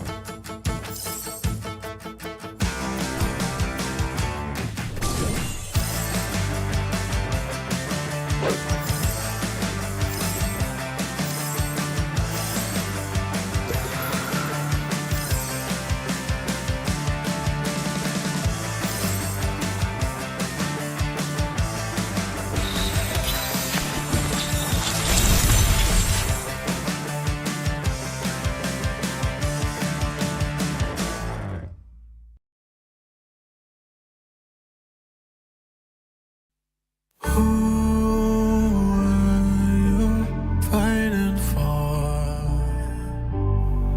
no one would ever know your name. Who are you waiting for?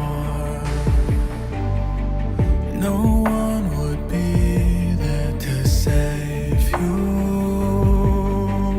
You would be alone when hope was gathering together with the sun. Even though your back's to the wall. One strike, go cut the murky mind. Your blade swing one time. When clouds have cleared, sunlight can shine.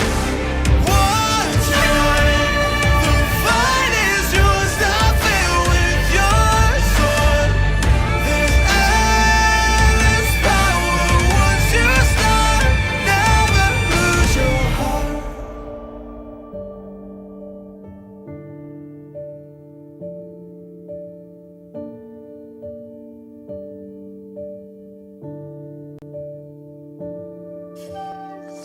Tonight is dark and the shadows are deep. Who can protect the world? A light of hope shines in the dark. One strike, I swear by people's side. Keep faith just one time. I'm gonna light up all the fires. One strike for my desire, a light up so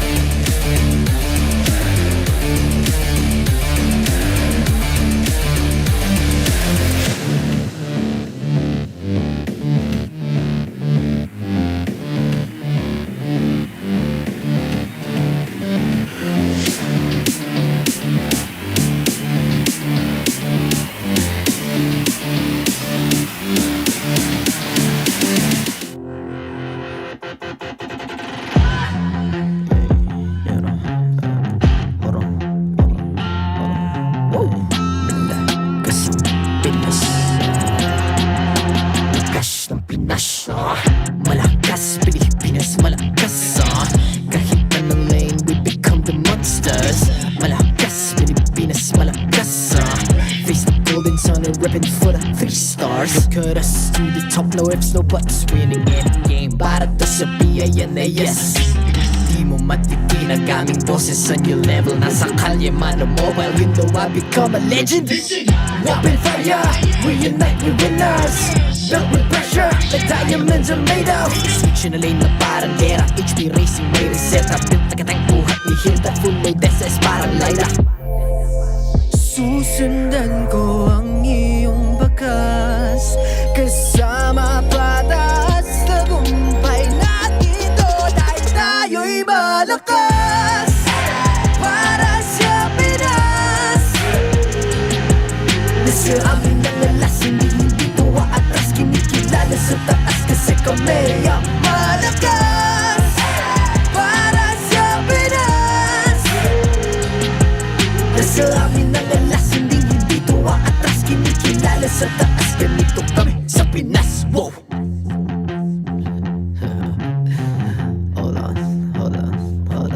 Yeah, malakas ang Pinas. We are Laging every beat, no surrender, no retreat. Pag nagsama-sama, just imagine what we can achieve.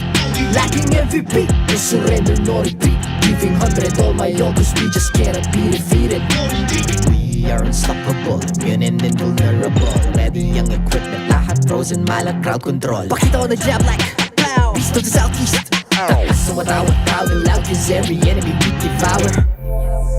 Susundan ko ang iyong bakas, kasama patas. Tagumpay natin to dahil tayo'y malakas. Para sa Pinas, nasa amin ang alas, hindi tuwa atras. Kinikilala sa taas kasi kami ang malakas. Para sa Pinas, nasa amin ang alas, hindi tuwa atras. Kinikilala sa taas, ganito kami sa Pinas. Wow!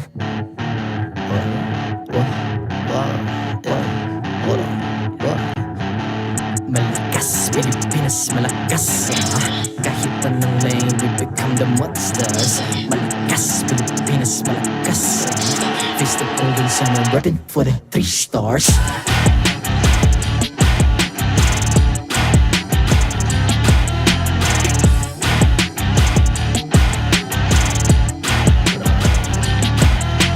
Ang lakas ng Pinas, reunite, be the stars. Ang lakas ng Pinas, reunite, be the stars. Ang lakas ng Pinas, reunite, be the stars. Ang lakas ng Pinas, we the stars. Ang lakas ng Pinas, reunite with the stars. Ang lakas ng Pinas, reunite with the stars. Ang lakas ng Pinas, reunite with the stars. Ang lakas ng Pinas, with the stars. The 14th season of MPL Philippines is brought to you by the following sponsors. Smart, the official telco partner of MPL Philippines Season 14.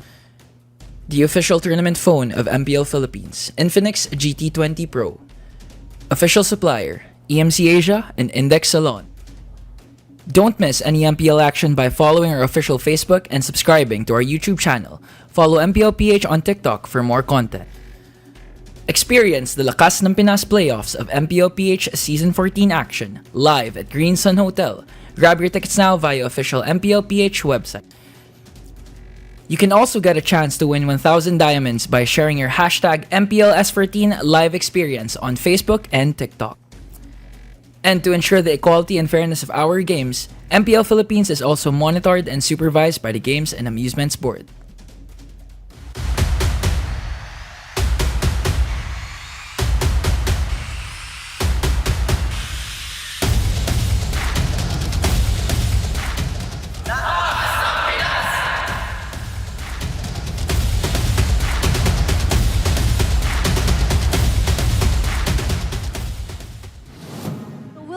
Tapos na naman ang walang Lord. Kalma! Nolan. Pass ball. Kalma. One game lang. Wala minsan. Dikit. Nice! Dikit sa akin, Drake.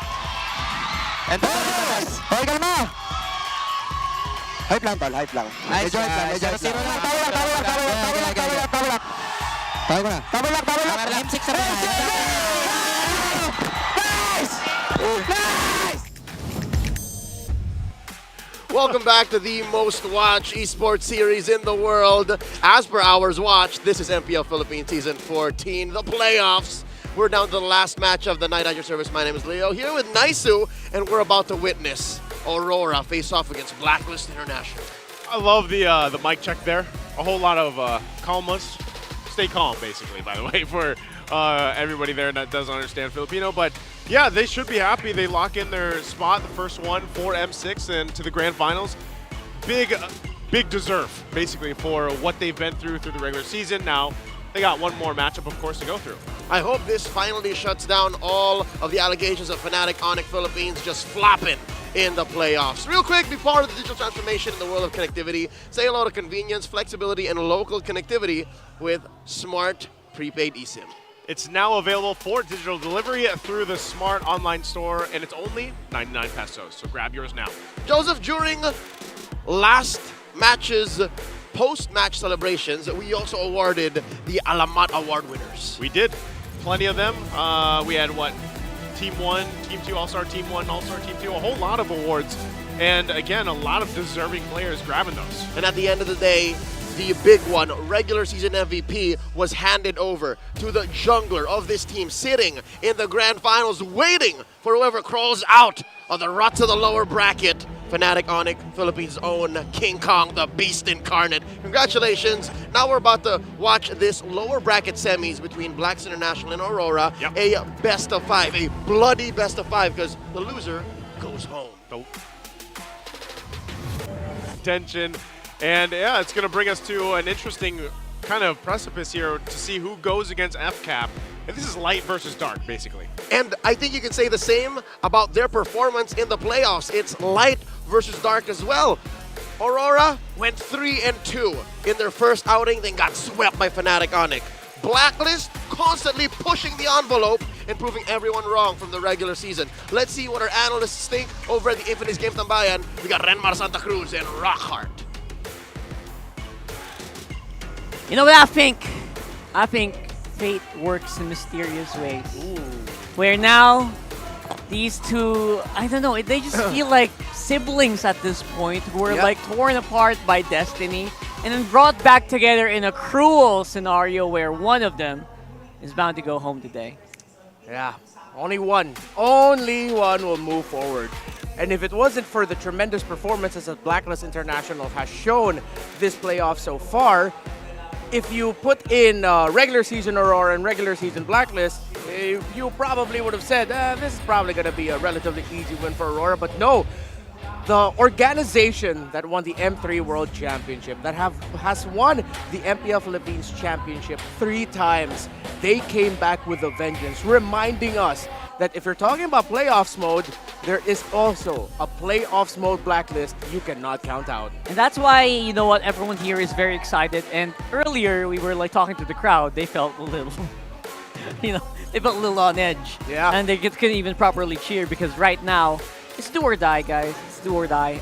And again, I guess I also see the reason why they would feel that way because of the previous game that happened, right? Yeah. That's just something.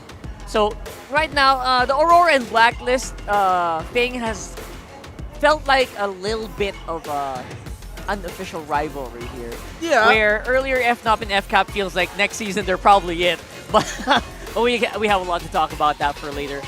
For now, obviously, if you missed it, Fnatic Onic Philippines is our first M6 representative, and again, rightfully so. They worked very hard to do that. And now, let's talk about the grand finale of Light versus Dark. The Lights of the Auroras and the Black era.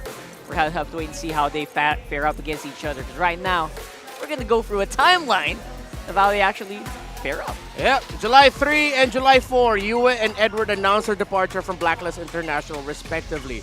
July 27 and July 28, they announced their rosters, and you see the split happen. MV3 gets split up. Comes MV2 for Blacklist, while Aurora make their own little version of the MV3. Dawn of a new rivalry, Aurora gets to sweep Blacklist International. Aurora continues. Aurora got to help Blacklist International make it into the playoffs because they swept RSG Philippines, meaning that Blacklist made it in here. But Blacklist showed that, you know what, we're going to show you how thankful we are, but show you how ready we are for the playoffs. They defeated Aurora in the last week of the regular season. So now, here they are, fighting for tournament life. Only one of them will make way. That's right. And before MV3, there was Edward versus Haji Z. And if you're not familiar with the name Haji Z, that's actually his name when they were facing off against each other in Season 6, where Haji eliminated Edward in MPL Philippines Season 6 quarterfinals. And that was with Omega on his jersey and Edward on Blacklist. Yeah, they couldn't have the story that they... The last time we saw Edward versus Haji was in Season 6. I believe in the playoffs there wasn't a significant result between these two teams. Of course, in Season 7, that's when Edward and Blacklist International won their first championship before Haji joined Edward and Blacklist International with an MVP, Grand Finals MVP season to secure his first title and the second for Blacklist. A bit of a reminder as well, that happened 4 years ago. 4 years ago, 4 years ago, that was... During swinging pandemic times, Kyrie was still in Blacklist. Hayes was still playing. He's not a coach. He's one of the most decorated players here. Benedict and Brody just came out. And that time, 2020, Philippines who? You don't have an M Series trophy yet? Yeah. That was before all of this whole Philippine era stuff. October 22, 2020, the last time they met as opponents in the playoffs in this level. MPL PH Season 6, Haji eliminated Edward. Will history repeat itself? Or somehow, will Aurora, with the expectations of many, actually breeze through and make it past Blacklist International? That's super interesting because it's just weird that two players that have been through thick and thin together in Blacklist are now at the verge of making one of them go home again. Yeah. And again, they just don't stray far from Blacklist and Aurora and Omega, don't they? That's just somewhere there. And it's really interesting as well because Blacklist also was the one who sent Omega home. So a lot of roots. Better, man. A lot of roots, a lot of links between these two teams. Obviously, of course, with Aurora and Blacklist, with Aurora made up with a lot of members or former members of Blacklist International. A lot of things happening on social media early on. If you know, you know. We don't have to spell it out for you and remind you what happened. But now, here they meet. Friendly rivals at most. Or, you know how siblings don't always get along. Sibling rivalry. Yeah, they get along, but, sometimes if it's sibling versus sibling, you want to show that you are the better sibling. And somehow we can't really... When it comes to siblings, you can't really go too far against the guy because at the end of the day, you kind of just... You're connected at some level, right? And I think that's exactly what's happening here where obviously they have to beat each other. They're mandated to beat each other, but I don't know how openly you can say that they have animosity against each other. That's just, I don't think that's there. Yeah. At least for now. At this point, it's like, I'm pretty sure it's like nothing personal. Wink, wink. It's nothing personal, honestly. It looks like it's just all business. You gotta eliminate one or the other. I feel like, though, for a good amount of people, I know how our community, the pulse of our community sometimes, I know how sometimes our ideas can get a little bit out there. A little bit too much sometimes. Yeah, I feel like there might be people who might start talking, because I've seen a few comments that if Aurora failed to defeat Blacklist here today, it's like them not being able to escape the shadow of their former selves. Because, again, minus Doming, and Demon Kite, the three core members of Aurora and the coaching staff all came from Blacklist International. So if Aurora can't get the win here today, there might be people talking about that. While on the side of Blacklist International, I feel like they're the team with not that much to lose because they were the team that was counted out in the first place, right? They got everything to gain here. Yeah, they started literally from the bottom. Yeah. Right? So they started from the bottom. They've secured themselves top 4 at most. They can go and continue and secure top 3 at most if they get to defeat Aurora today. So I wonder if that plays into any factor. Knowing the pros, though, usually they say, nah, we're just locked in. We're just thinking about the game. One game at a time. Yeah, like one game at a narratives, time. all of that. I like, know, nah, bro. well, yeah, to them. But it's just interesting, like, to see it from that regard. That's right. And again, you kind of just have to keep that in mind as well, right? Yep. You have to keep in mind that sometimes there are non-tangibles that are present in the game that people just talk about. They just can't help but talk about it. And you just gotta have to play through it. And at the very least, that's a test for these players, right? Can they muddle through all that line that's being put between them? Can they break through it just by pure gameplay, pure mental fortitude, and pure confidence, and take home the win? Because that's the biggest challenge. The challenge here, obviously, that's already a given. They're already on stage. But within themselves, as players and as people, can they actually overcome, small barriers that the world is putting between them? Yeah. Well, I think stories aside now, though, or with the stories kept in mind as well, we also now would be like the best time to really look into the numbers behind it all, the stats behind it all. Of course, Aurora coming into this matchup, if you take into account the stats of the regular season, they have had definitely the better showing. For sure. But Blacklist International, again, the playoffs mode definitely has kicked in. There's one player I really gotta commend on their side. It's Lord JM. He's popped off, man. Like, he was counted out. The jokes around his 0-7 performance at some point. Yeah. Now it's like, it's a completely different Lord JM this playoffs. And if you look at his MVP performances, all of them came from the playoffs alone. That's 3 MVP performances as a Benedetta, as an Arlot, and Khalid. 3 very different styles of heroes that shows just how much he's grown. From being spam Terizla only. I play Edith also not working that well. But with the Benedetta, Arlot, Khalid, he got to log in MVP performances. And is that enough for you guys to actually vote for Blacklist right now? Or do you think the light will shine brighter with Aurora? Let us know your comments right now. Let us know your predictions. And there's an online poll. Don't forget to click on it if you're on YouTube or Facebook. And make sure also just sound off below why you think your team is going to win here. Honestly, I am what do you call this? Unapologetic believer in Aurora and their potential. So I definitely think that Aurora is just going to take it. But like we saw yesterday, probably 3-2. Yeah. If this goes less than 5 games, I will be very surprised. I get, like, blow for blow. We've never seen Coach master the basics. Coach Dexstar, Coach Bonchan, and Coach Eson go up against each other. For the longest time, they were the chefs in the same kitchen. Now it's like one is a 3-time 1 Michelin star winning restaurant. The other one is getting there. They're just waiting for the star ratings to come in. But very, very popular on TikTok. Yeah, but very popular. a small shop, very popular on TikTok. Yeah, one of those things. So that's what it feels like. And when you look at the members of Aurora, I get you why you'd go for that. With Demon Kite there, with Edward there, Renege, Yue, and an all-star level performance that Doming has been showing off this season. That's why with all of that, despite all of that, I got sold on the Blacklist hype. I'm predicting Blacklist for this series. Despite my brain telling me, dude, it's probably just going to be Aurora. You know that, right? Something about how Coach Bonchan has been drafting, something about how Blacklist International performed against Falcons APBren tells me that the Blacklist that Aurora will face today will definitely not be the same Blacklist they face in the regular season. Not even the same Blacklist that defeated them 2-1. This is going to be something different, a different drafting pattern, different playing style, much better in the execution. So we're split on this vote. And maybe a different flavor of yam. Yeah. Purple yam.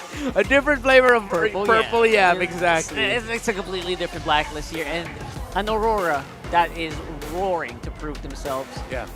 So I'm very excited for this one. I hope you are too. I hope all of your snacks and desserts and drinks are already on your side, because you got to strap in for this one.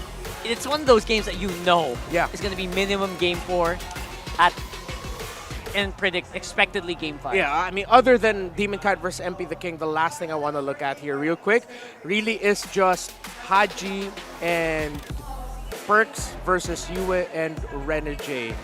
Lately, Perks has been really showing himself as a little bit more of a sharper roamer compared to Renegade, who has just also been great. But, more on that later. There's a lot more time. That's right, because right now, our teams are going to start walking into the MPL arena, of course followed by their communities who are ready with their edges. Let's go ahead and find out.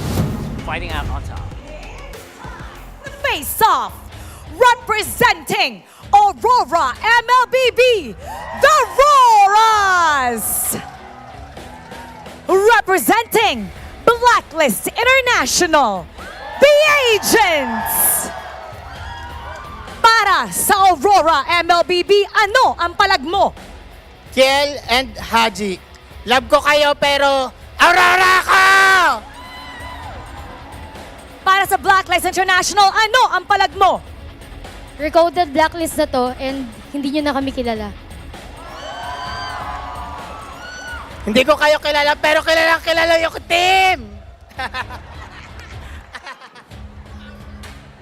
Okay, game? Siguro ngayon tayo magkakaalaman ng lahat and gusto ko lang sabihin na good luck, have fun, and may the best team win. Palag kung palag, fist bump.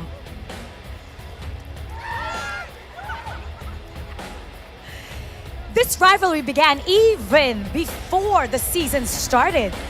Fate decided that these two must eliminate each other. Who will get the bragging rights? It's time to find out. Loyalty or royalty? Their story has finally come to an epic conclusion this season. The Marshalls, Jefferson, JJ, Patrick, and Wilbur.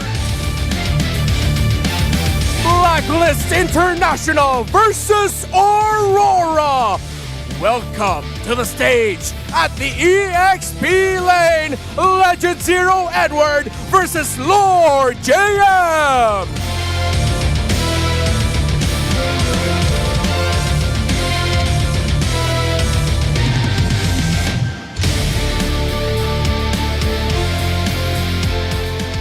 Coming from the jungle, the smiling demon, Demon Kite versus MP the King.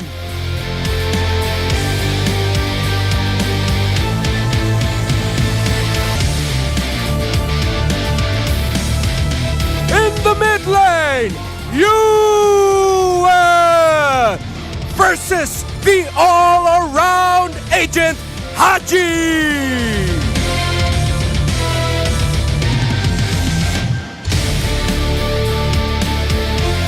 And the roamers, the Hitman Renegade versus Perks.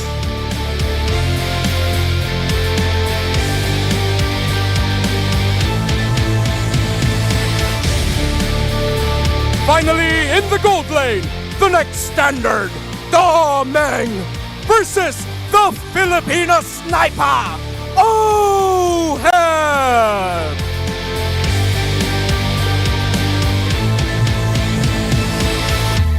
And their coaches, Coach Master the Basics versus Coach Bonchan. A match written in the stars. This is the epic rivalry and the culmination between Blacklist International and Aurora.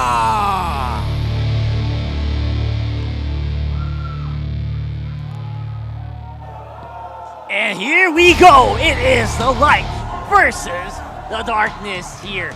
Aurora MLBB following through and staying true to the lights. They have led them to this moment where they now have faced Blacklist International, who are looking really recoded. That community edge thing, community palag thing, it doesn't fail. They are absolutely true.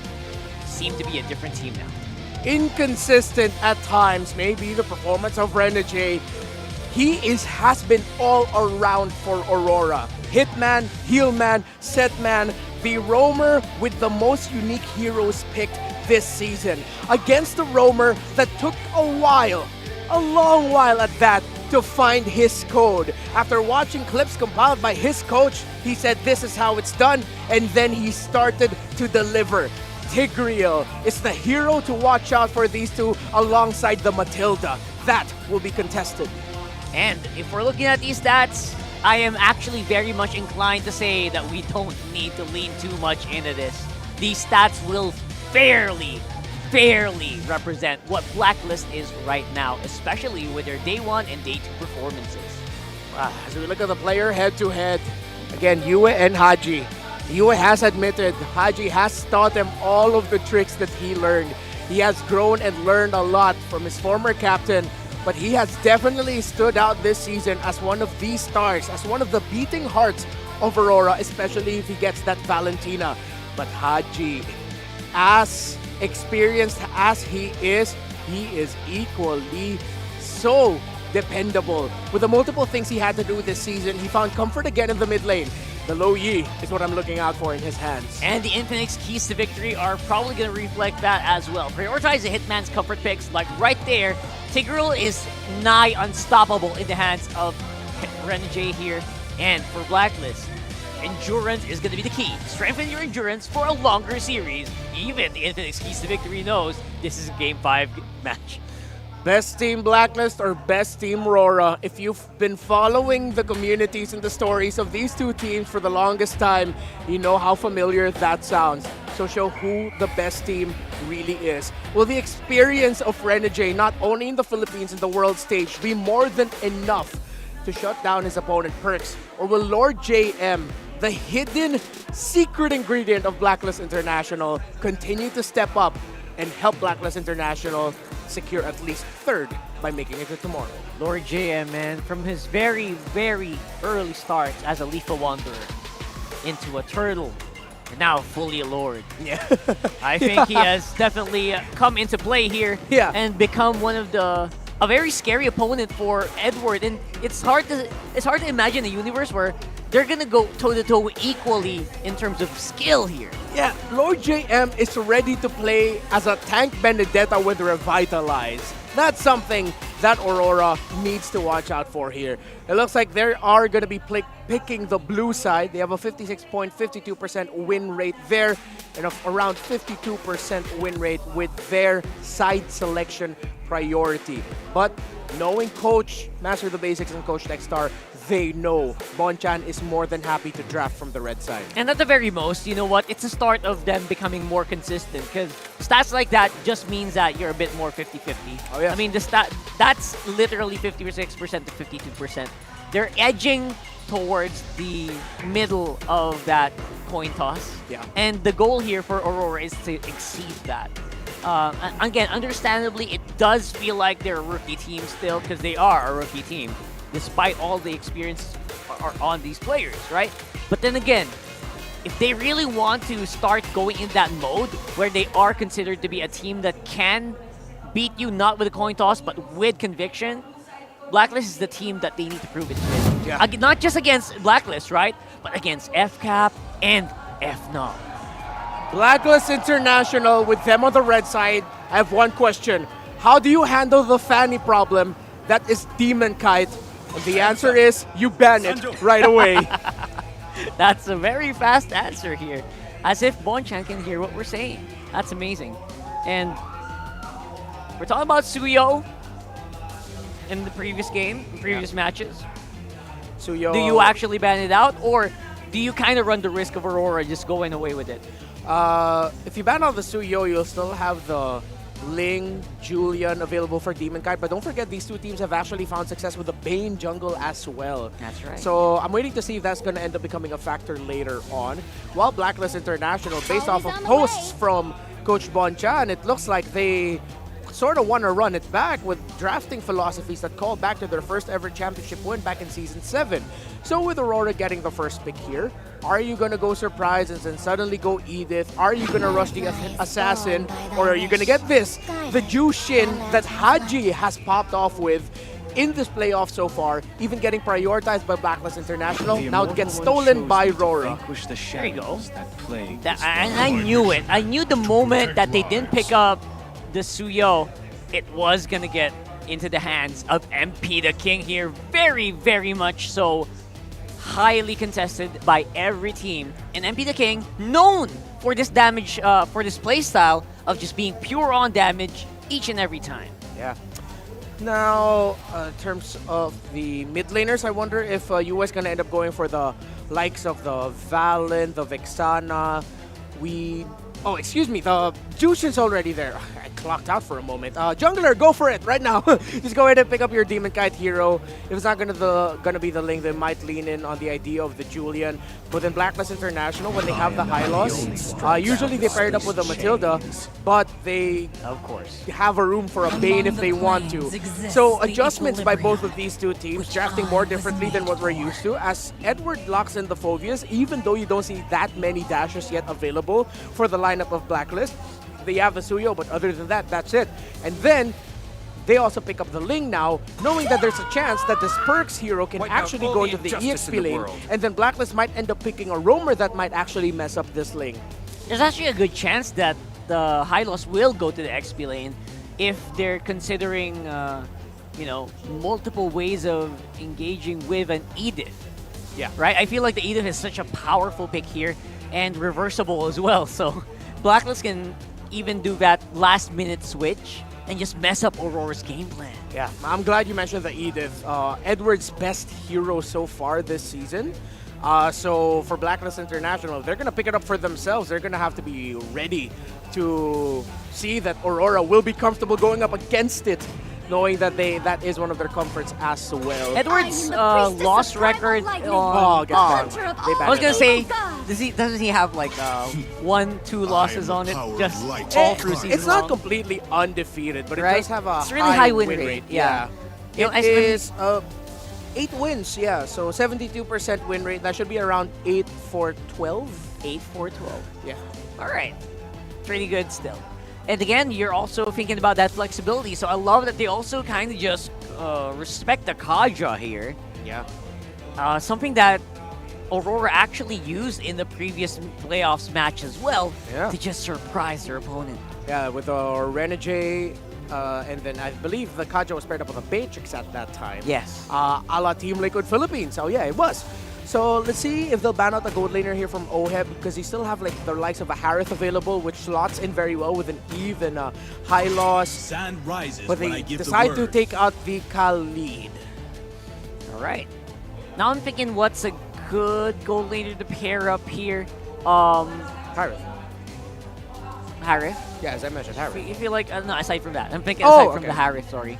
Yeah, they're not even going to worry about it. I like Blacklist this way, right? This is the way that Bonchan actually drafts that wins. Yeah. By just not overthinking their picks. Yeah. Unlike us, who will tend to overthink a lot with these ones. And now, on the other side, are you willing to throw an Angela on Rome here? If you're Aurora? Might be risky, because their only real frontliner is the Phobias. Phobias. And then they're up against an Eve. Angela might suffer here if they decide to go for that. Especially if you go for like a squisher gold lane. Yeah. And in terms of their gold laner for Doming, I mean, the Moscow's still available. If they're really feeling it, then Doming might actually go Matrix. But nope, they go for the classic matchup of Lunox versus Harith, and they still go Angela. That's a great call, Rockhart, but... Yeah, I also, when you mentioned that, I'm like, Phobias only on front? Are you sure?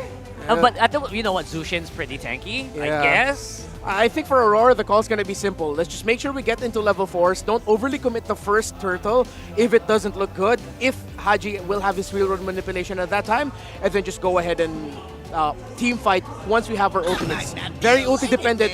And here comes a Barret. Ooh. A Barret's EXP lane from Blacklist International. Or is it Rome? Well, either way, I kind of like it. The only problem I have with that lineup is almost all DOT. Yeah. Save for the Harith, so you might have a hard time bursting out people, especially if they're shielded with the heart card here. If you look at the lineup ratings, much better here for Aurora. Late game potential, a little bit way better. Damage potential for Blacklist, though, high. We do know when Suyo hits level 4, his pokes already start to really hurt. Again, the X factor here are the last picks. It's that Angela, how's he gonna fare? Doming as a Lunox, how is he gonna fare up against OHEB? And most importantly, well, the Barretts. How well is Lord JM gonna get those -1s? We'll have to wait and see as we throw it over for game number 1 to Leo and Naisu.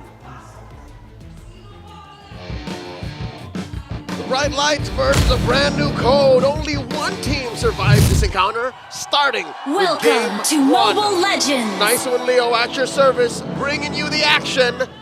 And I'm struggling to recall. Joseph, is this the first Barats of Season 14? You know, that's a good question, man, because I was literally thinking the same thing. I don't know if it maybe popped up once in the regular season, but nonetheless, you just don't see him that often. And it is going to be in the XP lane, right? So looks like he's going with the tanky emblem set as well.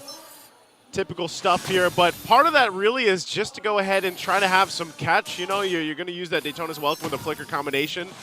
And if you can catch one of the targets, especially to set things up in your favor, then that's great for Blacklist in the lineup that they have here. It's not. This is the second or third Barats of the season, and it was debuted at about the same time as we saw Joy pop right back up. Oh, okay. Well, this is the story of this Jushin pick, right? It's annoying, especially in the early portion of the game. You have to continuously worry about being dragged back with that Lantern Flare. So good poking and good kind of control going on with both the teams right now. What I like about the draft here in game 1 is it's clear that these two geniuses, Coach Bonchan, Coach Master the Basics, both leading Blacklist International at some point in the past 3 years, they both know each other so well. They do. They understand that, all right, you want to fight? Okay, I want to fight too. I know the exact antidote to the poison you're bringing, and so do the communities. It seems like a lot of the fans don't understand what Blacklist has done in the past 3 days. Yeah. Still, of course, this could just come down to the raw numbers of the Auroras all around the world. But you know what? Renmar said something right. His heart is in the right place, I think, because Blacklist are playing out of their minds right now. Yeah, they have. I don't know what happened, and I remember saying this back ago. Hold on, Turtle going to be secured by MP the King. Initiation. Whoa! That's the Daytona's Welcome we were talking about into the RWM as well. Still looking for the kill on Renegade, and in the backside, they're going to break it on out. MP Infernal Pursuit right on top. A triple Lantern drag from UA. Goes in for Mora now. Perks and Lord JM still going to press the situation. Edward, though, keeping him at bay. Infernal Pursuit again with wave 2. Look at Edward go. Abun Jingjing is an angry man. Legend Zero taking it to Blacklist International. And I could have sworn Black was happy with the Turtle. And it's not like they had a choice, right? It's not like they could have just ran away and gotten happy with their usual objective. No. Again, these two teams, their lineups, their drafts, they were made to fight. It's funny how that went, because before all that, it was calm and collected, you know, some poking here and there, but Lord JM's the one that started up. He's like, nope, here I am. This is the Barretts. And he also just picked up the Thunderbelt. All right.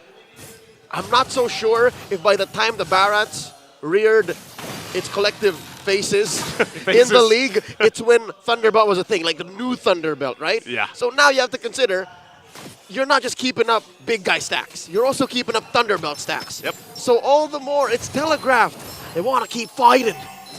That's where they're going to shine. And part of that, too, is just allowing, once again, Oheb to get where he needs to be on this Harith pick. We already saw a preview of that. Here's the hard guard. Initiation coming through. Oh, no. Once again, Thames Blades trying to get to them before they get to the turret. They're going to be dragged on forward. Couple hits for Haji. And Haji actually survives that. With just but a sliver of health. He saw his career flash before his eyes as he just gets away with it. Edward going 2v1. Lord JM and MP the King. That's a defensive real-world manipulation if I've ever seen one. And this is the interesting usage of it that you can get. I mean, Eve's popped up now quite a few times just in the playoffs. So that is a valuable ultimate down also here on the top side. Meanwhile, the Turtle's still going. Domeng and Oheb in that 1v1. Both teams still trying to feel the situation out. Renegade doesn't have the hard guard yet, so they're going to buy some time here. I think it's a matter of either waiting for Renegade and Blacklist saying, MP the King says go, MP the King says go. And of course, UA getting a good chokestun. There you go. Hard guard already off a cooldown. And neither team in position. Oh, they're going to catch one! When again, hard guard might not be enough to help him out this time. Using the brilliance there to stay alive. Domeg's still going to be fine. They're going to re-engage. Demon Kite Checking out the vicinity here. He's going to jump in, looking for perks. Domeng finally goes down. Tempest of Blade's already going to use. Gets enough of the swords too, but he's still looking for more. Demon Kite gets out. 2 fall for Blacklist. And 1 for Aurora. I mean, sure, it is a key player. That's Domeng, the next standard. They're going to have to need to get some farm on him, expedite the whole process, but this whole delay, this is the second turtle, Joseph. We're looking at the second turtle, and it's been about a minute that they let it stand like that. MP the King is back on the map. So I'm not so sure if this is something Aurora wants to consider even contesting. I think they're letting it go. Yeah, they have to. Just let this one go. MP grabs a second turtle now. But you can still see Aurora, they're going to trade. Like, if they're going to give up that turtle, they can't contest it. They might as well get a turret. And that's how they repair the early death on to Domeng, and ooh! Look at this. Edward starting up the fight again. Lord JM caught in a bad place. Won't be able to escape a Demon Kite. And Edward's still going to go ahead, put a little bit of pressure here. Heart Guard held over, but they're happy with that kill. He spit out the spicy meatball. The meatball. He almost got it, and then he saw the Heart Guard. Oh, never mind. Never mind. And I'm in too deep. So that's a punish hard by Aurora, putting them up about 500, 600 gold. Oh. And now they're trying to fight Oheb. They're going to fight again. Oheb trying to get out. He's going to get dragged back with the Lantern Flare, and Perks as well won't be able to get away. It's just too much from RORA. Once again, showing the proof, the utility of UA here with the Jushi. And with the absence of MP the King, DK is going to commit Grand Theft Orange. Blacklist now reeling from that exchange, that assault by Aurora up top. That's going to convert into a tier 1 push. Aurora now approaching 2,000 gold up. In about a minute, there will be a turtle in the upper quarter. Odd how that turret didn't go down. I was going to say, 1 hit. I think Aurora just let go maybe a second too soon. It'll eventually go down. I think they're feeling the same way. Not by Oheb's watch. Look, he's going to stay there. Again, initiation. Flicker going to be used. Daytona's welcome into the turret. They just grabbed Edward. He didn't have anywhere to go after that one. Very good use of Perks' Glorious Pathway. I think that was enough to slow down Edward without proccing any Infernal Pursuits. I mean, he was going to die anyways. Yeah, he's thrown in the turret at that point. Again, Lord JM's been very proactive on utilizing the Flicker with that Daytona's Welcome, and if that's into the Glorious Pathway too, it helps. He has a Thunderbolt. Again, it's a matter of 1, 2, 3, 4, 1, 2, 3, 4, and if the Flicker will lead to a -1, as mentioned by our analysts in the Infinix Game Tambayan, that's gotta be key. You have to stifle Aurora from snowballing out of control. Again, reminder, this is an Angeling lineup. If it goes ham, and if Demon Kite don't get shut down, then you're in room for a very bad late game. Look at this, 5 members of Black. This is the trademark. Ube coming in. They're gonna go for it. MP will get the third one. Heart Guard already used. Disengage right now from Blacklist. Looks like RORA gonna disengage himself. So that's 3 for 3 for MP the King with the turtles here. And like you said, finally this tier 1's gonna go down. 1 hit from that minion. But this is it. Here's the re-engage. RW already dropped down. They're gonna throw UA into the air. Once again, that Daytona's welcome helping out. I'd reckon that may have been a lapse in communication. I'm not so sure if Aurora, we're all on the same page. Yeah. Are we rotating out? Are we moving up? Are we going elsewhere? Because they all got punished by Haji's real world manipulation. They were all kept right then and there. And Yue, the least mobile member of Aurora, save for Renegade, of course, suffers the loss. Think how much slow that is, you know, with the real world manipulation, and then eventually, I'm not sure if Haji has the Ice Queen one yet, but even with the Glorious Pathway, like there's so much slow there at Zaman Force, and that's why, you know, RORA, when they were playing with that advantage earlier on, where they were going even under the turrets, whenever they had that Heart Guard and they put the pressure on with the beacon, it's always awkward. It's always awkward to fight because then that's literally the counterplay into that death box, and as the game gets longer here, you know, either team really can actually win those team fights. I'd reckon we're up for an item check in just a jiffy. In a country second, if you know what I'm talking about. Because 30 seconds from now, Lord's going to spawn lower quarter. So we want to know exactly what they're building. Lantern on Haji. So he's dealing massive damage to Edward, massive damage to... I think that's about it. All right? Because that was a country second. He's the only one... It is. He's the only one who's really dealing with a lot of HP right now. Demon Kite cornered out of that small camp. Checking out the items here. Nope, no ice cream one just yet, Joseph. I guess they just have enough slow between all the utility that It's their just, ultimates it's just give. painful slow. Yeah. Like Glorious Pathway is probably enough. Missile expert too. That's true. You have that. So they have plenty of slow available, and this is where they're going to be able to shine. You know, once the Lord is up here, they decide to give it a go. They'll play into that advantage. Domeng also picking up a big item right now in this Lunox Holy Crystal. But look at this poking just on Edward. It's difficult for Edward because he has to do so many things. Number one, he has to break the kill box. Yep. He has to peel for Aurora. Again, he's the only real frontliner.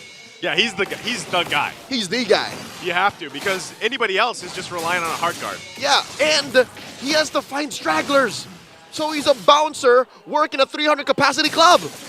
He's working overtime. And he's one guy. Just one guy. No, he's that guy. That's why. It's the only one we employ. He's 3-time MPL champion, world champion. Yeah. And he's him. He's Legend Zero. But as a Phoveus, he can only do so much. He can, and that's why I would say his work is cut out for him, and Edward's been doing that job up to this point, but now you're going to find yourself being that guy for the Lord dance that's going to be started up right now by Blacklist. How perfect. It's a big club, and the bouncer's checking in. All right, what's going on? What's the commotion? It's just a soft reset. About 3 members of Blacklist International tippy-toe into the tango, and Edward is checking in. And I think the call is, all right, fellas, they're not going deep just yet, and here's where Aurora's lineup shines, controlling the map. You can have Renegade just clear in, as slow as it takes for an Angela, but still, a presence is a presence, and then you have the Ling on Demon Kai just jumping around. Clear those waves with those waves of love, man. Like, that's what you're going to do. Part of this is Demon Kite. He can also kind of help with this, put pressure, but they're just going to give this one a go. Going to try to get here on time. Hard guard already going to be on Demon Kite. Lord's going to go for the reset. Tempest Blades will be committed. Edward has to flicker out defensively, and they try to fight it in. The Queller is shot, but that Lord will enhance at this point. Most impressive is Blacklist discipline. You see that green dot on Haji, Joseph? He didn't panic, he didn't press the real manipulation, and now they're in prime position to take the Lord! They're gonna go for this one full force once again, and MP will be able to grab that Lord. Edward jumps in, Inferno Pursuit, they drag Lord JM back. There's the RWM though, locking them down, trying to cut them off. Edward finally taken out. They go to the safety of the tier 2, but they're dragged back by Yue. And now they collapse down on Haji. A turret won't be enough, says Demon Kite alongside Renegade. It's a wipeout for Aurora. Just too much damage in Aurora's lineup, and they're able to sledgehammer through the base. And that's all they needed. With the minions and pushing in, RORA will take game number 1. The Northern Lights, like a flashbang, suddenly take game 1 from underneath Blacklist. Man, did that happen just so quickly. Like, you could have held your breath. I think we did. And so did the MPL arena here, because it was just that one fight. You know, it was that one Lord fight that went back and forth. It started, then disengaged, and then turned into that. There's got to be some hesitation that our analysts saw in Blacklist engagement that may have turned the tide. Let's go over to the Infinix Game Tambayan and break down game 1. Funnily enough, you did spot that, right? You spotted that millisecond of hesitation. Yeah. And you pointed out earlier. Yeah, but the thing is, I also understand why, if you're Blacklist International, why you're going to be team fighting like that. Because even though you're trying to look for the best possible team fight or the best team fight, it's hard to do that when you have someone like Yue who positions and times his entries so well. Unlike the Eve, where once that box is brought down, you know what's going to happen. You know what you need to get out of. While the Jushin, when it's paired up with an Angela, you can wait. And waiting is what the Smiling Demon did. This guy just looks like he already wants to go straight into game number 2. I don't know what to say, man. The Smiling Demon gets me every time. He doesn't even smile fully. I haven't seen him smile like completely yet. Yeah. But yeah, he is 5-0-6 here. And also one of the reasons why I knew they were going to pick the Angela, because if you enable Demon Kite on that Ling, it just gives you a good show. Yeah, very deceptive is the lineup that Aurora drafted. So we got to see that there were some scenarios where Renegade would struggle to join or do something because he was an Angela. If he got caught out without charging up that hard guard, it's an easy catch for Haji and the rest of Blacklist International. But then Rora, with their lineup, understood that, hey, we have to adjust our playstyle. Our main frontliners are going to be, surprisingly enough, the Jushin, the Phovius, and even Demon Kite. But Demon Kite will frontline once he has the hard guard onto him. That acknowledgement, that adjustment allowed them to reach them to this scenario. Yes, it looked like it was a really great team fight for Blacklist International, but again, the late entry and the decision of Yue, once he entered, that was a signal for Renegade and Demon Kite to run over Blacklist International. I was about to say, Yue is my personal MVP here. Because not just the first one where he got 3 people on the lantern. Yeah. That was fun. I forgot that you could do that. But the decision making that he's able to do, all while being in the front. Yeah.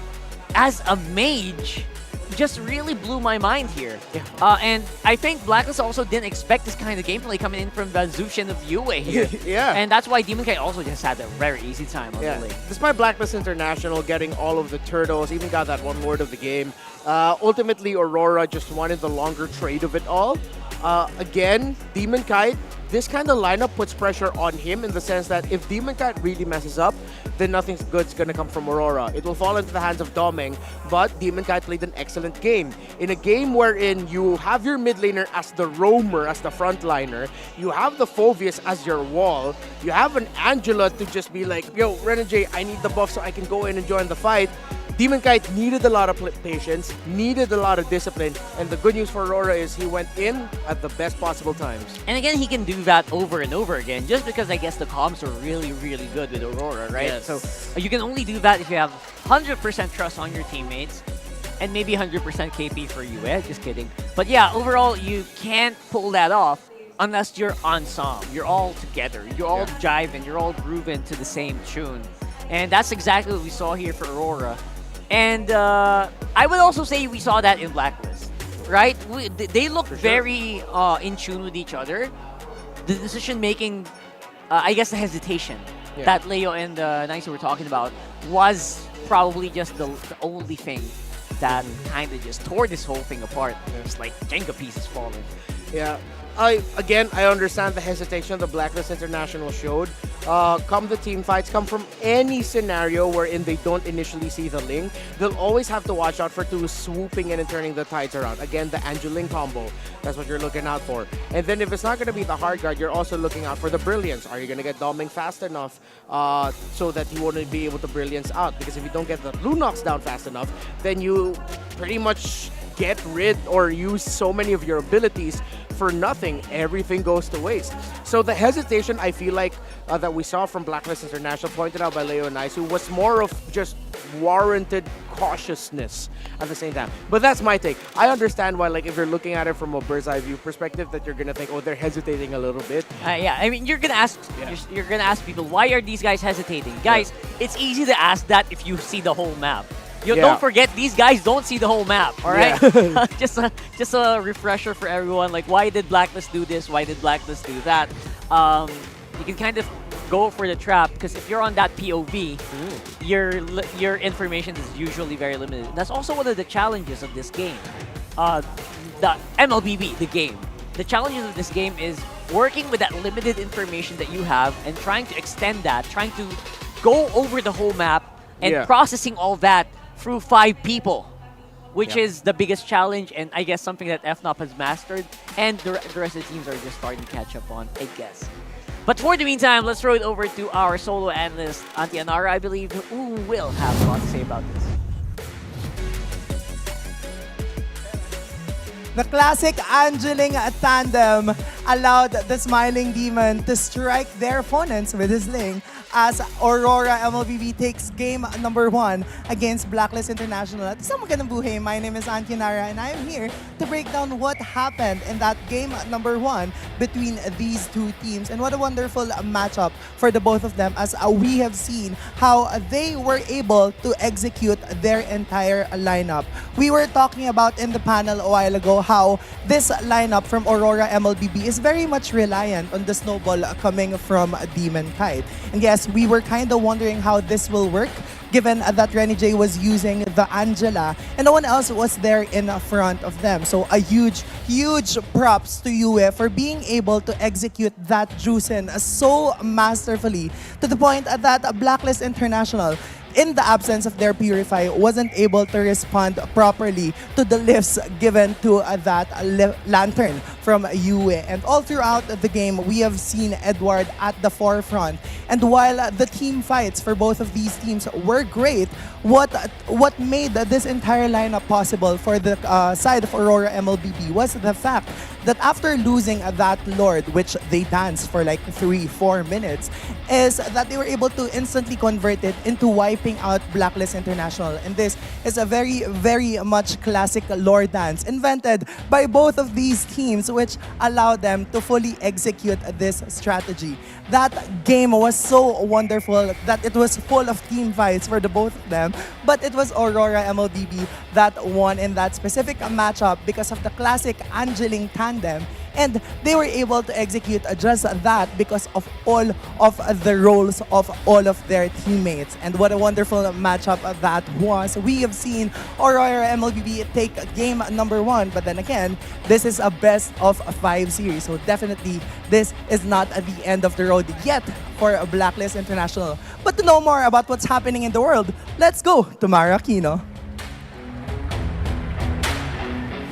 We're back for another episode of M News, where we give you the latest in the world of competitive MLBB. We got 3 stops. First, we're heading to Latam. Maycam Evolve has dethroned champion RRQ Akira in MPL Latam Season 2.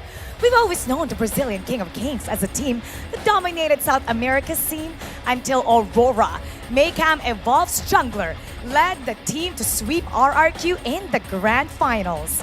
Maycam Evolve will now qualify for M6 group stage, while RRQ Akira will start their campaign from the wild card. Next stop, Myanmar. Falcon Esports will be soaring to Malaysia for the M6 World Championship after defeating Mythic Seals in a full 7-game grand finals. The clutch triple kill from Benis Bruno turned the series around to help his team clinch the ticket. This will be Falcon Esports' 4th international appearance as Myanmar's representative. They previously participated twice at the MSC and now twice at the M Series. And for our final stop, NACT Fall 2024. Now the Grand Finals is set for North America, where Cloud9 will be facing BTK. Now for more of that, let's check in with our M correspondent all the way from North America, Steph Weezy. Pasok! From the Philippines, my name is Steph Weezy, a NACT caster all the way out in North America. We have a tournament of our own. I know you guys just stepped into the playoffs, but guess what? We're right there with you. For the NACT, we've seen over 100 teams sign up. We had amazing qualifiers, lasted for a few days, but only 8 teams were able to surpass the rest and move on to the regular season. Our regular season spanned over the course of 3 weeks in a new format, a Swiss format, kind of similar to what we'll be seeing in M6, where the top 4 teams with the most points move forward to the playoffs. And here we are inside of the playoffs right now and getting ready for our grand finals with 2 teams soaring above the rest. Can you guess who it is? I bet you can. Cloud9 and the Bloodthirsty Kings are going to be fighting it out again for a chance to hold that banner for North America and a chance for a ticket to M6 in Malaysia to be the best in the world. It's no secret, North America had a little bit of a struggle inside of MSC, but through NACT, a lot of the kinks have been ironed out and these teams are getting ready. They have one mission and one mission only: make North America great again. Be looking out for North America as we close our doors for the NACT October 20th. Definitely grab some popcorn and get some drinks, and we'd love to see you there. But all you regions, better watch out. North America is on its way. Thank you, Steph Weezy, Cloud9, and BTK, two epic rivals. We'll be seeing you for M6. And that's it for M News. We'll see you next time. But now we're gonna head on over to our panel. Paso.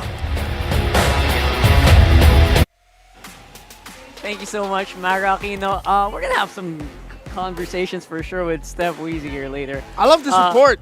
Great. I miss Steph, man. Steph's a really cool dude. Hopefully we get to see each other in Malaysia. And of course, I was also very excited about that Myanmar matchup. I really thought Mythic Seal was actually going to take it. We're so used to seeing those names in the M series, and it's surprising that we will probably see them in the wild cards here. That will happen in shortly, probably after this. And yeah, that was the first time, by the way, that we saw the Suyo make an appearance in the playoffs. So I really was very thrilled for that. So stuff happening all over the world. Yeah, lots of things to watch out for. Little by little, all the journeys all over the world are starting to culminate towards Malaysia. Again, Fnatic Onic Philippines is already on there. MPL Indonesia are going to have their playoffs next week alongside MPL Malaysia, if I'm not mistaken. MPL Cambodia's playoffs are ongoing right now. There are upsets there happening as well. They have a similar story. See You Soon, 6th place, eliminated 3rd place Team Flash in Cambodia, similar to what happened with Blacklist International versus Omega. So it's really cool seeing the narratives all throughout the seasons, or all throughout the world, heading into the M series. That's right. And we are also waiting for NACT to also kind of just finish off. Let's go midnight. C9's probably in a good spot here as well. BTK is a household name for M series, but you never know. That's why after this, we're all very excited to watch there as well. And again, all stuff happening. Let's go back here where we are right now. Of course, DK4 is the Lord trade. Apparently, they've been trading a lot of objectives in that game, to be honest, not just Lord. But somehow, Aurora did come out on top with all that happening. For the meantime, though, feel the power of every tap using the Smart app, guys. All you gotta do is manage all of that in one simple package that you just install on your phone. You can manage your prepaid, your postpaid, your buy promos, your bills. You can also manage your bills from that app. You can redeem rewards. And again, all you gotta do is download the Smart app right now. And I think you can also do that with games. So if you're a gamer, try out the Smart app as well. It's only available for Smart, Signature, Infinity Bro, TNT, and PLDT prepaid Wi-Fi. Home Wi-Fi. So there you go. All that in the Smart app. And if you are a guy that loves to load up for Mobile Legends Bang Bang, you can get a little bit of promo here and there. For that. And they also have like tournaments that happen in like a separate app. Right? It's so much fun with Smart. And again, thank you so much for being one of our main sponsors. So right now, we are about a minute into the next game. And again, I'm still convinced this is a 5-game series. If not, I will do nothing. There we go. That's the right play. Don't make sweeping statements that you won't be able to keep, because honestly, the sweeping statement you made might actually be too difficult for yourself. Yes. If this doesn't go to a game 5, I will talk to Leo.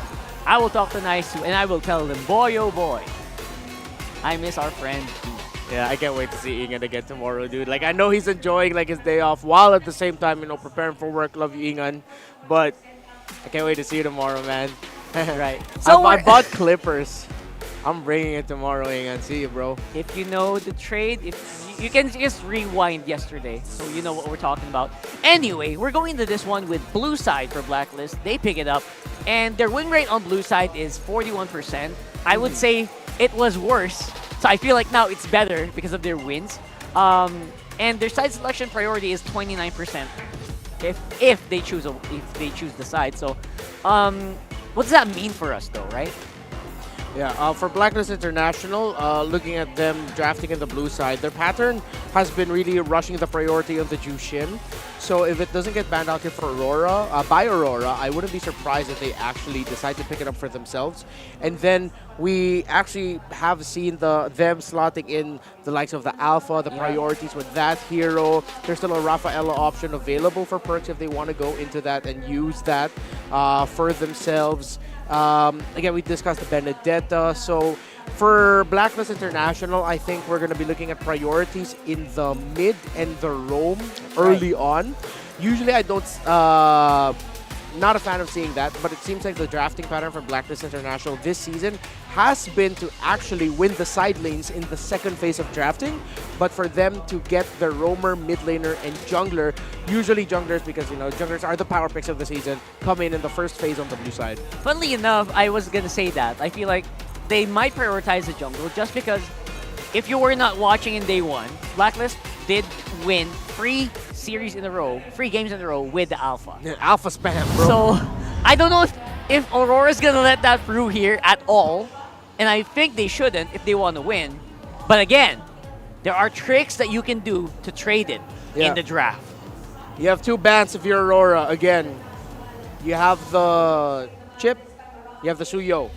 Then you also have to think about the Jushin. I feel like that actually warrants more of a respect than the Alpha that Blacklist International has had a lot of success here. Considering the Game 1 performance, you know what? I completely agree. Yeah.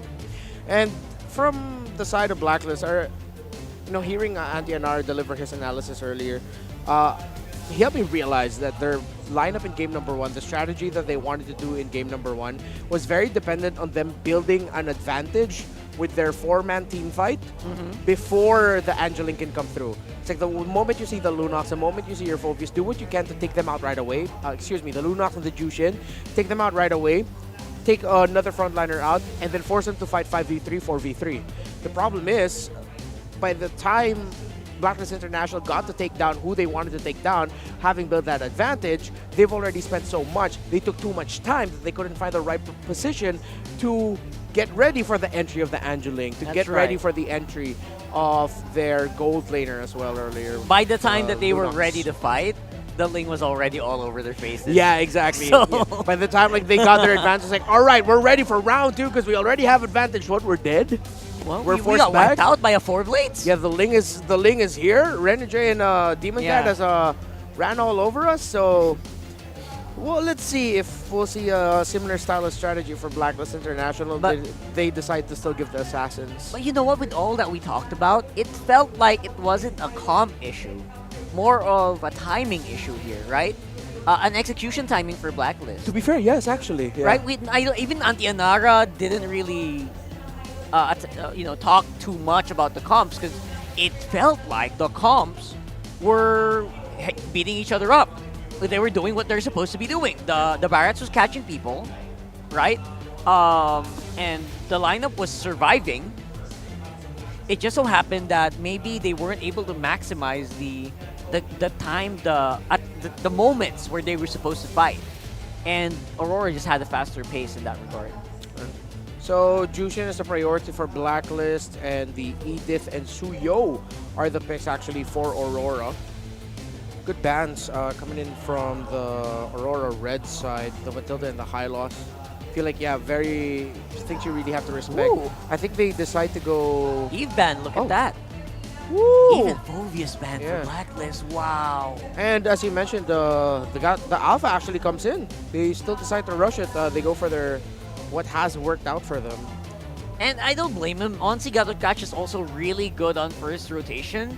Every single team will not fault you for picking it up very early on. Doesn't even need to go roam.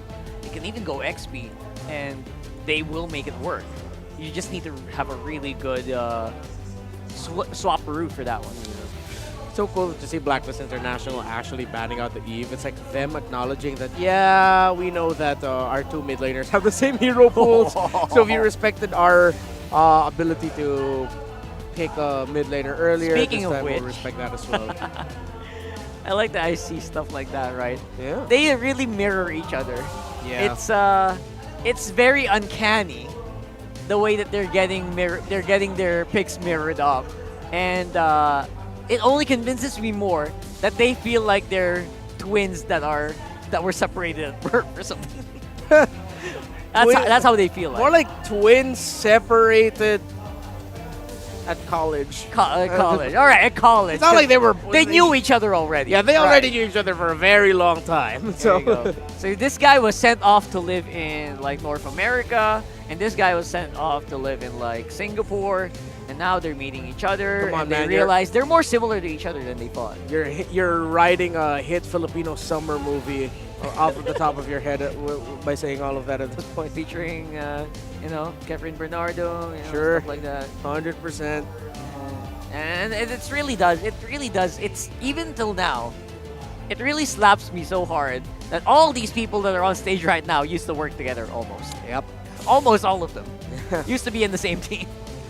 Okay, so with Aurora getting the 4th pick later, let's see if they're going to lock in their gold laner then. Yeah. So They ban out the Natan, by the way. yeah, both lineups are going to the second phase without a gold laner and both with flexible roamers.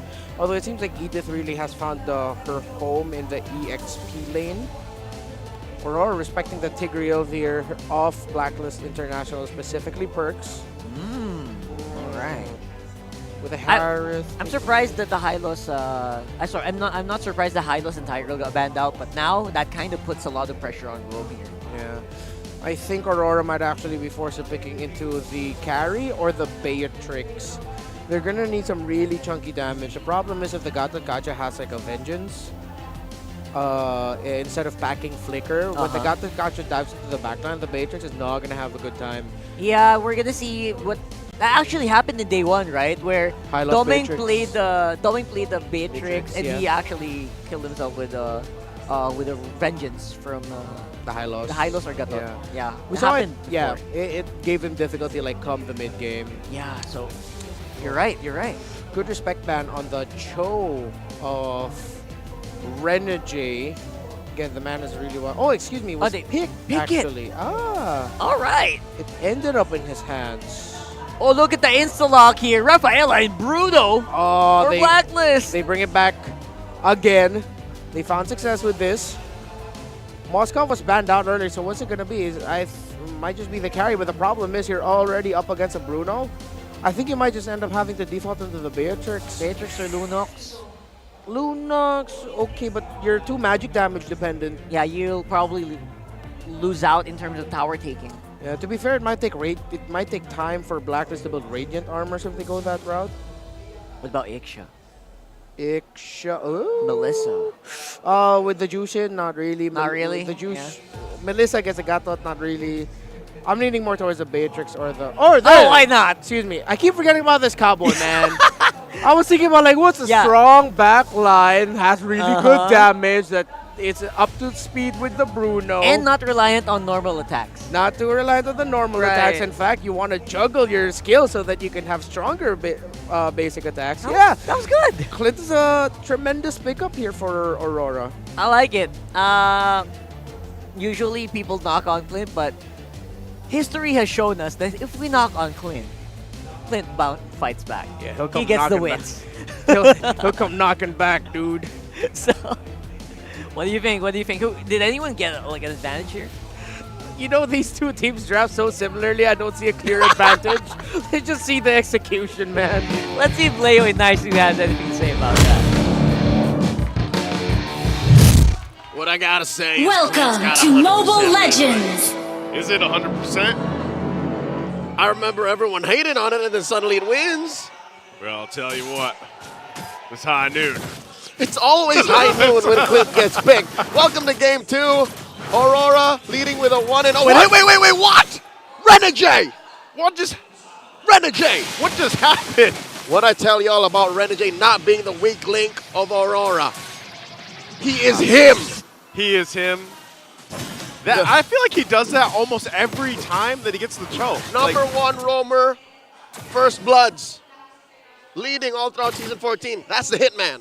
That's why he's the hitman. It's my guy. That's your guy. Oh, you're seeing it.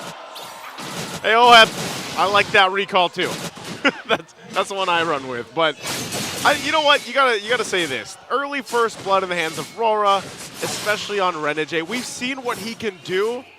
Oh my goodness, I was a little shocked. Doming's just waiting for the rest of the crew to come in. As I was saying, Renegade, so goes in. Let's see if there's going to be a response here. Haji joining up. But look at the Soul Semper. Whoa. Oh. Wait. All right, it seems like our players are experiencing unexpected results. We're going to have our marshals deal with that and give our players a breather. And everyone else as well. But you know what? Save for the reactions that we got there, I think what happened in First Blood was what was going to happen anyways. Yeah. So, so whatever Renegade did, that's this. The truth stands. Is that Coach Jeff? Is that Coach Nobody? Informer? I mean, not Coach Josh? I think they were up front. Yeah, that was them. Yeah, that was them. Whole lot of people out here. Prior to this, they had lunch. They had dinner, I think. Yeah, I saw pictures. yeah, so they are considered. Yeah, confirmed that's them. They were together. Yeah, we get a chance to check in on people, you know, whether that's online on the different social media. Or in the real. But yeah, you know, regardless of what happened there, I will say this, man, like, that Soul Sever was doing some damage, and it was gonna get someone regardless. And benefit of the doubt, maybe Oheb wasn't ready for the fight. Yeah. But Aurora had it coming for him. They did. Aurora cut it deep. They did. That was a three-man? That was a three-man, yeah. Haji wasn't there in time, but I don't know. It's going to be interesting to see once we go back to the game, too, because, yeah, you saw the emotion, especially from Doming. And it's going to come on, folks. Don't worry. About 40 seconds before we jump back into the land of This is God. like a throwback, by the way. This gold lane matchup, a Bruno and a Clint. Like, this is like if you played MLBB back in the day when it first came out. Back in my day. Don't make me bring those out. Back in my day. When did the game come out? 2016, 17? 16, 17? Yeah, these heroes go way back. These heroes go way back. Oh. That looks like a familiar face. That it does. So does that right there. Hey, that's speaking actually of. Renegade. That is Renegade's ID photo. Does she have his ID photo? I think that's Renegade's paramour. Ah. That's his lady. That's his lady. Miss Hart. She's lucky. That's a lucky lady right there. That is. And of course the agents coming in en masse. Joseph, do you see the side full? Both sides are full. Both sides are full for this one, man. And at some point, they were once part of the same fan club. Yeah, now they're split in half. The panel mentioned that too, you know, Rockhart and Renmar. They were like, yeah, there was a point in time when everybody on the stage was probably working together or on the same team in some form or another. So, again, a lot of that also deals with the familiarity between how they like to play or how they like to move or maybe even how they like to draft. But just the same, catches Renegade. Oh my goodness, Renegade will still survive. Escape man. From Hitman to Escape Man. He's a fugitive. Get him. Turtles up. With that said, you're looking at the gold lead of about 1,500 for Aurora. And Demon Kai taking his time. It's a clear goal signal for him to take the purple first. But wait, I think there's a matter of footsies that need to be fixed here. They're leading hard. They are right now. Perk's really low. He's going to rely on the heal, but Renegade going to jump in, not even having the level 4. Trying to get the concussive blast off, but there's going to be a jump in anyway. Still going for the fight. Renegade will go in. Flicker. Now he has the kick. Tries to get some more damage, but he bought enough time for Demon Kite, and Renegade will still live. And the rest of the team goes for Lord JM. How does he do it? He refuses to go down. Renegade just does not die. And throughout all that, it's like he has an extra Jikundo in the Jikundo. Throughout all that, what? Doming was just pushing. Doming took down tier 1 up top, and yeah, wake up call. Anybody who's just tuned in to MLBB Esports in the past 6 months, Renegade's been playing Cho since before any of you were born. Hey, man. A lot of y'all were still just babies when Renegade picked up Cho and said, cool hero. That's when he started making the highlights and everything else, right? So at this point, and this is why I said it was so important that he got that first blood earlier, because when he does get a first blood, like I feel like that's when you see Renegade the most activated. Yep. Because we've all seen him be punished, you know, go 0-3. But when he has a lead and he has an advantage, he really plays into Lord it. JM! Lord JM, gonna go ahead and jump out. Using that Avatar of the Guardian. Demon Kite DK on the hunt. done! He's gonna go ahead, Soul Sever in. Good tankiness, revitalize as well. Demon Kite might line up the Queller, but meanwhile, doesn't pick up the kill, but there's a fight happening up here. They go in with the Spear of Alpha. Renegade still gonna be alive. Yue keeps him at bay still. So no one on either side of the map goes down. But check out bottom. Edward is continuing to apply pressure, clearing that wave fast, cutting it from the back, and letting that wave crash into that tier 1 down bottom. And now the answer from MP and Lord JM. Are they gonna want to fight? Nah, just to kick him out. Just get him out of there. Again, this is a lot of kind of back and forth, and you know, I know we don't have the full number on there, but you can see the gold difference if you can do some quick maths in your head. I'd reckon it's about approaching 5,000, if not. Yeah. That's huge. That's huge. Under 5 minutes, Joseph. Under 5. That's what I'm saying. Under 5 minutes. Look at what Renegade's doing too. Again, MP's gonna have to rely on the team to help him out, but this is now a turtle for the taking here, freely going to the hands of Aurora. 100% objective take rate for Aurora. And Renegade is continuing to be such a nuisance. Finds the backside on Perks. Give him a gut check. Are you going to purify? Are you going to purify? Just a little check, you know. Trying to keep them on their toes, basically, at this point. He's still going to go do it. Oh, now he knows that Orb's in the bush. Yeah, he knows there. They want to get that turret. That's all they want from this. I don't think there's going to be a further engage. Avatar of the Guardian won't land for Lord JM. So Aurora happy with the objective. That tier 1 goes down. It seems like Aurora watched a lot of Blacklist VODs throughout the playoffs. They understand that if you deny Blacklist the engagement, they just get gassed. Yeah. They're left running through mid-range and then like, what are we even doing, man? Stopping mid-stop and just be like, what's going on? All right, just back up. And then Aurora goes in again. And that's what leads to, correct me, tell me that's not 7,000.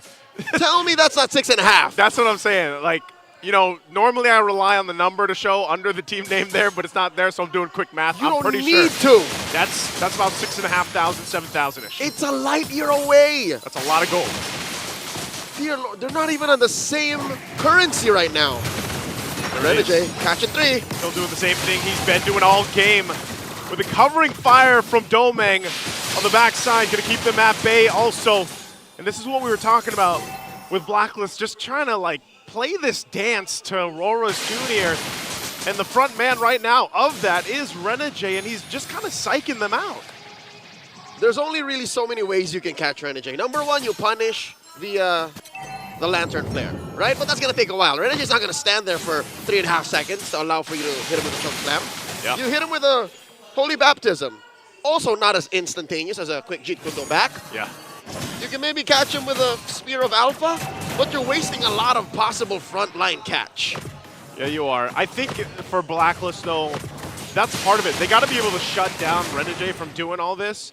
The only problem is once they use everything, there's going to be an initiation follow-up from Aurora. But ain't that the trick? Ain't that just exactly what Aurora wants to do? For you to put so many resources to hold it. Haji using that beacon.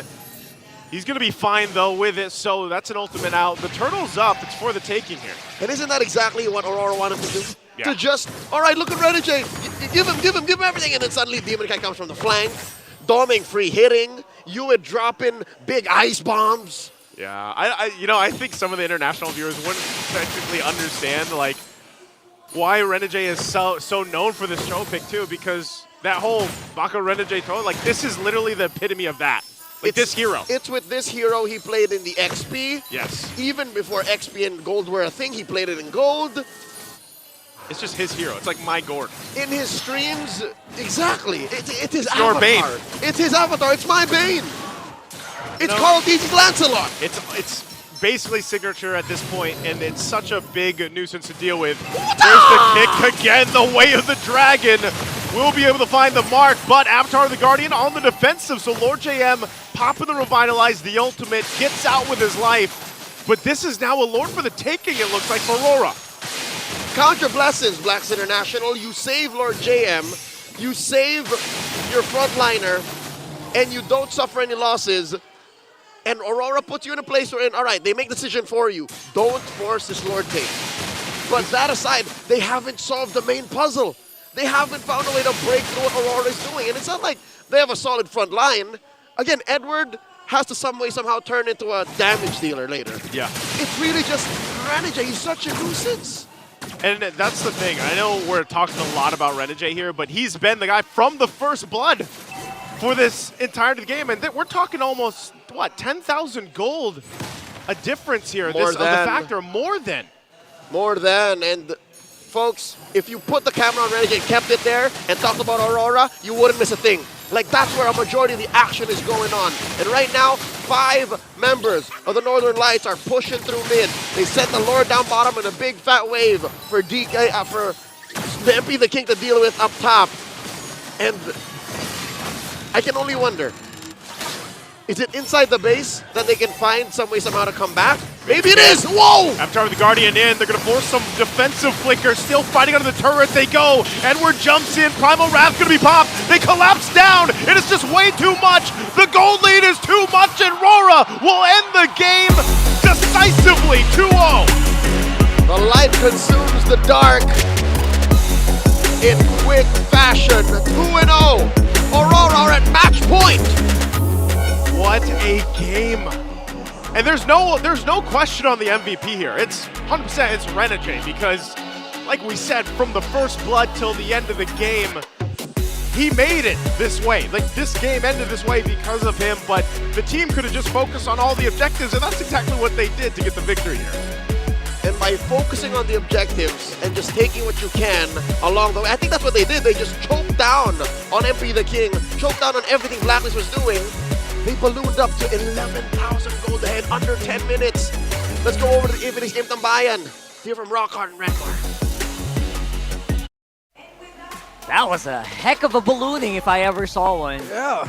Wow, oh wow. I mean, the gold lead shot up so quickly. And again, the casters are right. You know what? You gotta credit that a lot to Renegade being so, what's it, min-maxing on that Cho. Yeah. So much. It was, dude was locked in. Like, he was in his comfort zone. He already knew what he needed to do. Despite all of the purifies that Aurora had, he didn't care because he was getting the vision, he was setting the tempo, he was forcing back Perks and Haji. These 2 games, we've clearly seen that Perks and Haji are just outclassed by Renegade and Uber right now in terms of like individual decision making and like how else they're faring with the rest of the team. There you go. Stats will back it up and solidified here. Renegade flexing it up a little bit and doing his Cho pose here. And yeah, that happened from the first blood. That happened on the bottom side. First engages. They were fighting near the second tower, and I was surprised he was still fighting even with 5% HP left. So much trust for his team, and that really enabled him to go all out and get such a huge lead. Yeah, it was a support healing roamer versus roamer that's strong invade, pick off, and then with EXP laners both covering for extra set. But right now, again, usually that's the answer for lineups that have a support healing roamer. You get pick off. If it's not a suppress, it's a -1 crowd control that forces out purifies that allows other layering of crowd control to come in. It was just Aurora playing a very clear and very familiar idea to all of us in terms of like what needs to be executed and how it is to execute. Another thing I just need to point out, Domeng looked very comfortable in that lane matchup. That Clint just outclassed Oheb. Yeah, that Clint was, well, again, we are always surprised by the last pick Clint. And I would say the Blacklist also wasn't really prepared to take the Clint on in a head-to-head duel from minute 1 until 5, right? I feel like it was going to take a while. It was already a given that you expect the Bruno to not be able to fight yet, even with the help of the Rafaela. And we saw it here. The Rafaela felt like a soft counter alongside what they were trying to do here. Yeah, looking at the lineup of Blacklist with the Rafaela, it didn't feel like a response to anything. More so, it felt like just a means to really empower everyone else.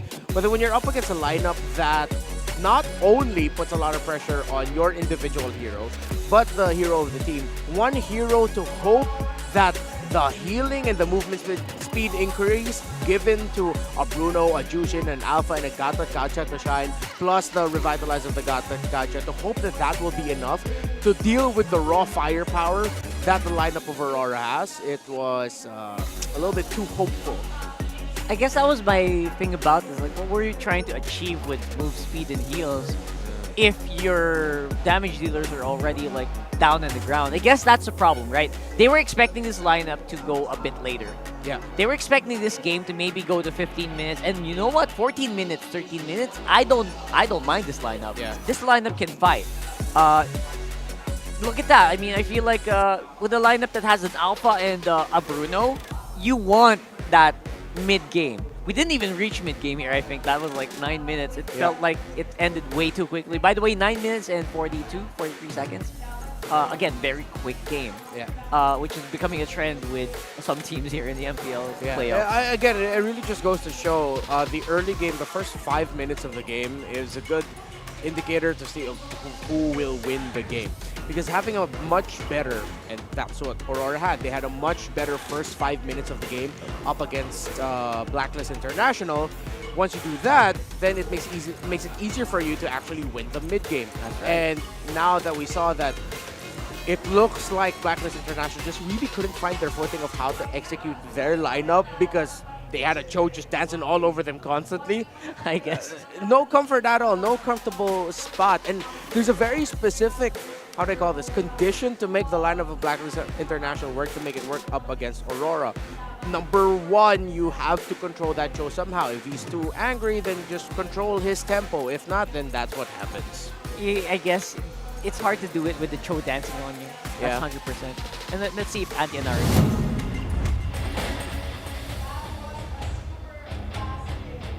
From the side of Aurora MLBB, and now they're at match point. Magandang buhay, my name is Antianara. Welcome to the analyst segment, and I'm here today to explain what happened in game number 2 between both of these teams. When we talk about Cho, there are two people that comes to mind, Brusco and Renegade. They play the same way.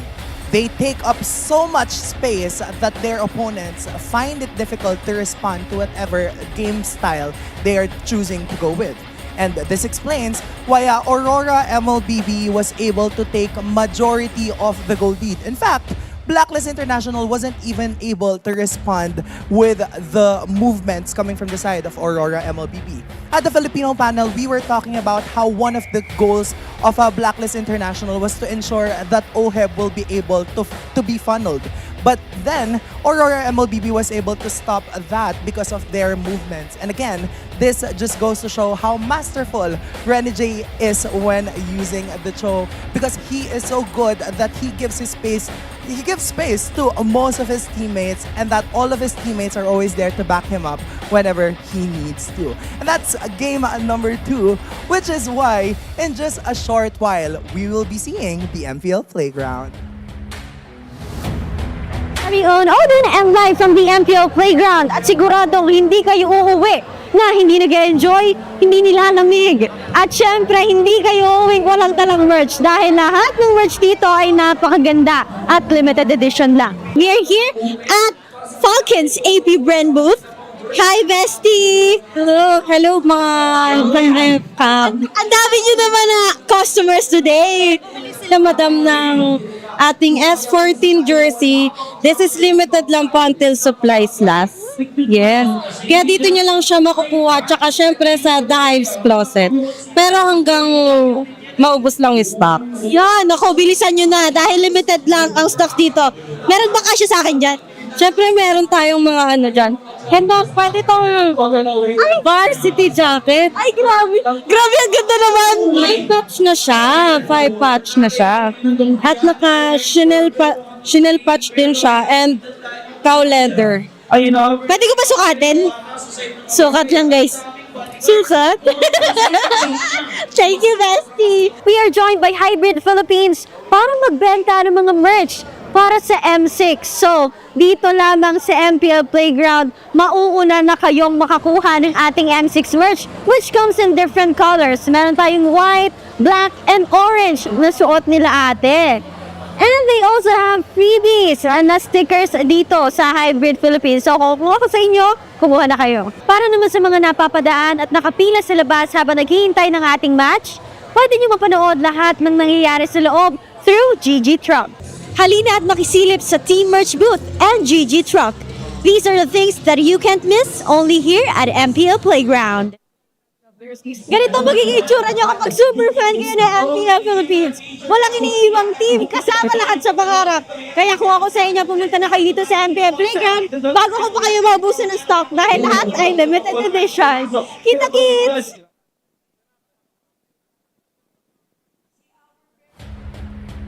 Merch. It's a good time to have money. I don't have that. I don't have I money. don't have that.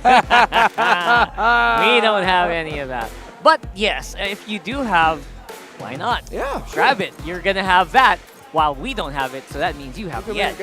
But hey, you know what I love about our MPL Philippines teams? A lot of What? the merch is actually very affordable.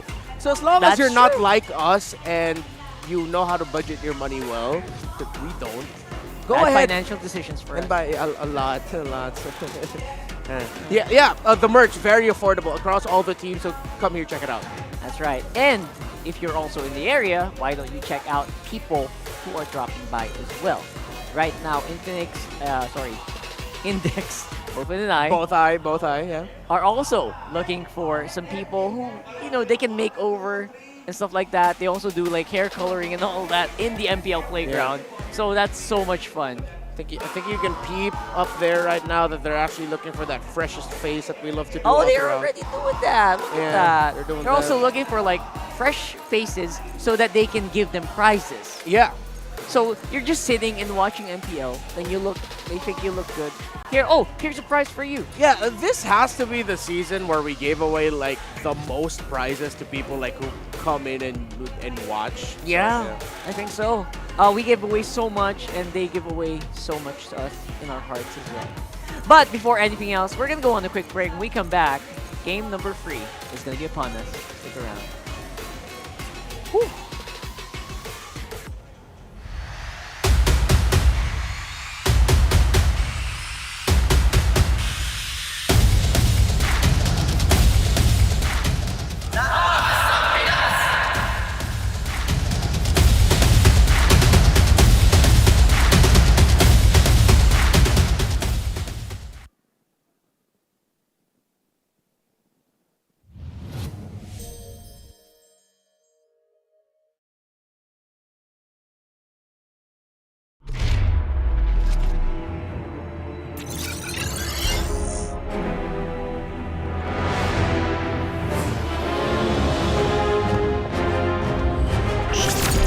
Don't know the power of the dark side.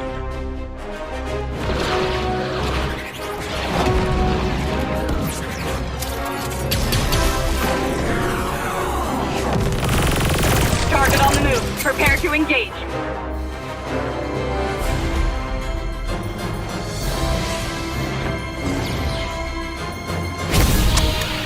May the Force be with you.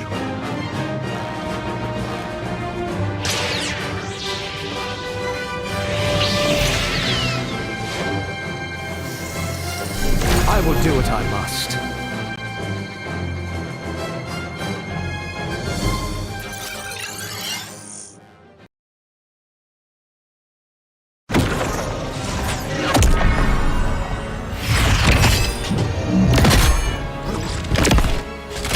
At last, I am complete.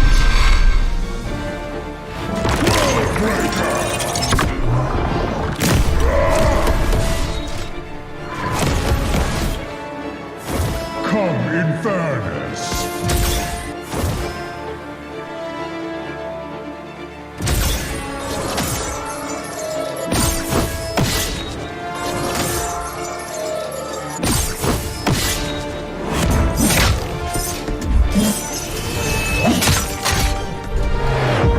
Annihilation awaits. Boundless is my hunger.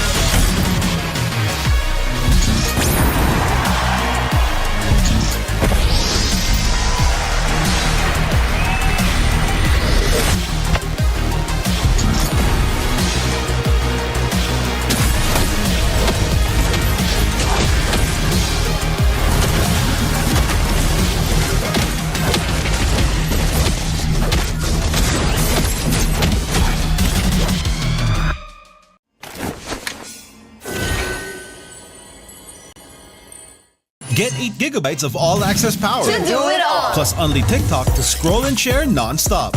Power, work, life, and more. With Smart Power all-access data now up to 90 days. Load now. Tuloy-tuloy live selling, tuloy-tuloy content, tuloy-tuloy gaming. With new Smart All Access 99. May 9 gig ka, now for 15 days. Load now, live more today, and tomorrow, and after, and the day after.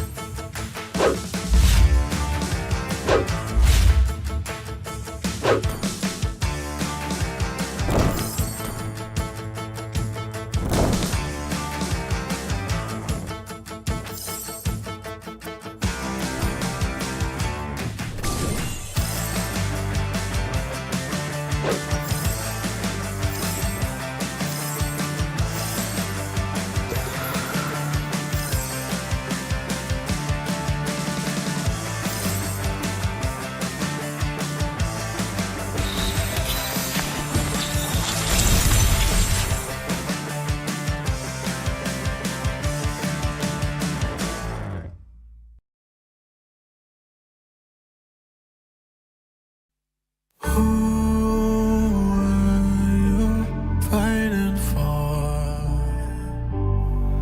no one would ever know your name. Who are you waiting for?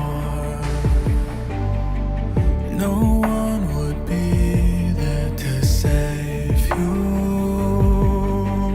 You would be alone when hope was gathering together with a sword. Even though your back's to the wall. One strike, go cut the monkey mind. Your blade swing one time. When clouds have cleared, sunlight can shine. One time, the fight is yours. Stop it with your sword. There's endless power once you start. Never lose your heart.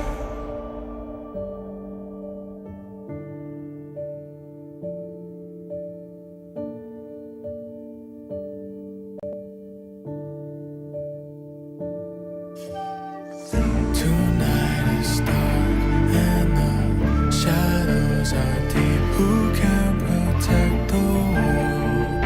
A light of hope shines in the dark.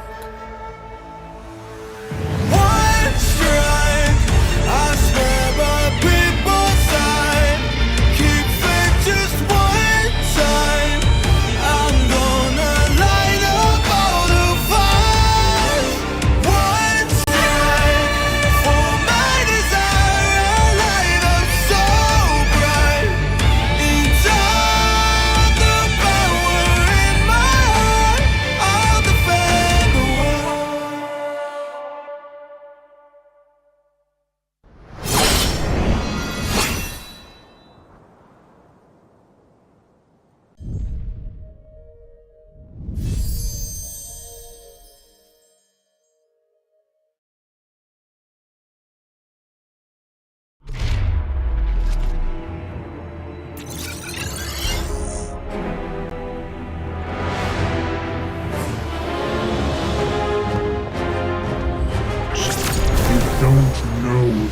power of the dark side.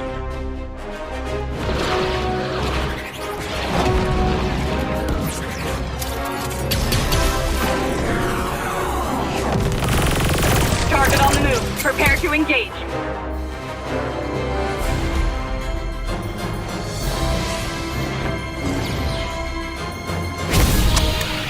May the Force be with you.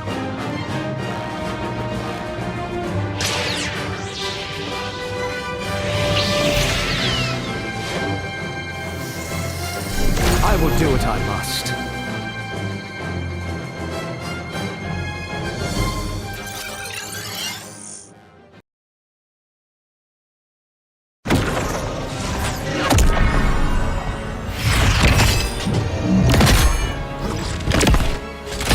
At last, I am complete.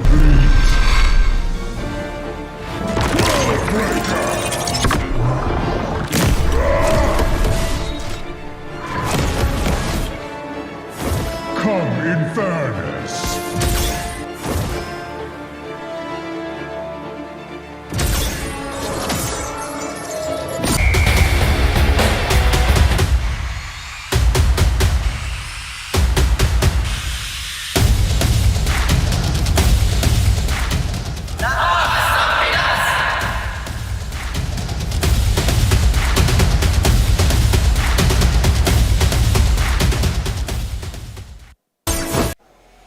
And we're back, yo! Welcome to MPL Philippines Season 14 playoffs, and we are on day number 3 in case you just joined us, and we are heading into game number 3 as well, between Blacklist International and Aurora MLBB.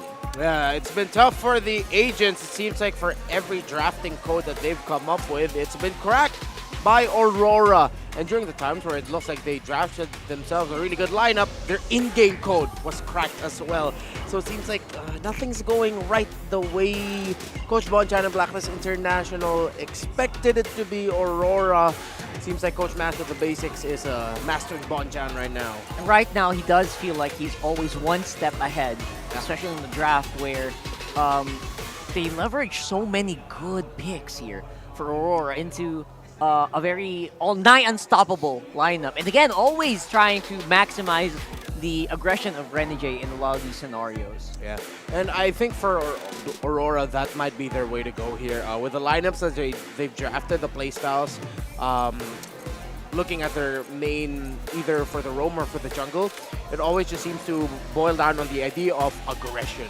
Whatever Blacklist decides to do will have a strong counter to it, that a great ultimate and entry will mean forced responses, and if you're not ready, you're just going to get surprised. I wouldn't be surprised if Aurora are just going to end up picking another lineup again that will just scale up so quickly. And speaking of surprises, Coach Bonchan, where's that Estes? You really think that he was serious about dropping that? I think he was. I know the guy. He doesn't say like stuff like that. He's done that before, by the way. He kind of just preempted picks like a Deggy. The Valentina jungle back in season 10. Valentina jungle, right? So I wouldn't put it past him. Come on. Give us a lineup that will maximize an Estes in this one. But then again, that's a little bit of a joke, obviously, because we don't know. This is, in all seriousness, this is possibly Blacklist's last game of the season. Yeah. Again, one of the questions heading into today was the consistency and the performance of the Hitman, and he's been showing up.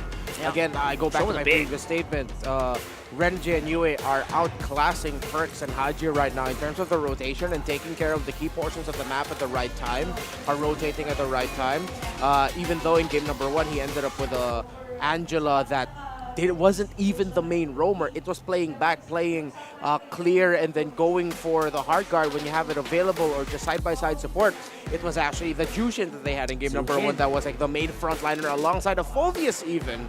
So it continues the theme, like after a night of discussions between the community, between members of the community questioning the consistency and dependability of Renji, here he comes in game number 1 as the heel man, game number 2 as the hit man. I wonder if he ends up becoming the set man and the key for Aurora to win game number 3 and take it to the battle for the final M6 slot tomorrow against Falcons APBren. You know what? if they leave that Tigreal open, I wouldn't put past him to become the set man here in game number 3 for Aurora. And now for Blacklist, we're thinking, you know what? Who do we actually pick up first? Now we have option to go for 2. Zushin is going to be the first pick here for Aurora this time around. Okay. Aurora drafting on the blue side, Blacklist International on the red. So look at that. Immediately, Suyo and Hylos is the answer of Blacklist International. Seeing the Jushin. Jushin lineups necessarily don't like to go up against a lot of heavy diving. So they need one more diver. It can't just be the Hylos. Another body to throw for Aurora to force to respond to. I wonder if they're inclined to pick up the Edith here for Edward. Actually, that does look like the route to go. Especially here on first rotation, you had 2 picks, powerful. Maybe pick one for your jungler. It's Ling, there you go, but it's a Phobius. Edith is nowhere to be found. Okay, so they are going to be saving their roamer pickup for later. Which still can be an Edith, by the way. If they want to. If they want to, yeah. But Tigreal is the higher priority, obviously. Yeah. Aurora bans are Lu Yi, Gatatkacha, and Hayabusa.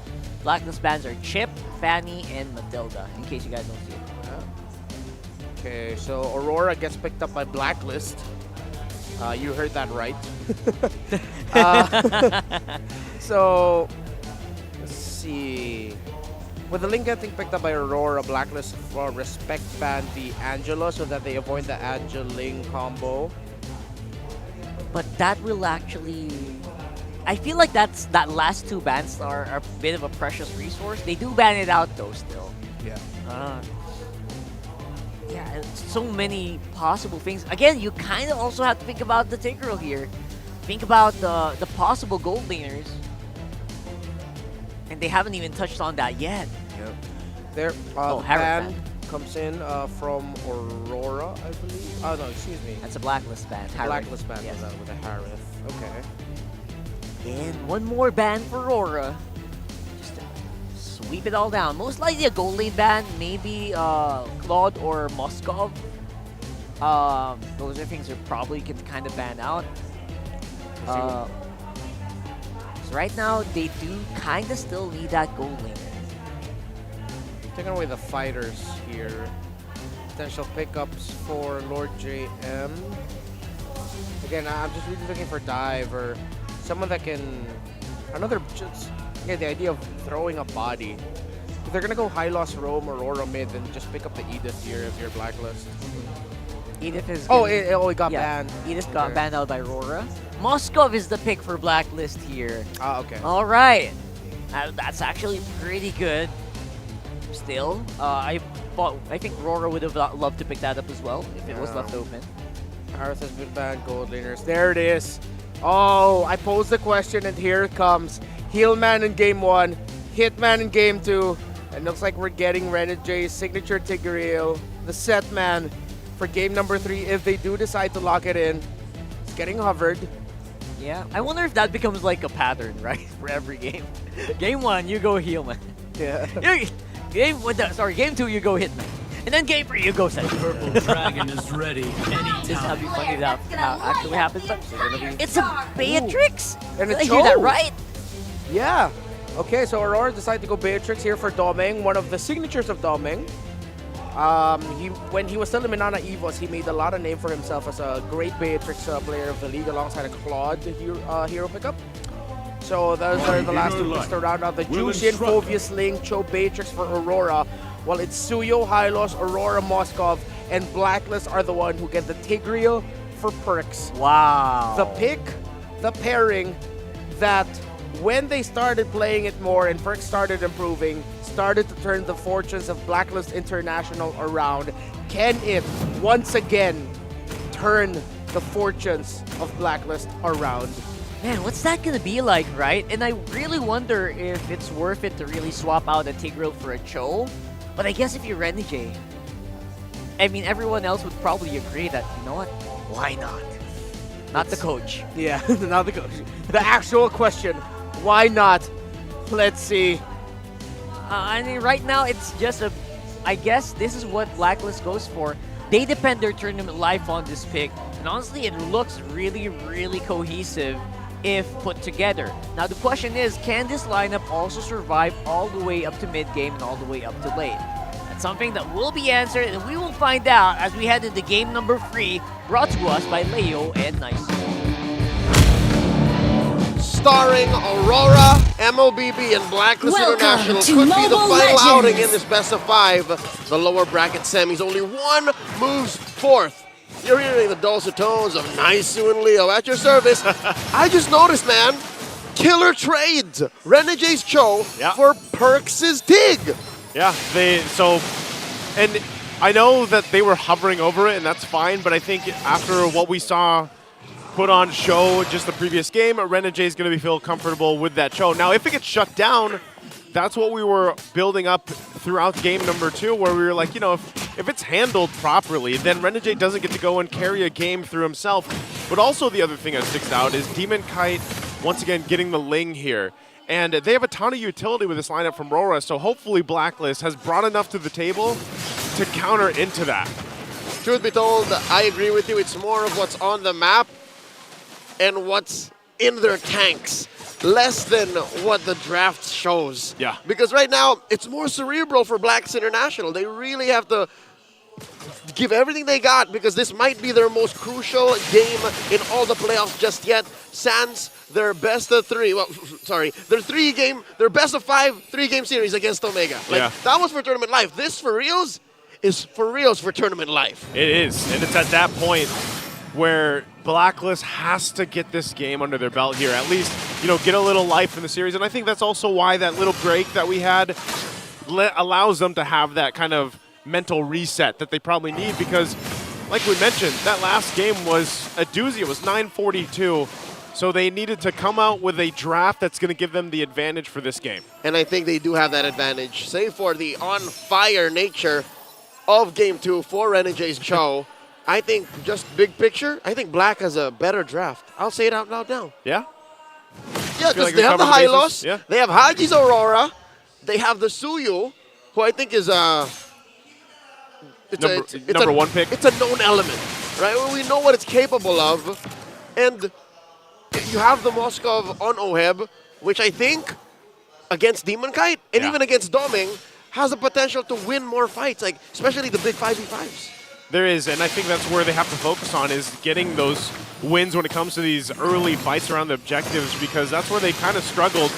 See this right now, Edward dealing with Lord JM, trying to keep him at bay. Half health on the Turtle. Demon Kite finally swooping in. Glorious Pathway already dropping down. The kick was already committed as well. They're going to drag him in with a Lantern. The Tempest Blade's going to come down as well. They're going to just go for the fight, looking for Perks. They'll find him first before they bring MP the King, but he does escape. Even Haji keeping up the passive, but this is a Turtle now for RORA. That's first blood drawn, and of course a 3-man TKO. I'll call it now. They sent back MP, they sent back Lord JM, they took down Perk, they sent back Haji, and they scored the Turtle. Big win for the Northern Lights. Now 1,000 gold ahead, 3.5 minutes in. Let's talk about that gold lane. This is where I think Blacklist can make the most of the early game aggression of Aurora. Yeah. Protect Oheb, get him up to the point where he can farm, and I mean, I don't know, protect him from Renegade or make the rest of the map more busy, more of a threat magnet, so Oheb can get there. And that's why I think it's so important that MP the King gets the snowball that we usually see on this. Look at this kick. Oh, just going for the passive at this point. Implosions to catch Renegade. They're going to lock him down with a freeze as well. Spear won't be needed that one, so this is the punishment that Blacklist needed to do against Renegade. That's literally all of the ults in that vicinity. Yeah, it's a whole lot. Save for the Glorious Pathway, but Renegade died anyways. So see how much luggage Blacklist has taken from game 1 to just shut down Renegade. Again, these are the steps that Blacklist has to take, but they also have to win the macro front, because you can see the gold lead right now for Aurora based on everything they've been doing pace-wise. So that's what they've done throughout the series, is they are the ones setting the pace with what they have available to them. So Blacklist, you know, they're trying to keep things together, and going back to the point of Oheb, you know, they can protect him the best they can. He's actually got the Purify himself too.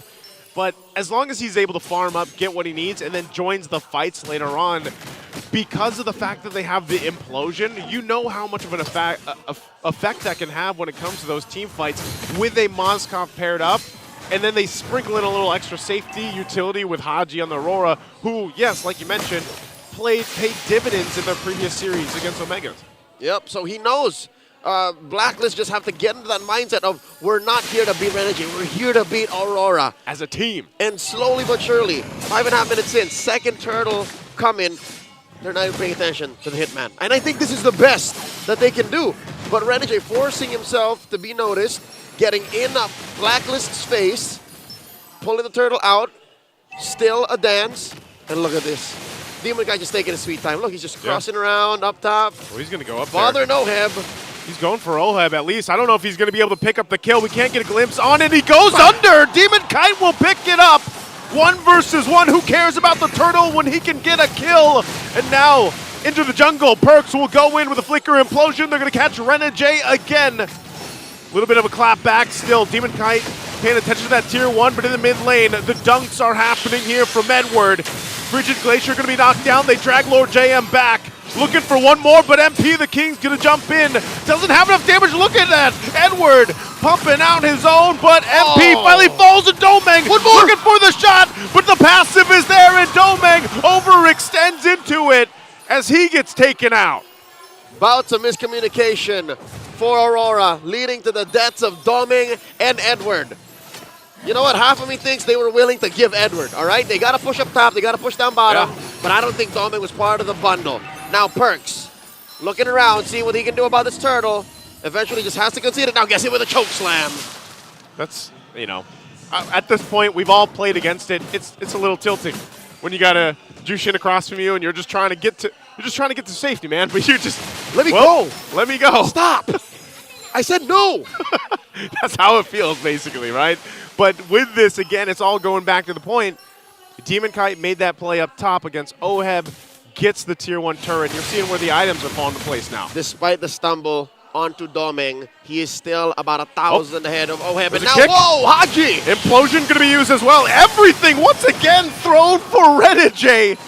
It's almost like Blacklist has had enough of the Hitman on this show. To be fair, wasn't just Renegade. DK was also a part of that massive implosion. Glorious Pathway, Frigid Ice combo. And the spear came through. Right? So that's everything. It's everything. If it worked out, would have been a masterpiece, an orchestrated ult from all 4 members of Blacklist International, sans MP the King, who does the cleanup. But luckily, Demon Kite had the Tempest of Blades, and now you're seeing lingering effects of Game 2. Folks, if you missed it, Aurora finished at about 9 minutes 40 seconds off the back of Renegade's show. This very same hero that you're seeing play now. And I guess it's a different tune, but Aurora is still in control. They're still in control. They still have a lead. They're still working on these turrets, whittling them down slowly. And Demon Kite playing that top lane, pushing it when he can as well. All this is going to lead to eventually that Lord dance and see if they have enough fight in them for Blacklist. Theoretically, Oheb should be able to do the same thing Demon Kite is doing, right? Splitting the map, farming where everyone else isn't, and then just being part of the fight anyways. But it's not the same. It's not the same, especially with what happened minutes ago. Like, Demon Kite, you know, Oheb was doing that. He was just farming, doing his thing. He's like, yeah, I got a turret too. But Demon Kite just went in, swooped in, and made him second guess that. It's simpler for Demon Kite to do this. But for Oheb, it's a 2 or 3 step process for him to hit the SOD, see if the coast is clear, and then wail at people. For Demon Kite, he can actually do it on cue. And that's what makes it so difficult for Blacklist to find an opening. They have to consider the farm on Oheb, which they've done now, sent him up top, and they have to deal with Aurora's constant pressure. Perks here, underneath the microscope, getting hit, and now the fight breaks out. And they're just going to go and secure the Lord here. RORA might not even need to press anything further. Spear Destruction going to be thrown. Renegade will flicker on out to disengage. So, hey, that's an objective secure. Demon Kite jumping in, able to find Oheb. The 1v1 again. Tempest of Blades. Oheb has nowhere to go. Just as we were talking about it, man, is it a struggle for Oheb. Immense game sense coming in from the smiling demon. I could have sworn I saw a grin on his face as soon as he checked that bush coming in from the Finch poise. That is irreparable damage. Oheb had nothing to do but just take it. His Purify's not going to do anything. He was on the other side of the wall to hit a stun with the spear. Yeah. That's going to put Aurora way beyond 3K. Best believe, Joseph, this is just the start of the snowball. This is the start right now. Renegade once again. Him and Edward lining things up. Infernal Pursuit will get a flicker out from Haji. Also, once again, look at Oheb. Topside. Demon Kite again gets him.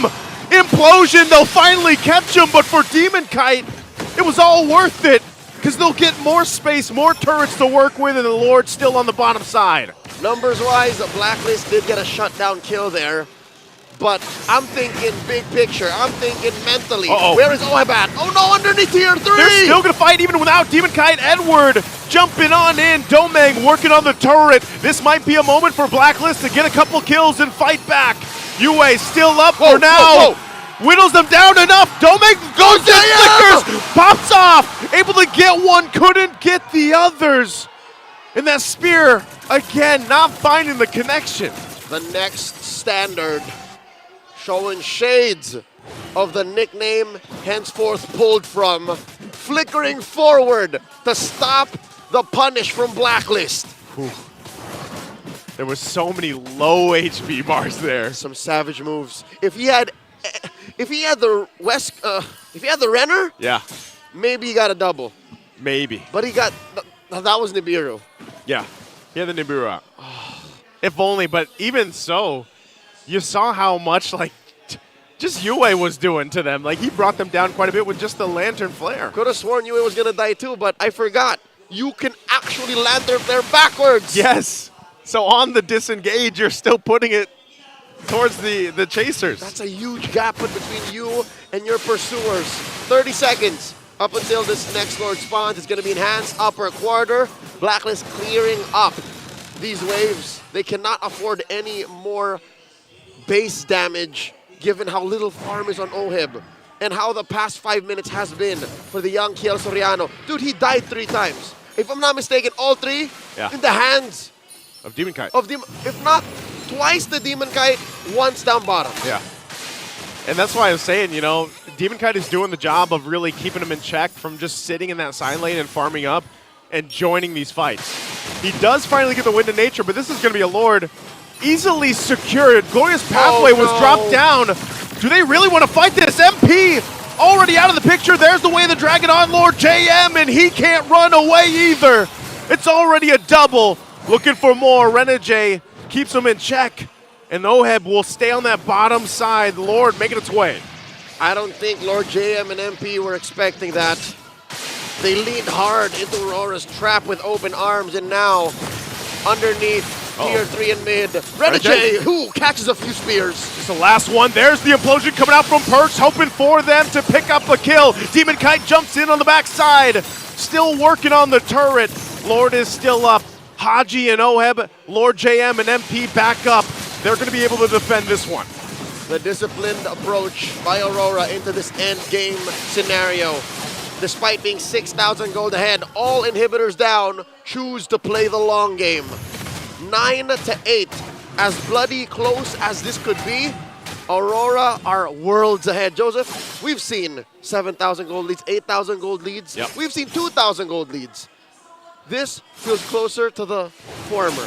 Yeah. This is a huge 5K gold lead. Where's the majority of it on? It's not even between Oheb and Domeng. Look at the junglers here, man. It's almost 3K BK difference. and MP. Yeah, massive. And Demon Kite, this is one of his key picks, this Ling. Whether he has an Angela or not, it doesn't matter. The way he moves around the map, the way he targets certain members, like he has Oheb the whole time, like this is what makes him such a strong Ling player. That's what you call the moves and the grooves. Yes.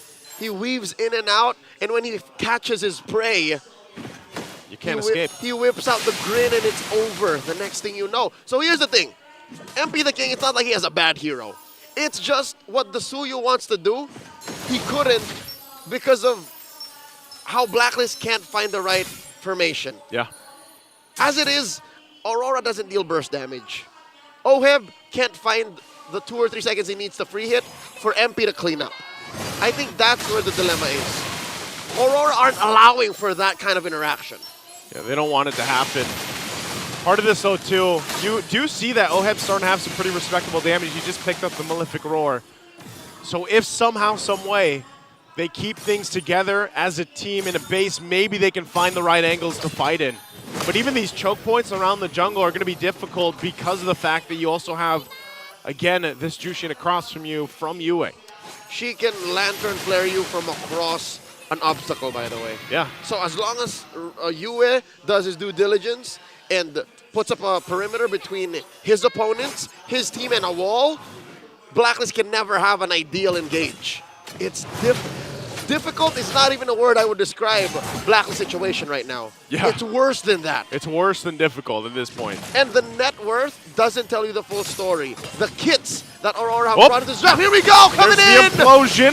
It's on Renegade again. That's what they commit. Yue also already using the beacon. They go down with a Frigid Glacier. Demon Kite looking for OHEB again. Has the Wind of Nature. Gets the Immortality. Looking to clean up on the backside. They do get rid of Demon Kite. And it's OHEB and Lord JM down. RORA looking to go into the base here. 3 members forward. Renegade joining the fight. They're going to be working on this. It might be too much. MP trying to keep them at bay. Keep the waves clean. And so far they'll do it. Haji still alive, but Renegade's going to jump in. Gets the kick. They work on the base. And the lights are too much for the code of Blacklist as RORA wins in a sweep. 3-0. 3-0. In a flash of light, the newest franchise in the league secures the lower bracket finals, eliminating Blacklist International. Did not expect this one to be a sweep here, Leo. Man, RORA just came out with a goal in mind, and they executed it to a T here. We were expecting a different shade of black. We saw glimpses of it in the first couple of days of the playoffs, but how about a new hue from Aurora? This is them in their most aggressive. Yeah. We saw some of it in the regular season, but that Cho, I think single-handedly Renegade revived the Cho. He did. And as much as this game, if you could say, like, he struggled here and there, he still had some valuable kicks, some valuable plays. His distraction alone of just being in the vicinity was enough even. And in addition to the success of the Hitman moving through the brackets, a heartwarming moment between former teammates, a reunion between Blacklist International veterans and Aurora, celebrating their victory. It's been a pleasure, Naisu, serving with you on this desk. Yes, sir. We'll be throwing it over to Mara Aquino. She's with Blacklist International. Blacklist International, Coach, this is the last time that you will be on the stage. Coach, a lot of people wanted you to succeed. Nandito lahat ang inyong agents. In fact, even the other side, a lot of people are cheering for you. Coach, anong gusto mong sabihin sa lahat ng sumusuporta para sa Blacklist International? So unang-una, maraming salamat simula nung first week pa lang na sobrang struggle namin hanggang dumating sa point na nakapasok kami ng playoffs, naka-advance kami sa mga sumunod na araw. Always nandyan kayo para magbigay ng lakas para sa amin. And para naman sa mga players ko, sobrang proud ako sa inyo. Wala kayong dapat ikalungkot. Dahil sa span na 3 months, sobrang talagang proud ang nararamdaman ko para sa inyo. Nakaabot tayo sa ganito. Madaming nagpe-predict 8th place secured. Di ba? Nakaabot kayo ng playoffs, naka-advance tayo sa mga sumunod na araw. Wala na akong ibang hihilingin pa. Mahaba pa yung pagsasamahan natin. Coach, what we want from you next season is for Blacklist International to come back even stronger. Once again, everybody, let's give them the respect they deserve. Blacklist!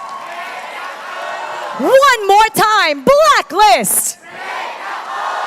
You may now take your bow. And your journey for Season 14 ends here. We will wait for you to come back stronger in Season 15. And now, put your hands together for Aurora MLBB. Congratulations, Edward. Baby brother, bigay ko sa iyo ang mic. Edward, na-eliminate mo ang dati mong koponan. Destiny decided that kayo ang magtatapat para sa elimination. You were successful, you get to move forward. Ano ba to sa'yo? Happy moment ba to? Bittersweet? Kung makukwento mo, ano yung pinagdadaanan mo ngayon? Anong nangyayari sa puso mo at sa utak mo ngayon? Ano lang, wala, nakakalungkot na masaya kasi, ayun nga, former teammate ko sila. Tapos kami yung naglaglag. Wala, wala, ewan ko. Nakachamba lang. Para sa koponan mo, you guys did this so flawlessly. It was a sweep. Anong masasabi mo bilang bagong koponan kayo, pero ngayon you get to move forward. You're part of the final 3.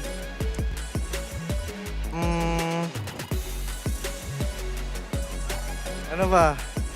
Wala, masaya kasi, ayun nga. Ang ina-expect na maraming tao kapag bagong org, parang wala eh. Kumbaga parang bagong team. So, ayun. Ano gusto mo sa koponan mo? Sabihin sa koponan mo. Ayun, sobrang proud ako sa kanila kasi kahit bago pa lang kami, sobrang lulupit nila. Binubuhat nila ako. Thank you sa inyo. Pero di pa tapos, may bukas pa. Tsaka, Hindi pa tapos. sana meron pa sa Sunday. May bukas pa. Sana. Oh, sige nga. Okay. Rene J, bukas, makakalaban mo ulit ang FCAP, pati si Ogwen. What's gonna be different this time? Anong gagawin nyo that's different? What can we expect? Tawag dito, nag-usap kami ni Coach Bon eh. Gusto sana talaga namin magkita sa Grand Finals eh, chinat ko siya. Pero siguro ipapromise ko na lang kay Coach Bon na bibigay namin best namin bukas para hindi sayang yung pagkatalo nila. Ano naman ang mensahe mo sa magiging kalaban mo bukas dahil sigurado ako nanonood sila ngayon? Then, good luck lang. Pakita na lang natin best natin bukas. Ayaw mo naman trash talk, baka maudlot eh. Sabi nga ni Coach, kalma lang. At ito na, we're about to announce our MVP. Let me hear some names. Sino? Let's see if you got this right. Let's take a look at the screen. Kalbo. Our MVP is Yue! Yue! Mensahe naman sa Auroras at imbitahan mo sila na suportahan kayo bukas dahil it's gonna be a big game tomorrow. Salamat sa pagsuporta, Auroras. Tsaka, note kayo sa laban bukas, Grand Finals lower bracket. Ayun. Tsaka, follow nyo yung page namin para always kayo updated. And, available na merch namin. Check nyo sa booth yun. Follow their socials to be updated and kunin nyo na ang kanilang merch.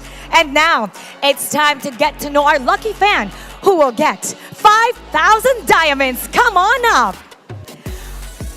We give back to our fans. We love the way you support MPL Philippines. And with that, we're gonna give this fan 5,000 diamonds. Hello. What's your name? Shane. Shane. Shane, sino dito sa Aurora MLBB ang paborito mo? Lahat sila, pero kung papipiliin ako, si Edward. Si Edward! Edward! Oh, ayan na si Edward.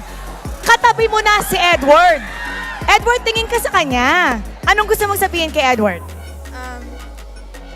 Congratulations. Sa kanya ka tumingin. Sa kanya ka tumingin, tingin ka sa kanya, eye to eye. Congratulations sa iyo at saka sa inyong lahat. Deserve nyo to. Edward, message naman sa ating lucky fan. Ayun, thank you po. Tsaka thanks sa suporta nyo. Mahihain talaga ang ating baby brother Edward. Kukunin ko ang mic. Shane, you get to take a bow with them and take a walk. All right, Aurora MLBB, you may now take your bow and take your walk of victory. Congratulations. They are shining brightly. The future is strong para sa Aurora MLBB. Hindi pa tapos ang laban. Kailangan nila ng inyong suporta bukas. But now we're gonna break that game down for you. We're gonna go back to our panel. Pasok.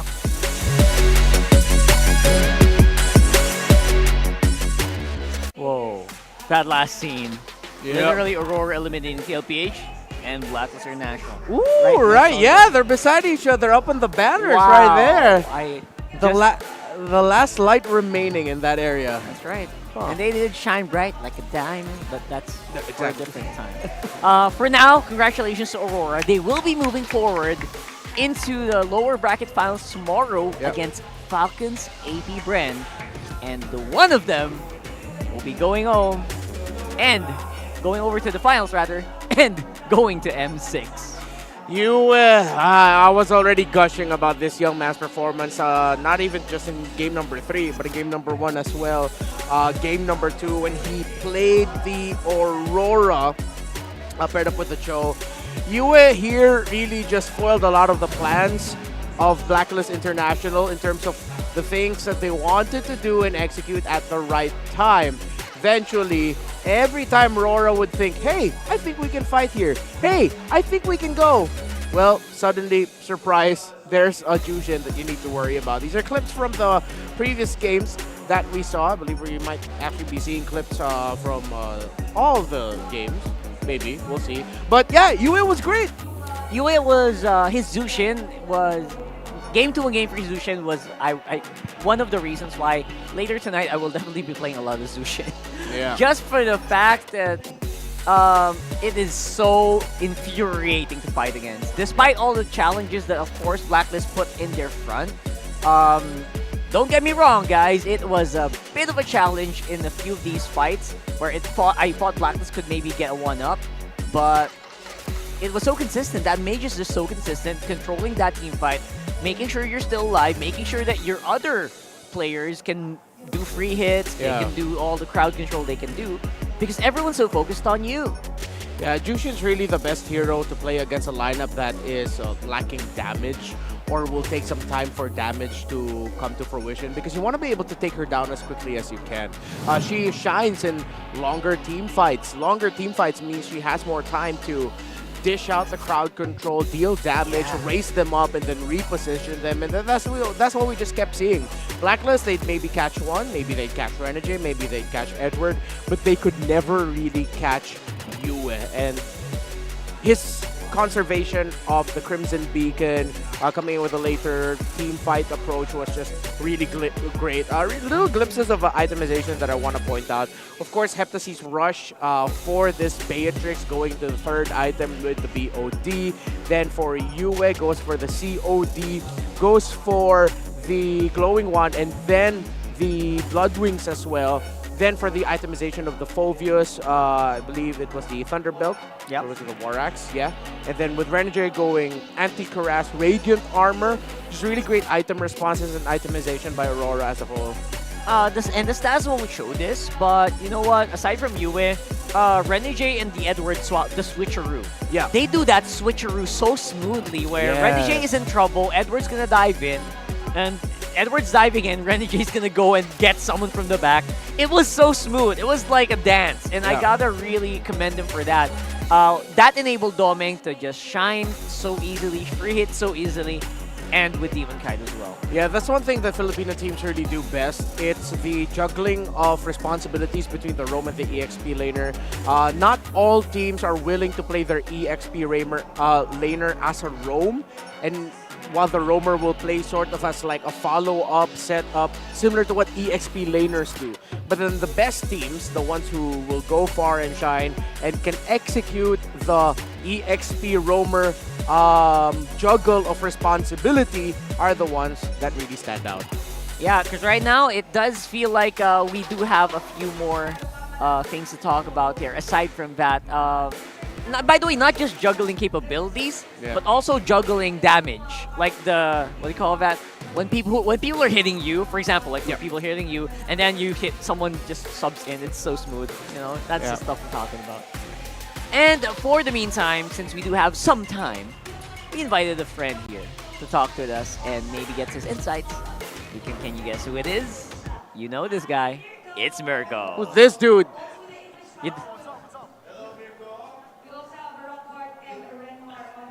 Sup, nerd? You guys, do you hear us? Yes. Can you hear us? Can you hear us? Yeah. How about the English panel? You miss me, bro, huh? You miss me? I miss you very much. Be careful with your words. Again, we are broadcasted now. Be careful with the words. Okay, Marco, just to hit things off today, I have a question for you. After watching the playoffs here in the MPL Philippines, who is your pick from MPL ID's playoffs teams to qualify for M6 and why? For me, for MPL ID, I think my prediction has always been from the start of the regular season, Bigatron and RRQ. And it's really just because for me, Bigatron is kind of like, they're on an APBren Season 11 arc, on a Fnatic Onic Philippines Season 13 arc, you can say as well. You know, where they kind of failed in the playoffs of Season 11, Season 13, but now they're looking as strong as ever, looking to try to fix those mistakes that they made in Season 13. I think we have a question from the English panel. So it's Bigatron and RQ, but more on Bigatron, right? Okay, so... More on Bigatron. Yeah. Can you hear us? Okay, yeah. There it is. Loud and clear. Can you hear us, Marco? I can't hear you, Renmar. Oh, you can't hear me. Oh, there. What about now? Oh, now I can hear you. There we go. All right.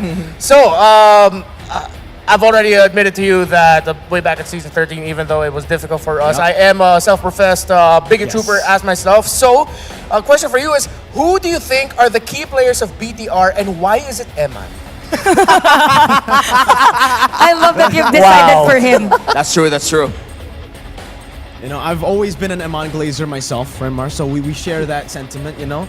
But I would say as actually when it comes to Season 13, when we're talking about Season 13, yeah, Eman is definitely one of the pillars. But now, I think he is, you know, every single member has brought a level of impact to the team that can't really be, all of them are irreplaceable in my opinion, right? Because all of them are really, really good. But if I had to pick a few of those players who shined the most this season, I would still actually go for Luke over Eman, but then Eman right after that. It's because Luke goes for a lot of the initiations that we see, and for the most part, when they win, it's off of a Luke engage. When they lose, it's also off of a Luke engage. So it's a really 50-50 battle that Luke plays. This is something that has been kind of the core for Luke for the longest time when he was in Geek Fam as well. A double-edged sword, you can say. Yeah, you know what? I also agree with that. Luke is, ever since he transferred over, he's been one of my idols. But, you know what? Last season was a bit of a different story for Bigatron, right? Despite their dominating regular season run now. But, can I just ask you, what changed this season for these guys? Oh man. Firstly, I guess the big change was the coaching staff, right? Obviously, Luke came in to replace Arizo, but then they also replaced two of my idols personally. Two of the coaches that I had, well, three of the coaches that I had a lot of respect for, Razeboy, Kescute, and NMM. Kescute, NMM, now coaching for RQ. Razeboy, now a streamer. Shout out to him if he's watching. But yeah, they've lost their coaching staff, so it's, I would say, a very different play style. I think when it comes to the draft, it seems like there's not as much improvisable picks that they go for. Like they used to go for a lot of different weird picks out of the blue, but now we don't see that. Now it's a bit more structured and template, which can be good, can be bad. I think it's a little bit bad in the when we get into the playoffs. But in terms of playstyle, I think they've kind of went away from that textbook Bigatron style that we saw in Season 13 that made them the regular season champions, but also kind of made them predictable and readable in the playoffs. So now they're willing to take so many more risks. They're willing to gamble in a lot of these team fights. And it's all about the confidence, I think, that they have here. Even after losing a couple of matches, they're like, yeah, it's all chill. All right. So if Bigatron, despite some losses and then still gaining confidence from that, learning from their victories and their defeats, let's name other members again. So, Luke, Ken, Moreno, Eman, Key. How will they fare against Kirk, King Kong, Super Friends, Kelra, and Brusco? That's a hard question. How would they fare against our now known M6 World Championship representatives, Fnatic Onic Philippines? Listen, right? Right now, it's an unfair kind of question here, right? I've seen FNOP in the playoffs. They're looking crazy. I expect Bigatron to have a similar playoff run, but we'll have to see. I don't want to... Actually, you know what? Bigatron will not qualify to M6. Bigatron will be destroyed by FNOP. Oh. Yeah, FNOP will win M6. There you go. It's the weird curse. Gotta watch out for your The curse weird blessings, curse bro. Gotta juggle that. Okay. I agree. So I hope you've prepared for this question, Mirko. We've asked this to Eterna yesterday. Ano ang palag nyo? What is your edge, brother? What can you say? What's your message? You just gotta set it out. You gotta put out the gangsta out of you, bro. Okay. Since it's very meta right now, I got all my predictions wrong. The mirror curse still looks very, very hard. Yeah, I'll just say what I said before. The Philippines will win M6. Nothing will change, and yeah, Indo will get grouped. Why are you looking straight at the camera while saying that? No. Wait, let me just confirm. Indo top 4? To make them win, bro. Indo top 4 region? Top 4? Indo, not even in the top 10 region, bro. I see. Okay. All right, okay. Best, come in. Well, it's the reverse, Yeah. right? It's a mirror curse. Yeah. So clip everything he said before that without any context whatsoever. I hope it comes true. Anyway, Mirko, thank you so much. Any final words to our viewers? No, you guys have been amazing. Thank you so much. Hey, you guys have been amazing too in the broadcast. Good show. Thank you so much. Good luck in from MPL Bandung. Indonesia. Thank you so much to our English panel. So we've heard the thoughts of Mirko about the M6 finalists supposedly for MPL Indonesia. We'll know more about that in the upcoming MPL Indonesia playoffs. So thank you so much, guys. Ayan na. Sana There you magkatotoo yung go. sinabi Yeah. niya. Joke lang. Always a treat to talk to Mirko. Yeah, Always a treat. Always love hearing his insights, and I love how he acknowledges. Sometimes just gotta switch up, whether it's a curse, whether it's a bless. Again, MPL page has been super unpredictable, so you know, don't take it personally, man. It happens. And of course, it's not done yet. We have a mic check here, obviously from Aurora. Go, go!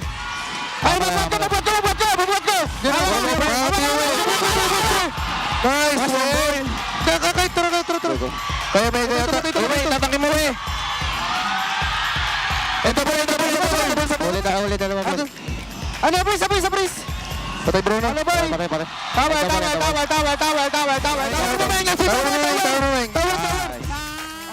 Alright, Aurora playoffs mode, their mic volume increases by 10 to 20%. Yeah. And you know, I think it's like universal amongst Filipino teams. What? Like, do something good. Do something good. Nah. All of Long them nice. has that. I Nice. had a lot of respect for Raiseboy. Always a treat, and I hope you guys are NMM. learning a I'm lot coaching for today. RQ, Raiseboy, and our Especially our streamer. international Shout out to him if he's obviously they're all watching. watching But as well. See yeah, what they've they could lost their possibly coaching staff. fight off against each other here. Yeah. And of course, everyone on the watch parties. Merc also holds some awesome watch parties, by the way. Yeah. You should drop by there sometime. Alongside the other casters all around the world. I'm not sure exactly if Trex has been streaming or Steph, but I know LaFell, Gideon have been making their own streams as well. So watch out for the MLBB Global Talents and their streams. That's right. And if you're in the Philippines, also pick up your Maya card. This is limited edition, by the way. You can order that. It has Nana, Layla, Zilong, and of course in the Maya app, you can get it for just 199 pesos. And start paying with your globally accepted card now. And again, it's all banking with Maya, the #1 digital bank in the Philippines. Yeah, that's a global card. So imagine going to Paris, Madrid, Indonesia, Barcelona, Jakarta, all around the world with your Maya card with the Zilong on it. We can use it on Malaysia. And in Malaysia, Hey, too. there you go. All right, here is your updated playoffs bracket, guys. So FCAP did lose out on 1-3 against FNOP. That's why they'll face Aurora tomorrow in the best of 7 in Yeah, the lower bracket finals. that's why big stakes. Hammering on the idea and strength of Filipino teams. We love the lower bracket. So why not make our lower bracket finals a best of 7 series? 7 games to see who will make it to the grand finals and represent us for the M6 World Championship in Kuala Lumpur. That's right. And speaking of representation, you know what? These teams are also getting represented by their fans in the Infinix Fancy Laban. And that's happening here, and they're also in a playoffs mode. I hope the fans are also in playoffs mode right now, happening here at Green Sun Community Hub at the Green Sun Hotel Makati alongside the MPLPH Season 14 playoffs. So it's gonna be Barangay versus who wins against Auroras and the Cavalries, again, happening tomorrow. Wow, Ruthless is the format of the fan tournament here in MPL Philippines. The Fancy Laban brought to us by Infinix. Best of 1, single elimination. Best of 3, single elimination. Then tomorrow will be the grand finals. Yeah, and don't forget, winners of this on tournament Sunday. will be bringing home an Infinix GT20 Pro and 25,000 diamonds. Woo! And again, getting that GT20 Pro honestly is all worth it already. Oh yeah, that's a device. Technically 5,000 pesos because you get the diamonds as well. That's a lot of skins. A lot of skins. That's one collector draw if I'm not mistaken. And again, you can use that to power up your gameplay. What better way to play MLBB than to use the phones that the players are here, the pro players are using. Yeah. Right? And wow, what a day. I still can't believe, man. Our lower bracket finals is best of 7. We have to treat tomorrow as if it was the grand finals already. And you know what? A lot of fans will probably do that. The Bees and the Auroras definitely are going to be seen here tomorrow. So get your tickets ready, and we will see you then. This is Renmar. I'm Rockhart. It's been a pleasure hosting the cast for you, and hope you guys will be looking forward to us again. Right now, for the meantime, throw it over to Mara to close out the day. From 6 of the Philippines' best teams, we're now down to the final 3. Fnatic Onic Philippines, the first team to get a ticket to carry our flag at the M6 World Championship, are now waiting for their opponent in the grand finals. And that's exactly what tomorrow is going to be all about. Falcons APBren will go up against Aurora MLBB in the first ever Best of 7 lower bracket finals. This is a story worth telling for seasons to come. Who will make it to the grand finals? Unleash the hero within. Are you ready for it? Ako po si Mara Aquino, and you've been watching MPL Philippines Season 14, the playoffs. Keep it good vibes, everybody, and see you at the lower bracket finals.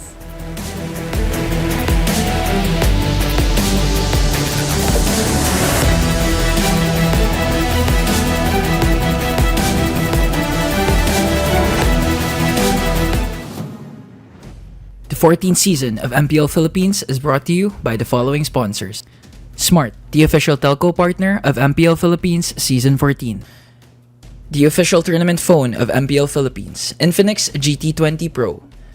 Official supplier, EMC Asia and Index Salon.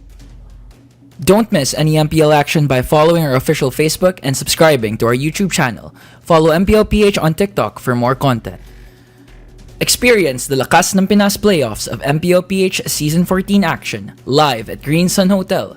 Grab your tickets now via official MPLPH website. You can also get a chance to win 1,000 diamonds by sharing your hashtag MPLS14 live experience on Facebook and TikTok. And to ensure the equality and fairness of our games, MPL Philippines is also monitored and supervised by the Games and Amusements Board.